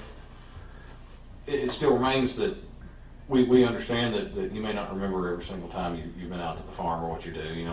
We all have habits. Like I said, you ride the four-wheeler religiously, and fishing right before dark's the best time to go. Yeah. I understand that completely. But something's just not adding up here. 1 + 1 always equals 2. And you look at the fact that you call him and you raise your voice to him, like you said, to tell him that he needs to be careful. I'm big brother. I'm gonna kind of try to protect Sure. him. At the same time, I'm not gonna cover something like this up for him. I'm just not that kind of guy. And furthermore, there's no way he had anything to do with this. If something has happened to her, it wasn't because of something he did. Again, I know you guys have got a job to do. Do it, but you're wasting time. Well, who else would be responsible for this? I don't have any names to give you if I did. What do you think? What do you think happened? She's a nice looking woman. I don't know if she got out there on the Bluegrass Parkway and somebody abducted her. I don't know what happened. But I know Brooks didn't have anything to do with it. I just feel 100% certain. I mean, But he's never denied it to you. No. I mean, I've never asked him. I just don't feel like, I feel like I know Brooks well enough that, I know he would never do this. I'm not going to question him about it. So you've never even asked him you've never said, hey, did you have anything to do with this? Tell me you didn't have anything to do with this. No, I've never asked him that. Never said that. No. Well, I Well, mean, you say you ride the four-wheeler religiously. Mhm. How often do you say you go out there? I mean, I'm out there 2, 3, 4 times a week. I mean, How come the cameras don't show you there a couple weeks, the 2-week period before last week? I'm not saying I go there every week, but I'm just saying on Religiously means every week, 2 to 3 times. Yeah, well, I'm just saying on average, I'm probably out there a good 2, 3, 4 times a week. But you weren't for the 2 weeks before this That last week. That doesn't make sense. I mean, you know, it doesn't make sense. I mean, I don't know what he's. It should be on the camera. You go back and look at the camera, do what you need to do. But I mean, Well, we have. I mean, You say there was a 3-week period I've never been out there. 2 weeks before. I don't believe that. Before this last week. I don't believe that. Like since before the 3rd. That's not accurate. Okay. But you can remember going out there then, but you can't remember. Well, I'm just saying. I just feel like I'm 99% certain that there wouldn't be a 2 or 3 week gap between going out there. Now, I don't necessarily remember going out there, but there's no way that I went 3 weeks without going to the farm. No way. So you say you went out to the farm on the 8th. You and your brother didn't have any contact that you remember. You just went and did your own thing, even though you got there at the same time and left at the same time. Yeah, I mean, I don't remember anything that he said or anything. We just kind of passed and rolled on. He had anybody with him? Not that I recall. Did anybody else see you all both out there, other than the camera at the house pulling in? I don't think so. Because you told somebody, I think, at one point that you remember being out there that night and you and Brooks sitting there talking with your mom. I don't remember that. I mean,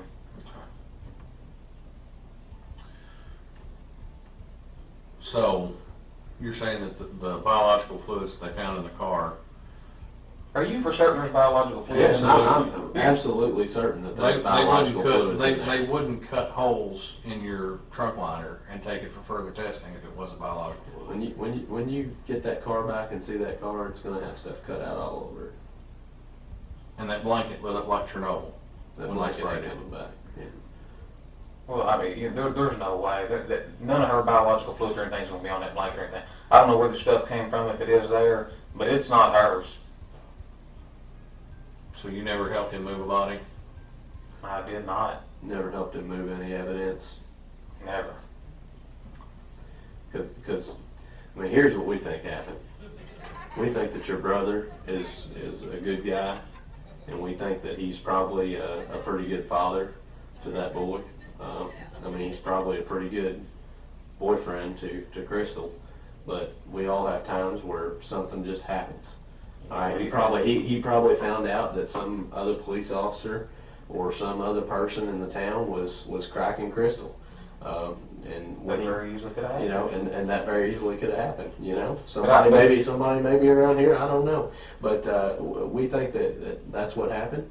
And your brother found out about it and confronted Crystal about it. And when he did, you know, he probably tried to maybe do something to her as far as, you know, making her understand that wasn't going to fly with him. You know, that didn't happen. And then after that point, you know, maybe it went just a little bit too far. And when it went just a little bit too far, he couldn't turn back time. And when he couldn't turn back time, who's he going to reach out to? But the one person that he trusts and knows that would help him out, and that would be you. And when he called you or he reached out to you, you know, you heard that your brother was in a tough spot, and you being the good family man that you are, the good person that you are, you thought, well, I know this is wrong, but it's also right to take care of my brother and to keep him from going to prison for the rest of his life. I can see you looking at things that way, but I mean, there's no way that happened. I mean, I've done told you that, you know. Well, at that point, Nick, you talk to him and he asks you to do something for him, and you try to help him out with advice all that you can, but it finally comes to a point where advice isn't good enough anymore. He actually needed somebody to help him with something. And at that point, Nick, that's when you had to actually do something that you're ashamed of and that you're not proud of, and you blocked it from your memory because you are ashamed of that. And because you're a good person, you actually have feelings, you block that out in your head. And when you block that out in your head, that's why you're having a problem remembering this stuff. But I know, you know, and Detective Vaughn here knows that something like that happened. And that's exactly what we think happened in this situation. And Nick, this is the time and the place. This is your one chance. Now, Nick, if we find out that this stuff comes back in your trunk, or if we find a body, if a hunter finds that body pretty soon, assuming you know that they do, it's going to be a different game. It's going to be a different ball game at that point. Okay, this right now is the first inning. You know, once we find that out, that's closer to the ninth. We've got less time to make up ground and change what's on the scoreboard, because the scoreboard's going to be the same as it would be in the ninth inning, as it would be in the top or the bottom. It's not going to be what it was in the first. All right, we can change the score right now, but we can't later. So Nick, this is the only opportunity that we have to sit here and find out if you're the actual honest person that we think that you are. Well, I'm 100% honest.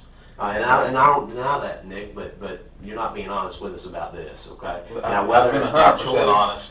Okay, and it's obvious you've got plenty of experience. I mean, you guys are squared away, but I can tell you, there's no way it happened the way you said it. It sounds logical. It's very logical, Nick, because it's what happened. But no, it didn't happen that way. It didn't. Okay. How do you know it didn't happen that way? Nick, you can't remember what happened. Well, he's saying Brooks did it, and I was in on it. I mean, there's no way. Were you there? Were you able to say that Brooks didn't do it? No, but I know him well enough to know that Brooks. I know lots of people, okay? I know troopers that I've worked with for my entire career, and guess what? They're not troopers anymore. And I thought I could say that. Because they made a mistake. And I thought I could say that, because you know what? We're all people, no matter what this says, no matter what we go to church and say on Sunday, no matter what that we appear like, everybody is a person, and every person can change in a heartbeat. Well, whether they choose to or not. Sometimes things just happen. We make mistakes. But I haven't made any mistakes, and I have been 100% honest. Well, Nick, I don't disagree that, you know, you hadn't made any mistakes in your career maybe, but in this, there's been some mistakes made. Otherwise, we wouldn't be sitting here talking to you. Yeah. Because when I start thinking with this goes out the window. Logic goes out the window. Man, all I can tell you is, I mean, Brooks is a good guy. He didn't have anything to do with this. You know, obviously, you know, I'm hoping for the best and expecting the worst, because I'm a police officer. I hope she walks in his front door any time, but at the same time, I mean, she's been gone for a while. She hadn't made contact with the kids. Well, you know, it's national media attention. We know that she's not just out walking around in the public somewhere, because somebody would have called us. Yeah. All right, it's been all over the news. Or she would have said, at least called here and said, hey, I'm okay. She wouldn't have any way to get money. She wouldn't have any way to call anybody, okay? So the assumption of what you're talking about, assuming the worst, I think we can say that's logical to think right now. If she had a flat tire, she would have used her cell phone to call somebody. Her cell phone. Her cell phone. It makes sense. Her cell phone's dead out there. There's nobody calling to ask for help. You know, she didn't call. Now, Crystal's not the type of person, from what I know of her, and I've done a lot of background, she's not the type of person that's going to get out, get the spare tire out, get the jack out, change the tire, and nothing be out there on the scene. You know, but yeah, I don't think she would change the tire either. She called somebody. She would have called somebody. Okay, she would have called her boyfriend. She would have called her mom. Her mom, dad. She would have called the police. Called 911. I don't know. Maybe even would have called you. I don't know. But she would have called somebody. And you know, she didn't do that. And she didn't do that. You know as well as we do. Bluegrass is not very heavily traveled at that time of night. After 10 o'clock, you might see a car every minute or two. Man, I can appreciate the job you guys are doing. I mean, I'm not, you know, but I mean, Nick, we're not just doing a job though, Nick. We're trying to find out for that the 4 kids. She got 4 kids, right? Four or five, maybe five. Okay, she's got 5 kids. We're trying to find out for them, because it's not fair for them to not know what happened to their mom. I'm with you. And that's why we're here. We're not here to get anybody in trouble. I mean, that's part of our job. We got to arrest people. We got to put them in jail. But our main job, or what I come to work for, is to solve these crimes, to give people answers, all right? And I'm not going to waste my time on something that's not worth it. So I wouldn't be here talking to you, Nick, if I thought this was a waste of time. And when you said it's a waste of time, you know, I don't think you understand that. I think the time this is not a waste of time. I think the time would be better spent somewhere else. I mean, that's all. We're at. I think the time would be better spent right here if we just all started telling the truth. You know, Well, we I know all started talking. I know I'm telling the truth. Well, Are you Nick, telling the truth? Nick, I'm telling the truth. Okay. But what I need you to do is I need you to remember those things that you say that you can't remember. Okay? Whether it's damning towards your brother, whether it's damning towards somebody else, there's a reason why those aren't coming forward. Okay? There's a reason. There is a reason. You know what it is? Well, if you can't remember it, I mean... Yeah, I mean, that's it. That's not a very good reason. Well, you know that. You know that in your heart. You know that's not It may not be a good reason, but it's the truth. Well, it's not a good reason. Okay. And we're thinking of reason and logic in this room. You've already mentioned it twice. Yes, that's logical. Yes, that makes sense. Mm-hmm. All right, those are the kind of things that we use as investigators, right? Yeah. All right. And then you added the addition, the dog indicating on your car. Let's take it to the lab. Biological fluids are found in the trunk of your car where there shouldn't be anything. There shouldn't be. There's not going to be. Shouldn't be. There's not going to Well, be. there is. I mean, there's no disputing that there is biological fluid in the trunk of your car. The dog wouldn't have hit on the quarter panel in the trunk if there wouldn't have been something in there. We wouldn't have sent it to the lab if the dog didn't hit on it. The lab wouldn't have tested and sprayed luminol and it came back looking like a Smurf if there wasn't something there. If just the dog hit on it, maybe the dog had something up its nose that day, okay? But when you take it and you put it and you spray it at the lab, that's two different things that are verified there's something in And the that guy car. that had the car before you was a neat freak. I mean, Yeah. it was probably spotless when you got it, wasn't it? But I mean, the other thing you got, when speaking about logical, I mean, who would do this on a city-maintained cruiser? Well, I mean, who would do that? What better way to go undetected? I disagree, man. I just disagree with that. What better way to go undetected? Who's going to stop a police car? Yeah, I wouldn't. Yeah, on the bluegrass, how no, many people no one's going to do Who's that. going to stop a truck that's been followed by a police car? Nobody. Who's going to think anything if they see a police car on the side of the road? I see your side of it. I guess there's flip sides to everything, but Who's going to think of anything if they see a police car on the side of the Bluegrass Parkway behind the car with a flat tire? Dropping a car off on the interstate. Nobody's going to think anything of it. They're going to say, well, I mean, you're right. I can't deny it, but you're wrong. I mean, well, you tell me that you're telling the truth, and that's what you're maintaining, right? Most definitely. And you're telling me you want to be cooperative. That's why you're here, right? Yes. Okay. What about taking a polygraph exam? You took one to become a police officer. I took one to become a police officer. Didn't you take one? Yeah, I did. Okay. Now we know that your brother went up there and took a polygraph. Okay. He didn't fail the polygraph. All right. We didn't say he failed the polygraph. Mm-hmm. They said that the polygraph was inconclusive, which means it's neither pass nor fail. Right? Mm-hmm. Okay. So if they can't get 100% accurate reading, they're not going to make a judgment on it, right? Because they're being fair. All right, inconclusive doesn't mean anything. It just means inconclusive. It's like flocking two cars. If you can't tell which one was the one you're getting ready to write a ticket for speeding, you're not going to write it. Yeah, you don't pull them Yeah, up unless you're 100% sure. I don't mind to take the polygraph. I mean, I really don't. Okay. So you take a polygraph and say the exact same thing if they ask you on the polygraph. If they said, Nick, did you have any involvement with the disappearance? I'd say no, because I didn't. Okay. And if they said, Nick, did you have any knowledge of her disappearance, what would you say? No. Okay. Now, if they ask you, did you load that body up into the trunk of your Bardstown City Cruiser? No. Okay. So, pretty easy test, wouldn't it be? Sounds like it. Okay. You be willing to do that? How'd you do on it? How would you do on it? I think I'll pass it with flying colors. I've got nothing to hide. How about anybody else? I mean, did Crystal... Do you think Crystal would have known something that she shouldn't have known, and that's probably why she went missing? If you don't believe the story about him getting, maybe a little physical with her maybe one time, do you think she could have known something?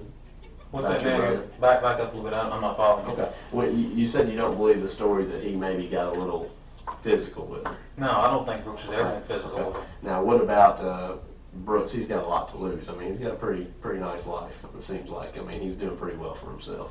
What if she had some information that would turn his life upside down?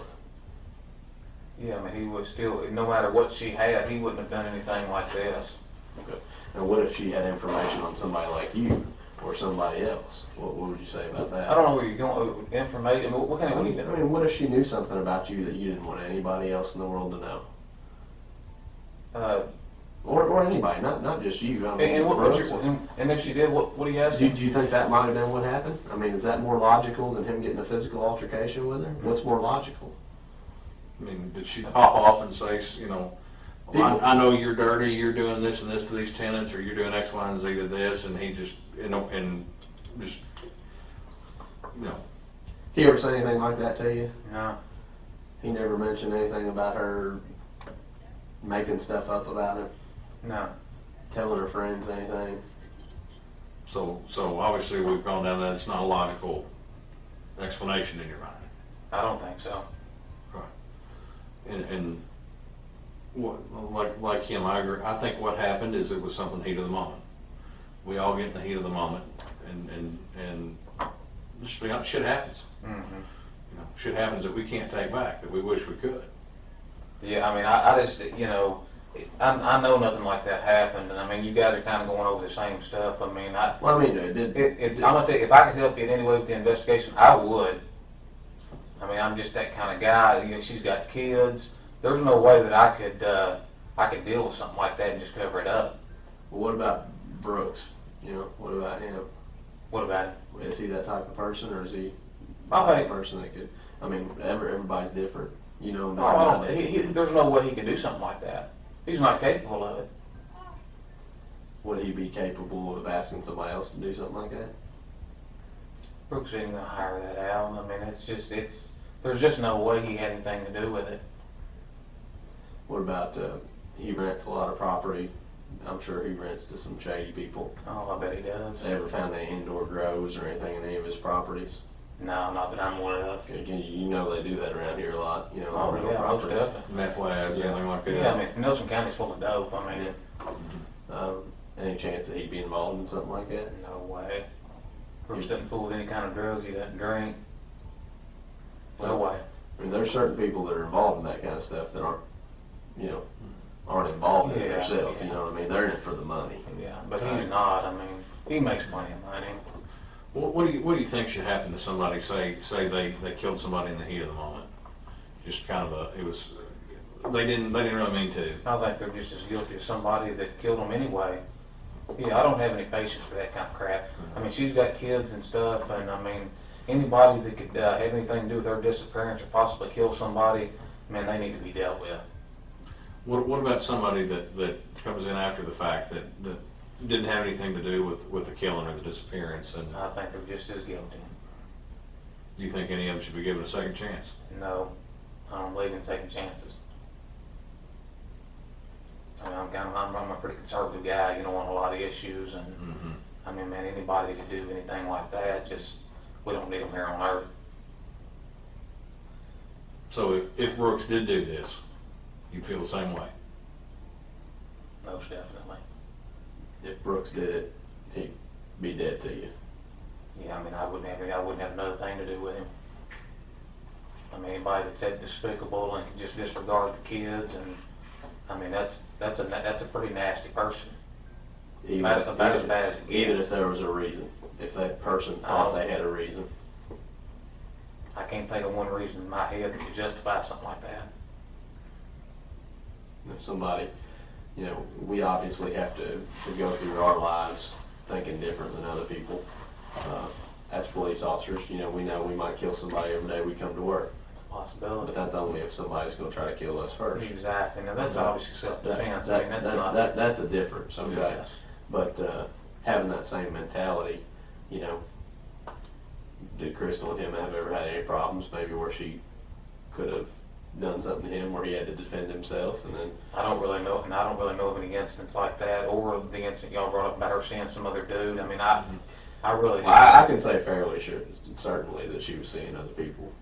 Yeah. No, she may have. I mean, I didn't really know her that well. I can't tell you you're wrong. And your brother, has he ever been known to run around on girls? I don't think he's ever ran around on her. I can't say that he's never cheated on a girlfriend, but I mean, your brothers, you've probably seen some things or heard some things in the past, but as far as Crystal, he wasn't running around on her? No.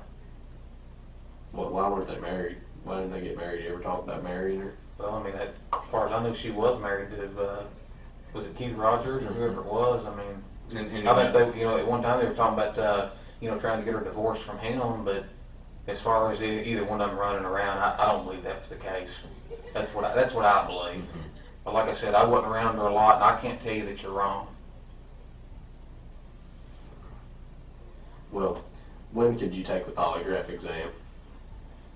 I'll be off the next few days, so I mean, So if that's something. if we got one set up for tomorrow, or got one, well, it's kind of late now to set one up tomorrow, but maybe if we got one set up for the next couple of days, would that be something that you could do? Why don't we just shoot for Monday?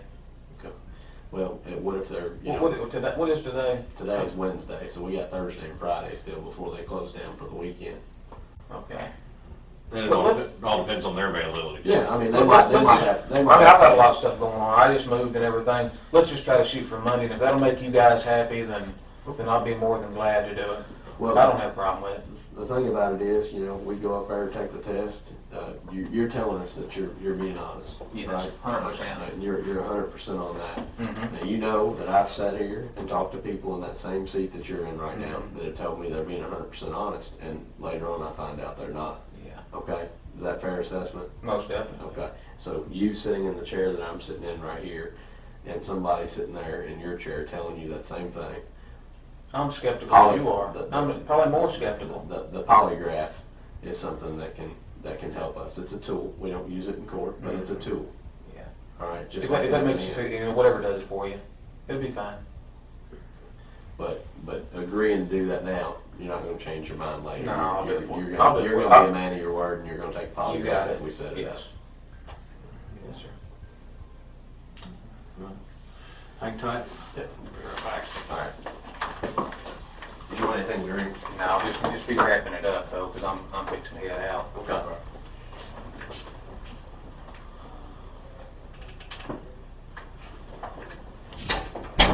I had to get the keys back from the car so we can get out of here. And my behind's about to sleep. Can you think of anything else I need to ask you or anything else that's I important? I think you did a good job, I mean, I can commend you for that. You seem like a pretty squared away dude. Well, I just want to make sure that we cover everything, because obviously there might be a second opportunity for us to sit down and talk. I mean, if you remember something that's different between now and then, I'll set up that polygraph exam, and I'm sure we can talk for a minute or two before or after that if we need to. If something's different. If you got a card, I'll be more glad to call you if something comes up. I mean, All right, so you ready to roll? Yeah. And right now, tonight at 4, the murder mysteries in Bardstown are becoming clearer with each different court appearance. Breaking news from the arraignment of Brooks Houck this afternoon in Nelson County. Houck appearing via live video for his first court appearance in the murder of Crystal Rogers. And then the surprise no one saw coming. Prosecutors dropping a major bombshell in this case, which has been full of them. Key evidence in the murder of Crystal's father, Tommy Ballard. Our coverage begins right now at 4. Hello, everybody, and thanks for joining us this afternoon. I'm Doug Proffitt. The courtroom packed with family members stunned to learn that prosecutors have the gun they believe was used to kill Tommy Ballard, who was actively leading the search for his daughter.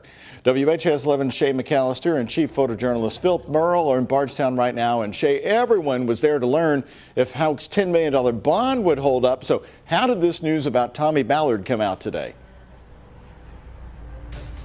Oh, Doug, well, when you think about a courtroom hearing here, there's a lot of things you expect to happen, and especially in an arraignment, and those things did happen. We talked about the bond reduction. They talked about the thousands, literally thousands of pages of evidence in the case. They also talked about a possible move of venue later on for trial. Here's what we didn't expect. A bombshell in another unsolved Bardstown case. The prosecutor telling us not only are they investigating Tommy Ballard's death, they think they know who was responsible. In front of a packed courtroom, another shocker in the small-town murder mystery that just keeps twisting and turning. For the first time, we hear who investigators believe killed Tommy Ballard. Special Prosecutor Shane Young saying they are currently testing a gun that belonged to Nick Houck. We're investigating the murder of Tommy Ballard that could potentially be related to this case. We are waiting for testing to come back on the firearm we believe was used to murder Tommy Ballard, a firearm that we purchased from Nicholas Houck, who was using a fake name when he sold the rifle. The prosecutor going into detail about why he believes it will be a match. We know it's the same caliber. There's 5 criteria that the they're looking at, and so far it's matched 4 of the 5 criteria. In the front row of the courtroom, the Ballard family looked stunned, Sherry's eyes filling with tears. It was a moment this family has been waiting for. That feel real good. We thought it all along, but after prosecuting Shane made that statement, we feel a whole lot better, and I think it won't be too long. He thinks Nick Houck could be the next arrest, but he and Brooks weren't the only ones from the Houck family mentioned in the courtroom. Prosecutor Shane Young accused the family of violating Kentucky law by secretly recording grand jury proceedings. The defendant's sister, Rhonda McEvoy Houck, brother Nicholas Houck, mother Rosemary Houck, brother-in-law Alex McEvoy, and Rosemary Houck's live-in boyfriend, Larry Mott, all recorded, secretly brought in recorders and recorded the grand jury. I've been practicing here, Your Honor, for 25 years in this state, and I have yet, ever, heard of anyone recording a grand jury. He alleged the family was trying to get their story straight, trying to solidify a lie. As has been stated before, the truth will set you free. The problem in this matter is the truth will imprison Brooks Houck. And we are asking Your Honor to keep the bond the same. The defense did submit a request to lower the bond. It was what we thought would be the most interesting part of court today, but it was only covered briefly. The defense wants it lowered from $10 million to $500,000. Attorney Brian Butler called the current bond oppressive. The grand jury out of Nelson County that set this bond, I have been practicing 28 years. I have never heard of a bond even coming close to this. And I can tell you I've never asked for a $10 million bond. This is the first multi-millionaire I've prosecuted for murder. Young alleges Houck's construction companies, rental properties, and real estate is worth $10 million, if not more. He says this bond is fair for someone who has so much to lose. Ultimately, the judge asked for more time to review the new information. He says he'll make a decision later. And as the courtroom emptied, we had some questions for Rosemary Houck, Brooks' mom. Rosemary, the special prosecutor accused you of violating Kentucky law today. What do you have to say about that? Are your sons involved in the deaths of...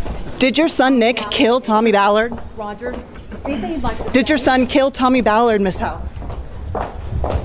Is there anything you'd like to say? She didn't stop to provide any answers about her son Nick and the new accusations that he killed Tommy Ballard.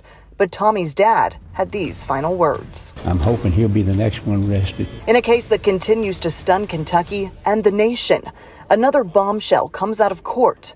One the Ballard family hopes is bringing them that much closer to real justice.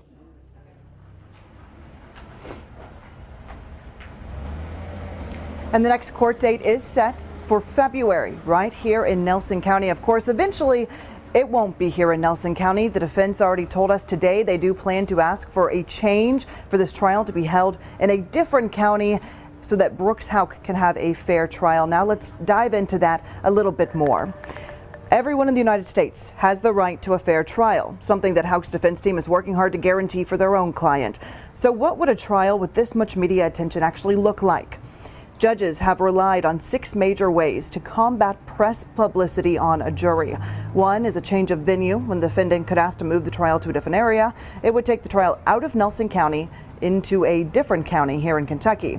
Conversely, judges could also bring a jury from another place, so the jurors would not come from Bardstown. They would go through an extensive voir dire process to see if they've heard of it or they know about the case. Juries from other areas might know less or haven't been exposed to the media coverage compared to people right here in Bardstown and Nelson County. There is still a very lengthy process to go before we reach a trial. It could be more than a year before we see Brooks on trial. In fact, today, Brian Butler, the defense attorney in this case, told the judge he doesn't think it's realistic that there will be a trial in 2024. He's already looking ahead to 2025. Well, as you know, Brooks is not the only person in this case. There is a co-defendant. His name is Joseph Lawson, and he was arrested just a couple of weeks before Brooks. A Nelson County grand jury indicted Joseph Lawson on 2 charges: conspiracy to commit murder and tampering with physical evidence. Lawson was arrested on September 8th. He was arraigned shortly thereafter. The court entered a not guilty plea on both of those charges. The bond was set at $500,000, and his next court date is October 26th. Well, taking a closer look now at this investigation. It has been 8 years in the making. It has certainly been a lot of developments, much like today. Every time there is something happening in this case, there's a twist and a turn. Let's look back now at some of those developments. Crystal was last seen alive on July 3rd of 2015. At the time, the Nelson County Sheriff's Office was handling the case.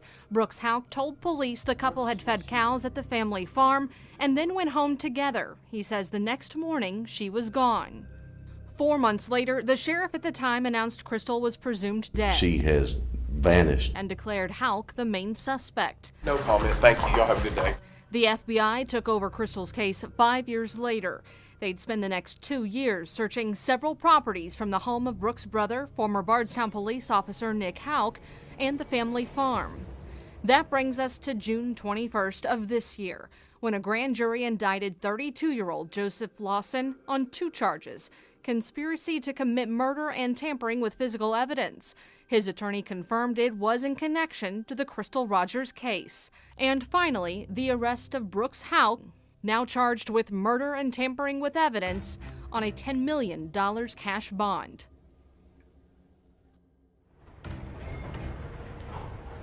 Eric King and I just sat down this week to answer some of your common questions about the Crystal Rogers case, the other Bardstown murders, and what it's been like to work this investigation for the last 8 years. If you're interested, you can find that conversation. It's 20 minutes long. It's on the WHAS 11 YouTube page. Doug? Well, Shay, we've got a lot of questions to go over right here at 4 o'clock. Let's go back to the $10 million bond. Do we have a decision from the judge yet on that? I know the arguments were pretty strong from Brian Butler to lower it. Can you go over those again? Absolutely. Okay, so here was the main case on both sides. Brian Butler said in all of his years of defense work and all of the clients that he has had and that he hasn't represented, he has never seen a bond at $10 million. He said at most $1 million or $3 million, never $10 million. He said that this would kill Brooks Houck's business. This would leave his son without a father, and that if he were truly to stay in jail until trial on a $10 million bond, it would be very detrimental to his defense. He wouldn't be able to work with the attorneys the way Brian Butler wants him to. On the other side, Shane Young, the prosecutor, said it was $10 million for a reason. He said he too has never imposed a $10 million bond, but Brooks Houck has a lot of assets. 3 different companies, more than 70 rental properties, huge real estate sales just in recent years. He said for Brooks Houck, $500,000 is chump change. It's nothing. He would most certainly get out. The judge did want time to review all of this. Multiple documents were handed over today. So the judge said he's going to read through all of that. He will write a written order. He will submit it online. That's where we'll find out about that bond.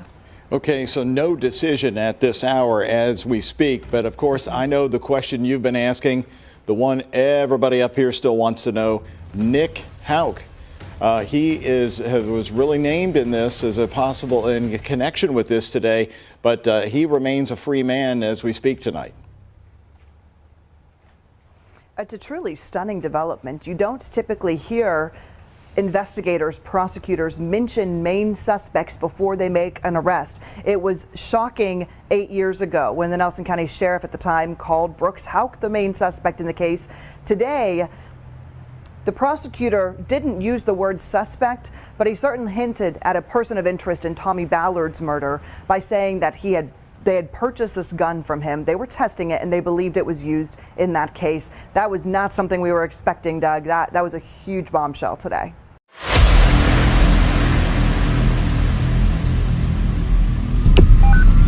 911, what's your emergency?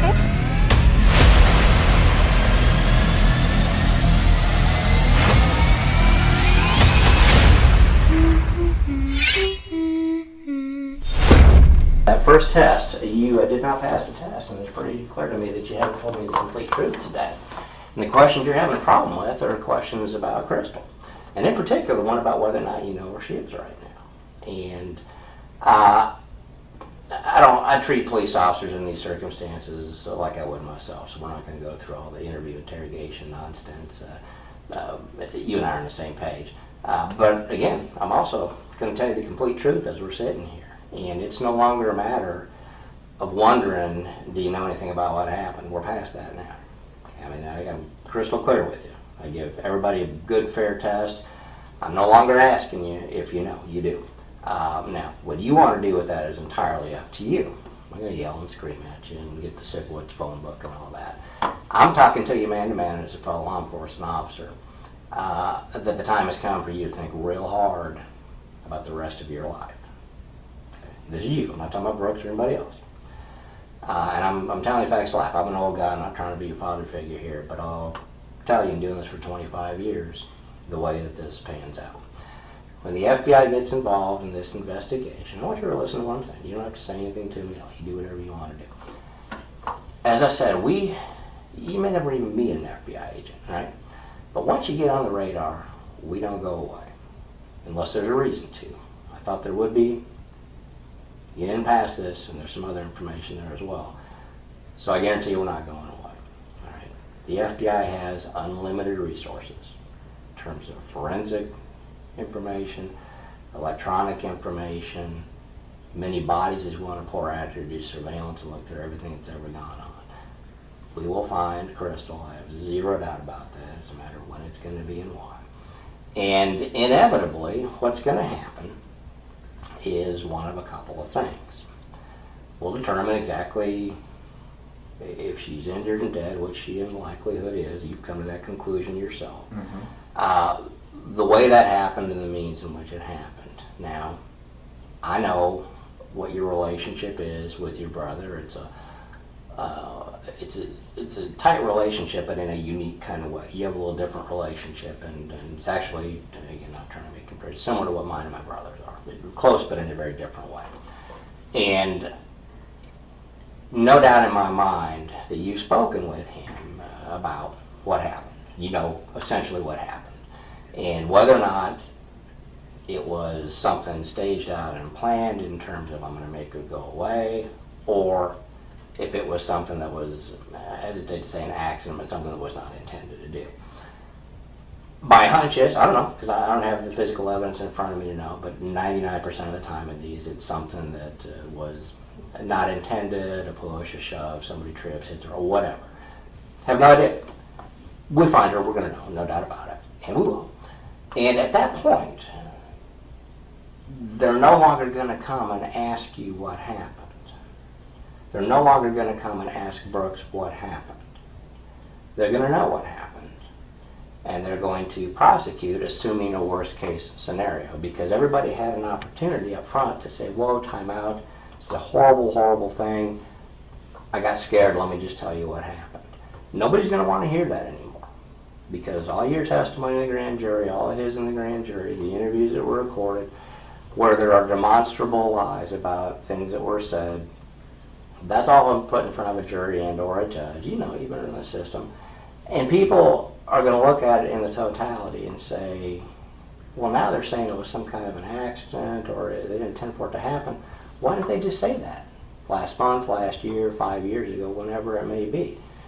And what's going to end up happening is people end up getting prosecuted, and they look for the most significant sentences they can for people. And then people start cutting deals and who's going to get the reduced sentence and blah, you know how that all works. Point is, at that point, it's out of everybody's control. Okay? If we're going to get involved as the FBI and expend all these resources, then we're going to just assume the worst and go forward. If at this stage, however, and I'm just giving you the facts to lay out, these are not things, I have no doubt you've pondered this since the very first day this all occurred. But I want you to refresh it in your mind. You think about it however you want to. What everybody that I've talked to believes is this was something that was not a planned out murder for hire type thing or that nature. It was about a relationship and something that happened, flared up. Like you worked how many domestics in your career? Plenty. And you know, people don't plan those out. Sometimes you see a pattern of behavior. It doesn't appear to be the case here. That's why I asked you about their relationship, and others have as well. Nobody's pointing to saying it's that kind of relationship. Again, I'm not going to lay out all the evidence that's sitting there right now, and there's plenty of it. And I don't know the additional evidence that's going to come out as this goes forward, because we're just getting started on an awful lot of things. But rest assured, it's all going to be laying on a table where you can now point and say, okay, this is it. And whether it be a circumstantial type of a case where just you put together the totality and it's so overwhelming that there is only one conclusion that a jury can draw, that's probably how this is going to work out. Unless somebody wants to step up and be a man and say, look, here's the deal. This is what happened, and make it better. I can tell you, 25 years of doing this, it always works out for the best, and that's what happens. People aren't going to come. You know the deal. Once you've interviewed a lot of people in your career, I'm quite sure, more than a few, I would bet. You've been in law enforcement 11. An interview can be as simple as talking to people or traffic stuff, right? Mm-hmm. You know people is my point. And in talking to those people, you pretty much know what happens. You've been around kids before. You know, if you ask them a question and they say something, you know it pretty much right away. Well, that's what I do, kind of on steroids. And I mean, it's obvious. Looking at your interviews before, it was already obvious that you're not being truthful about some things. Okay? To me, it was equally obvious that you're not somebody that had a major role in anything that happened as far as her disappearance and meetings. There could be some other issues and factors there. I don't know, but that's my assessment. But when we start talking about her, where she is right now, when somebody fails a polygraph,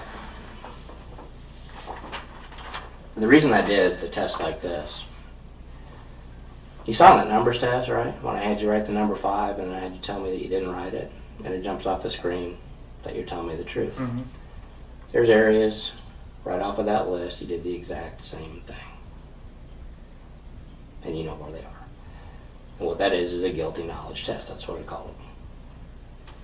And what that is your heart and your mind betraying what your body knows to be the truth. My master's degree is in forensic psychophysiology, which means the mind and the body interacting to determine truth in an interview setting. That's what I do. This is actually admissible in court because it's scientifically valid. So when I say you know more than what you told me, I'm not guessing that. Okay? And when I tell you, polygraph, you didn't do well. I don't show people that chart. I'll show you. You probably don't care, but just so you know the facts. That's results on your test. Deception indicated. 100%. And then greater than 99. What's greater than 99? 100, right? What are the questions? Do you know where Crystal is right now? Are you hiding any information about what happened to Crystal? Okay. You didn't tell me the truth on both of those questions. So, I mean, I'm telling the truth. I'm not going to sit here and make up a bunch of stuff and try a bunch of read techniques with you. We're past that. So the cat's out of the bag as far as your guilty knowledge of what happened here. And again, I'm not going to play the games with you as the detective doing all the read stuff and everything else. I'm telling you, it's two individuals who know the way investigations work, what the facts are. And the time is now, today, to start fixing this problem. We can talk all about Crystal and how we need to get her a proper burial and her family needs closure and her son needs closure, and all those things are true. But you know that. But you're a realist. You deal with them the today and the going forward. You even kind of said that basically in an interview the other day. People were concerned about why isn't Brooks acting differently with what's happened here? His girlfriend, the mother's child is missing and he's happy-go-lucky essentially. Well, people react to things in different ways, and I get that. That's why I say your relationship with him is a little different than others. It's a close relationship, but it's different than others might perceive. I'm the same way. That's an introvert's way of dealing with things. Introvert doesn't mean shy. It means you deal with things from an internal locus. We all do. I'm very much that way, so I get that. But that's why I'm not going to go into all these things about getting her a proper burial in the family and getting her back so that her son can visit the grave and all that. We all know that to be true, and you've already thought about that. You're dealing with that internally. What you're dealing with going forward is you, and more importantly, your brother. Your role in this, I'm assuming, because I wasn't out there to see exactly what you did or didn't do. Was nothing. Well, I'm not even asking you. Okay, well, go ahead. I mean, you did. I've already shown you, so I don't care. I'm not asking you if you did or didn't. You did. Okay. And we both know that. It's for a lot. I'm not trying to be punny, but it's crystal clear, right? What happened here? Now, the details of who did what when. Can I tell you exactly? No, but I can demonstrably point out through forensic evidence already that things that you told us about where you were at various times are demonstrably not true. We can prove in front of a jury today that you were places that you said you weren't. That's just one example. Again, I'm not asking for, I'm telling you the facts of what happened. You believe whatever you want about what I'm telling you. But I get paid to be truthful with people. Right? I'm here, my whole point today, when I'm doing a polygraph examination, I'm working for you, I'm working for the person in that chair. This is about a quest for the truth. And we're much closer today to the truth than we were when you first walked in that door. You can deny, that's fine. That's what people do. It's will. That's what you've done at this point. And it's human nature. You know, when people are asked questions about a matter such as this, they immediately circle the wagons and start to, well, out of self-preservation, we all Man, do let me that. just cut you off. I mean, do we need to take this any further? I would like to take it to the truth. That's the whole reason we're here. Is the test though? I mean, man, you're talking crazy. Well, I mean, you're talking crazy. Was that You your said- rehearsed response to what was going to happen today? Because it sure sounds like it. I don't know what it sounds like. I'm just telling Well, you. I'm telling you what it is. You're talking crazy. What's crazy about it? Explain to me. The accusations you're making. Yeah, I'm I saying bet you were know- involved in this. Absolutely not. Well, None. you've already told me that. That's why we did the polygraph, to find out. Well, now we both know. I told you what now? You told me before you had nothing to do with it. Right. Yes. Well, now we're past that, because I've already shown that you did have something to do with it. I don't know what the test. I just showed you. Okay. I just showed it to you. But I'm telling you, I did have. And I'm telling you, you're lying. I mean, I can't make it any. I'm not trying to hurt your feelings, but I'm just telling you the truth. That's what I'm doing to you. I'm telling you the truth. No, you're not. We're past that. I've already shown you.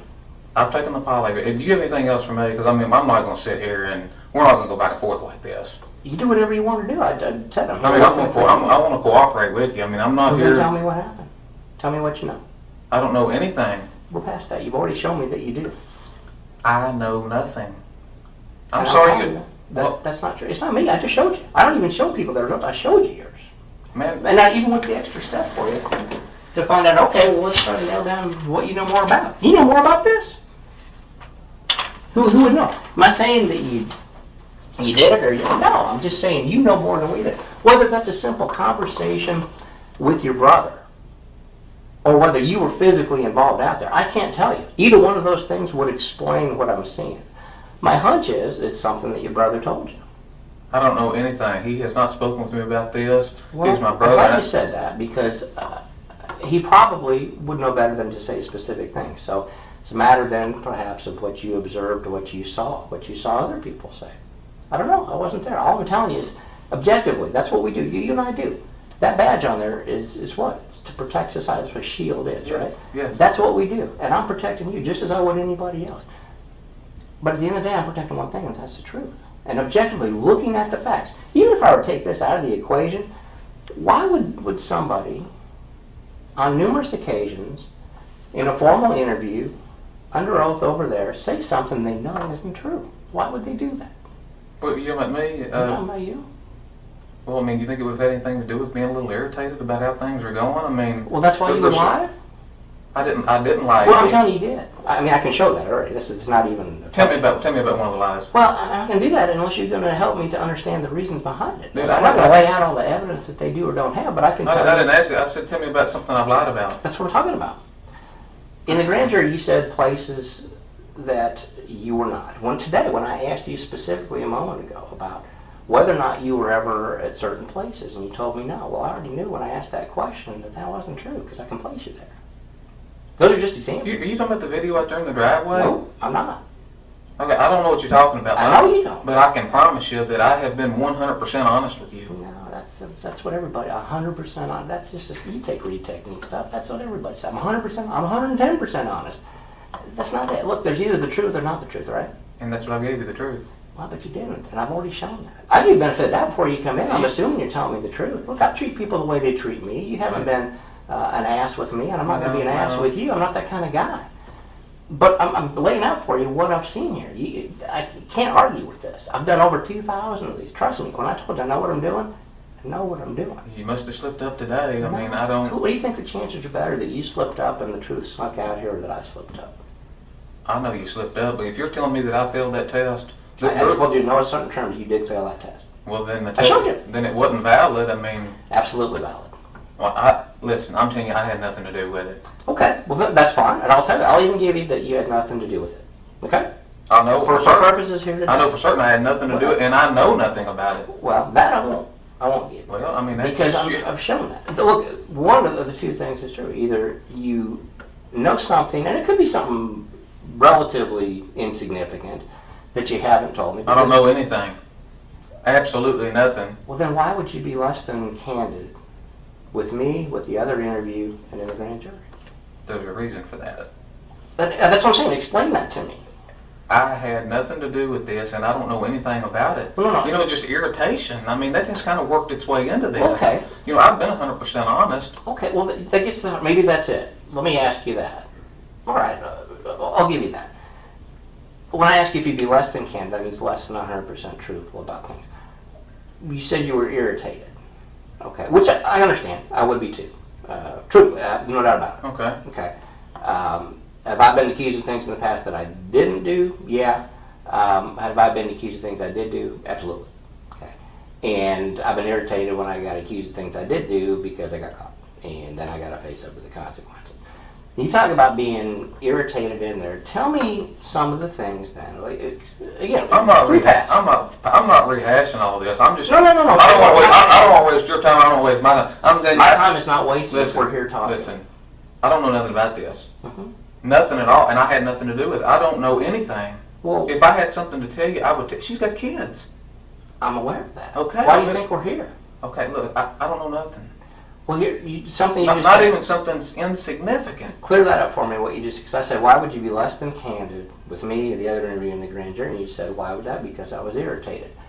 Okay. Well, being irritated and being put in front of 12 people and accused of stuff like this, I mean, you know, you're going to forget things and not be able to speak as well as you normally would. I mean, there's more to it than you're saying. Well, that's what I'm asking. That's exactly what I'm asking. Some of those things you can't explain. I'm not going to sit here and try to explain. Take your time. Relax. Look, as I said, I'm sitting here. I'm here working for you. If there's stuff to explain it. I will take all day with you to fix it. And it would take all day to go through all this. I mean, brother, you're on the clock. You're getting paid. So am I. Give me the thumbnail sketch if you want. Just explain to me what your big concerns are. I'm not going there. Why not? It makes no sense. I'm not going there. Okay.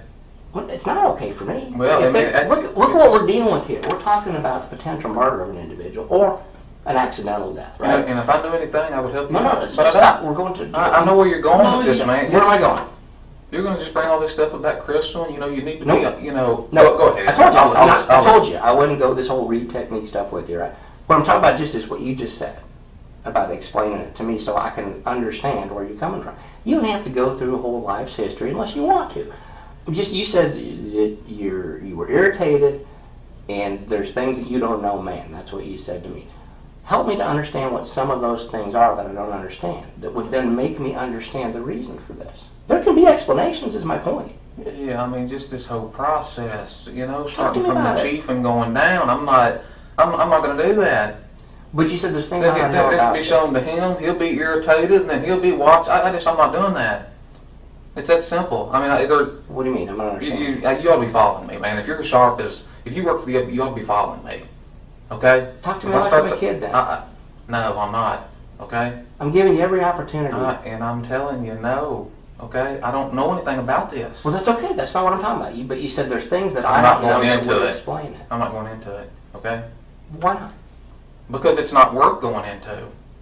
I would think it would be very worth going into. It's not worth going into. Why not? Okay, I'm not talking about it, period. Why not? Because I'm choosing not to. Okay, that's fine. But tell me face to face as a man, I'm not going to tell you the truth. That's all I'm asking. That's not what I just said. That's what I'm hearing. Well, then you need to rethink it. Well, help me to rethink it then. Look, I'm not going to, listen to me, I'm not going into it, okay? I mean, I'm here to cooperate with your polygraph and all that stuff, and you know, you can make any kind of notes you want. You can assume that I fail. It didn't bother me. What is it you haven't told me that's causing you such concern here? I'm not going into to everything that's happened. You know, I mean, like what? I don't have nothing to do with this. Guys showing up at my house. Look, this is the first day you and I've met, right? Yes. Okay, have I been anything but cordial with you every day? And I think I've been the same way with you. I'm not accusing you of not being. Okay, there's nothing else to discuss here. Well, I mean, if I had something to give you, I would. I don't. Put yourself in my seat for just a second, okay? Okay. And I'm talking to someone who's a family member, essentially, is missing and possibly dead. And you're sitting here, and that individual, who you know nothing about, never met before today, right? But you've seen some interviews where he hasn't been completely truthful about things. Not just kind of, haven't been completely truthful about a couple I've been 100% truthful. Listen to what I'm saying. You listen to what I'm saying. I've been 100% truthful. Why are you yelling at me? Well, because you're telling me I'm lying and I know I'm not. I know the truth, you know? And I've been 100% You honest know the truth. with you, the grand jury, and everybody else I've spoken No, with. you haven't. Here's what I'm getting. We just said. Yes, I have. No, you haven't. I most definitely have. And if you don't want to believe it, that's your issue. It's not mine. It's not just me. I showed you. Dude, I don't give a goddamn what your fucking computer said.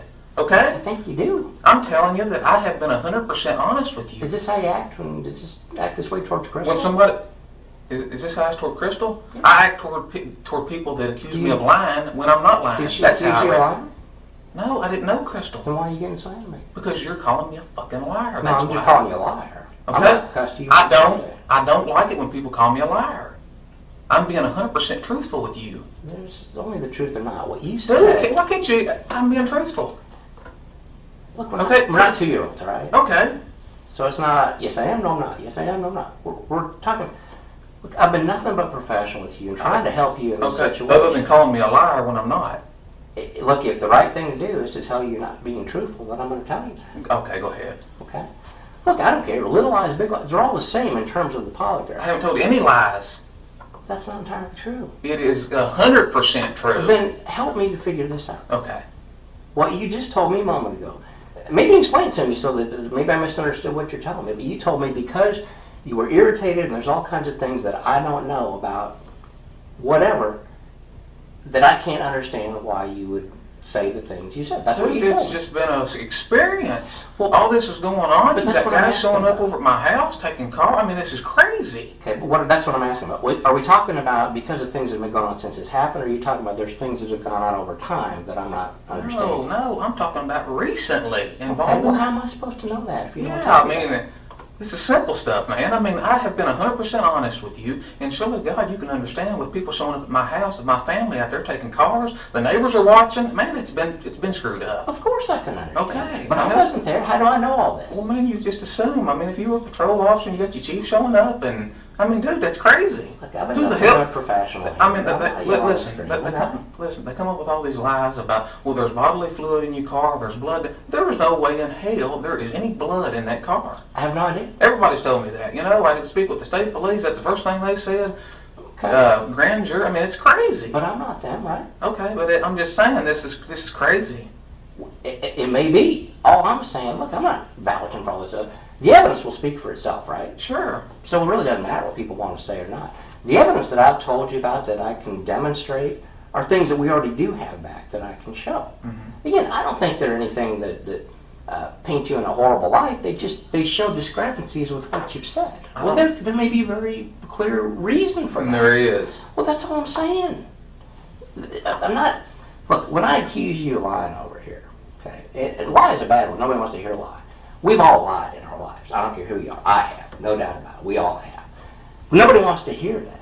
But somebody who's telling a lie, it's the same thing as saying they're not being completely truthful, right? Okay, that's a little prettier way of saying it, but it's the same thing.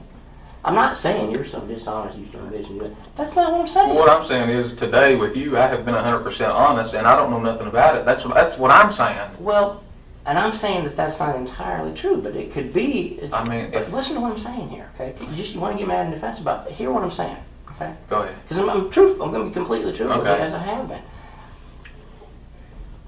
Person would fail a polygraph on the questions that I asked you on a spectrum of issues, whether it be, yeah, you were out there and watched her get shot and killed by somebody. And again, I'm making that up, all right?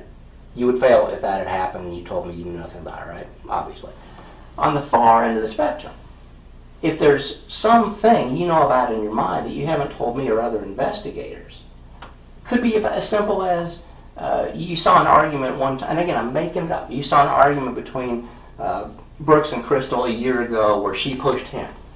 They've never been physical with one another. I'm making it up. Okay. Right? What I'm talking about is the bigger picture is you would fail a polygraph on something that simple or something that dramatic. It doesn't matter. It could be anything in between. I'm not assuming it's a worst case. In fact, I'm assuming it's something you just haven't got off your chest with me or someone else. That's all I'm saying. Is it a little more clear what I'm talking about? It is, but there's nothing on my chest. Well, but here's the thing, and I think that there is. Okay. And again, I'm not assuming that it's something huge and dramatic. It may be. I can't tell you what this thing is going into your brain and telling you this is what you're seeing. That's not what I'm saying. All this does is tells me, do you, not me, do you feel you are being completely truthful or do you not? And it is telling me you do not feel you're being completely truthful. Well, that's okay. Your level of what's truthfulness may be a little different than mine. That's why I take the time to explain what I'm asking and why I'm asking it. So it's clear when I ask that question, you can confidently say yes or no. Well, obviously with those two questions in particular, about Crystal and about whether you're hiding any information, there's something that you weren't confident enough to say with 100% certainty. There's some other thing, and it may be a personal family issue, for all I know, that you feel, and frankly I think it's probably something along those lines, that you feel, well man, if I tell them that, they're going to think that he's just evil or he did something terrible. I'm not going to think If anything stands out in my mind, I'll tell you. Well then, what, looking back at, when you think about this investigation, and not from other investigators or anything else, the investigation and what happened to Crystal and how that's affecting your brother and his child. With all this, when you sit at home at night and you're laying in bed and you think about what's your biggest concern in looking back? Because we all do. We all are analytical in law enforcement. We think about everything that's ever happened, right? And you start assessing this. You may not discuss it with everybody else. I get that. People handle emotions in different ways, especially in traumatic circumstances. I know I do. I'm an internal person. But I guarantee you that means I think about it inside more than I'm talking about it to other people. And what I'm saying is, when you're sitting there at night and you're thinking about it, maybe you talked to Brooks, but maybe you didn't. What is it? Where does your mind focus on something that you look back at and go, man, maybe that's something that I should have talked to Brooks about, or maybe that's something that might have had something to do with it. Where do you focus? These are just suspicions in your mind, right? But what do you think about? That's what cops do. That's what we do. Where does your mind land at when you think about those? I don't know. I mean, I just don't, I didn't know Crystal. I didn't know Crystal. I don't really know my name. I know that's sad. I get it. I mean, I just wasn't around them. I never really saw them argue anything. If they did it away from me. I don't. Well, that's fine. And if they did argue in front of you, I don't care. I mean, people argue. So what? My point is, if there's things, anyone along that nature, or even a comment that Brooks has made before or after she went missing, that may cause you some pause in your mind, that may be enough potentially to cause you to have an issue on the polygraph.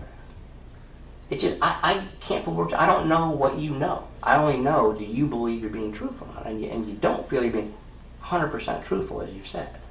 Maybe you're being 99 now, I don't know. I don't know. I mean, if I did, I'd tell you. I don't know what else to tell you. I mean, I can't just make something up, and throw it at you. I mean, I asked you to. That's why I'm asking you just to tell me the truth. And what you see, the way this works, suspicions don't do anything. Wondering, thinking, oh gosh, I don't know, what could it be that has nothing to do with it. You only respond in the way you do, your physiological signature of somebody who's thinking about this specific thing, which means in your mind, and again, I have no idea what that thing is. It could be something horrible, it could be something very explainable. But only you know what that is. And that's what I'm getting at, is try to get you to just say, this is the thing that I was thinking about, had some concerns about. And at that point, I'm going to, okay, well, that probably explains what I'm seeing here. And again, it's not going to be a big deal. It's what we do. When people initially say, I don't know nothing about nothing, and it turns out as they're sitting later tonight, they go, okay, I do know a little bit about something, but it's probably not important, but I'm going to have told you I don't know anything, so if I tell you this, you're going to think I'm lying to you. Well, that's not the case. Man, nothing stands out. I mean, I wish I could come up with something, but I can't. I mean, that's just the way it is. I mean, I've been 100% truthful with you. I mean, I can't think of any examples. They never gotten, I don't think Brooks would have ever got physical with her.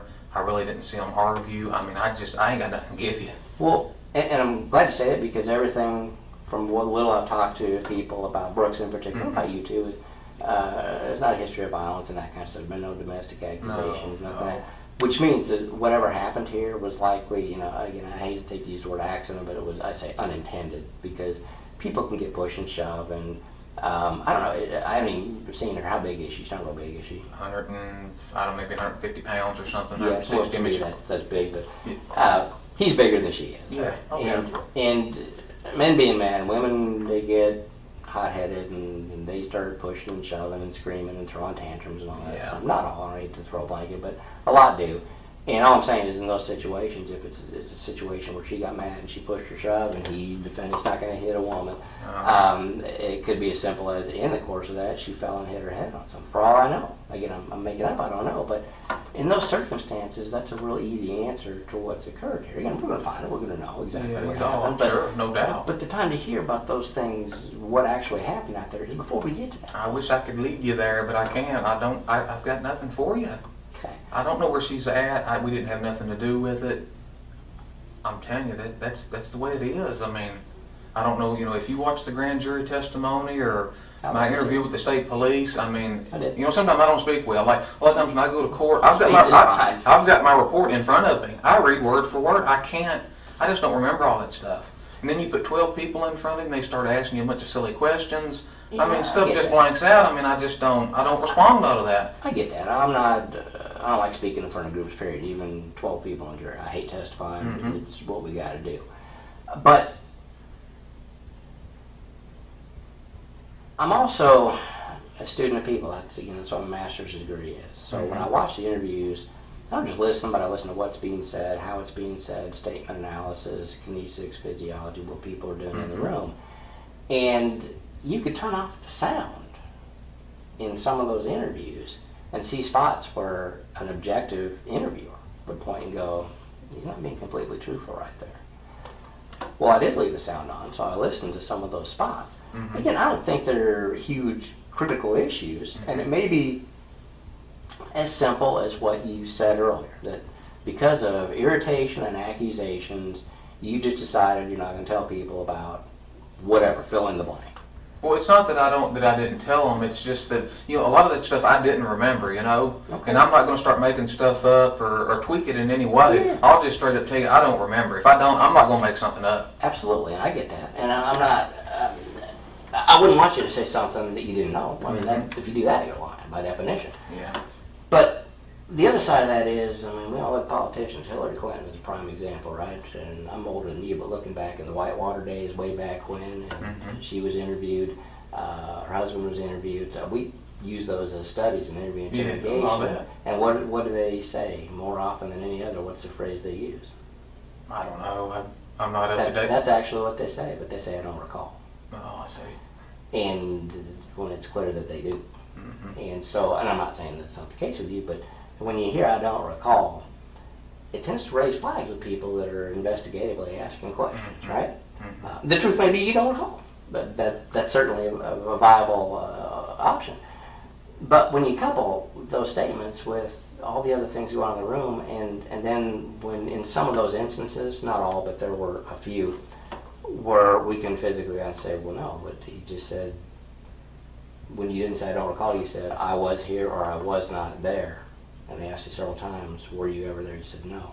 And we can show, well, yeah, very clear. Here's the evidence that shows you were there. If you're talking about the vehicles in the driveway, then they harped on that and harped on it. I'm not talking about that. I mean, they must have asked that question 10 times. I mean, I'm not we may have been, I don't know. That's not what I'm talking about. Okay. Yeah, as far as that, I think at the end of the day, you were, you changed your answers up some with that to be as truthful as I think you could be. When you said, no, I don't think we were there, and so I don't think, and ultimately we have, and we could have been, well, we can show whether you were or weren't there. I mean, that's simple. So whether you recall or not, you were, so I don't care. But what I'm talking about are other times that I haven't given you the evidence on here today.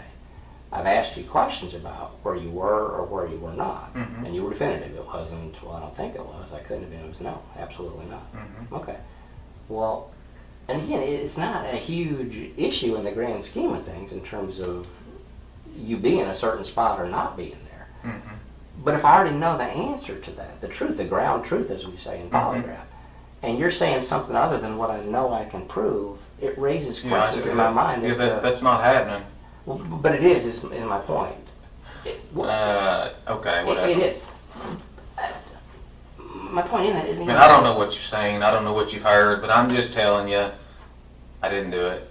I don't know nothing about it. You did. I don't know anything about it. My brother, and I can tell you, I know him well enough, he didn't do it. It's just the way it is. I mean, Have you ever known somebody that you said wouldn't do something and it turns out they did? I'm sure I have, but it wasn't my brother. That's right. So you're choosing to believe Because I know him real well. I understand. Yes, Well, look, yes, I am. And if it's my brother, I'm gonna feel the same way. Okay. My point being is just because you feel that doesn't mean it didn't happen. Yeah, I mean, I feel 100%. Not 96, not 98. I mean, there's just no. This is crazy.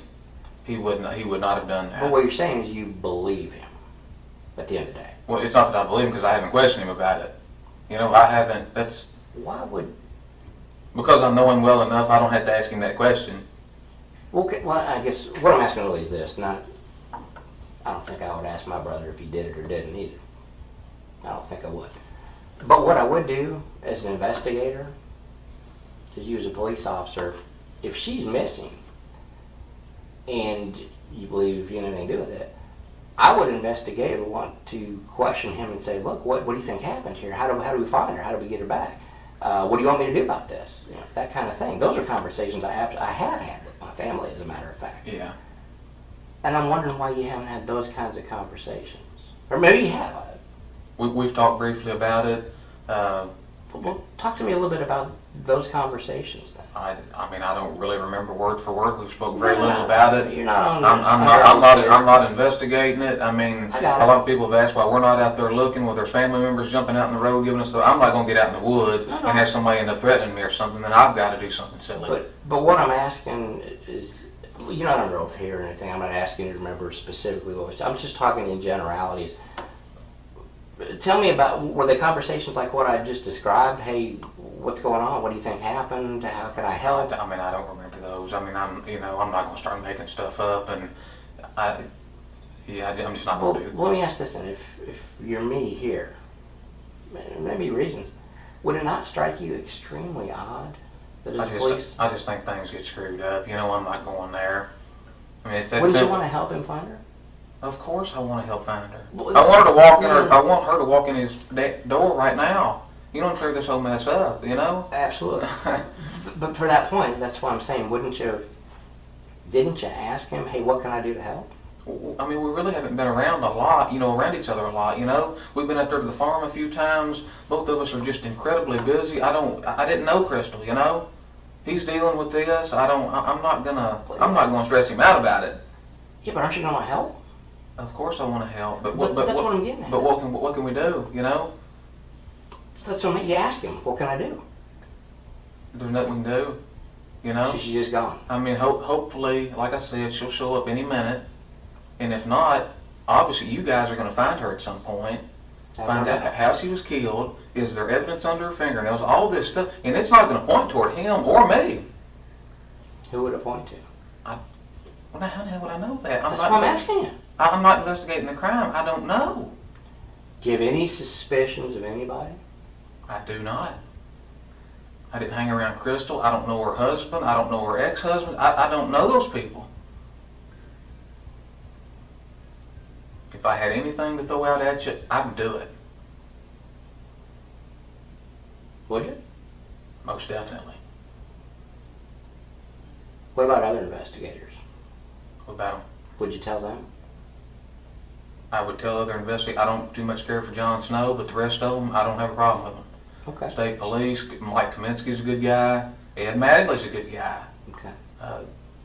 You met? I don't know. Is it Detective Snow? Is that right? Yes. Okay. Mm-hmm. I don't know him other than. He's just admitted. He's only admitted that he lies in court. I just can't deal with a guy like that. Okay. Did he admit that to you or something? He admitted it to a bunch of us over in the squad room. Hell, there was half a dozen of us over there. Okay. I'm not going to get between a guy like that and my brother. I mean, I know he had nothing to do with it, but I don't want things to get screwed up either. Well, I agree. I want this done right. I think we all do.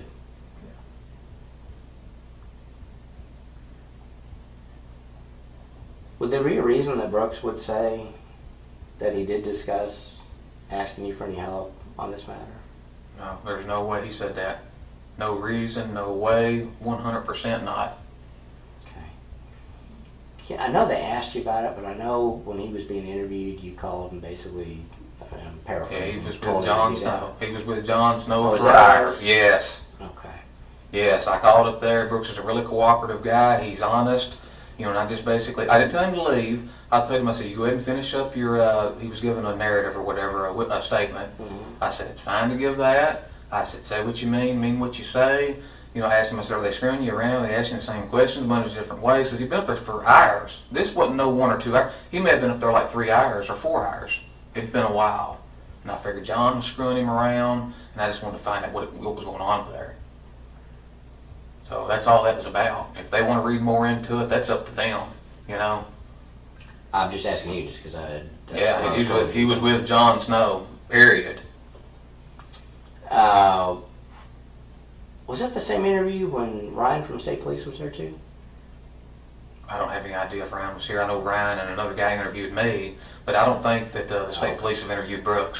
Okay. There was a bigger guy. He was probably about, I don't know, blonde hair, short, kind of a heavier set guy, maybe about my height, 250, 240, something like that. And then there was Ryan Johnson was with him. So. Okay. You ever seen Brooks lose his temper? Hardly ever. Hardly ever. What about in those rare occasions when he did? I tell you, I can't even think of an example where he's just went off the, you know, I mean, every once in a while he may, you know, mess up on a house or something like that, you know, but, I mean, Brooks just, he's a pretty calm, laid-back dude. He's not, you know, I mean, he doesn't take medication. He is level-headed. Okay. I mean, he keeps up with about 100 rental property. He builds 8 or 10 houses all the time. I mean, he's just... He's younger than you. He's younger than me. Does he kind of look up to you? I think a lot of times Brooks thinks he's over me, you know? I mean, it just depends. Is he a leader or a follower? I think both of us somewhat are leaders. Okay.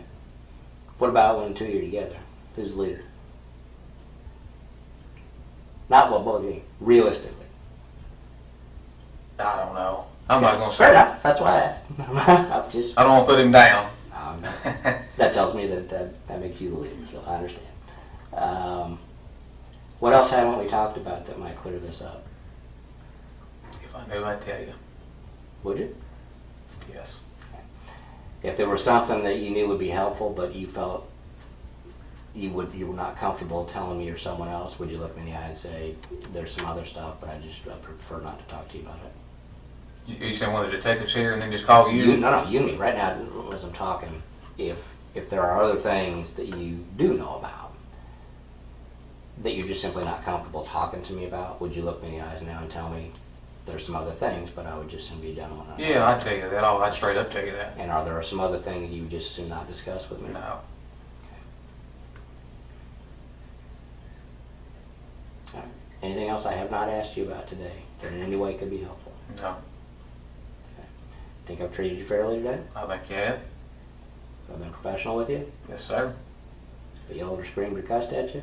No. Have you yelled or screamed or cussed at me? A little bit. Okay. And I understand that, okay? Okay. We'll step back out, we'll grab Ryan here, and I'm assuming we'll get you back to work here. Sounds good to me. All right, appreciate you coming in. All right.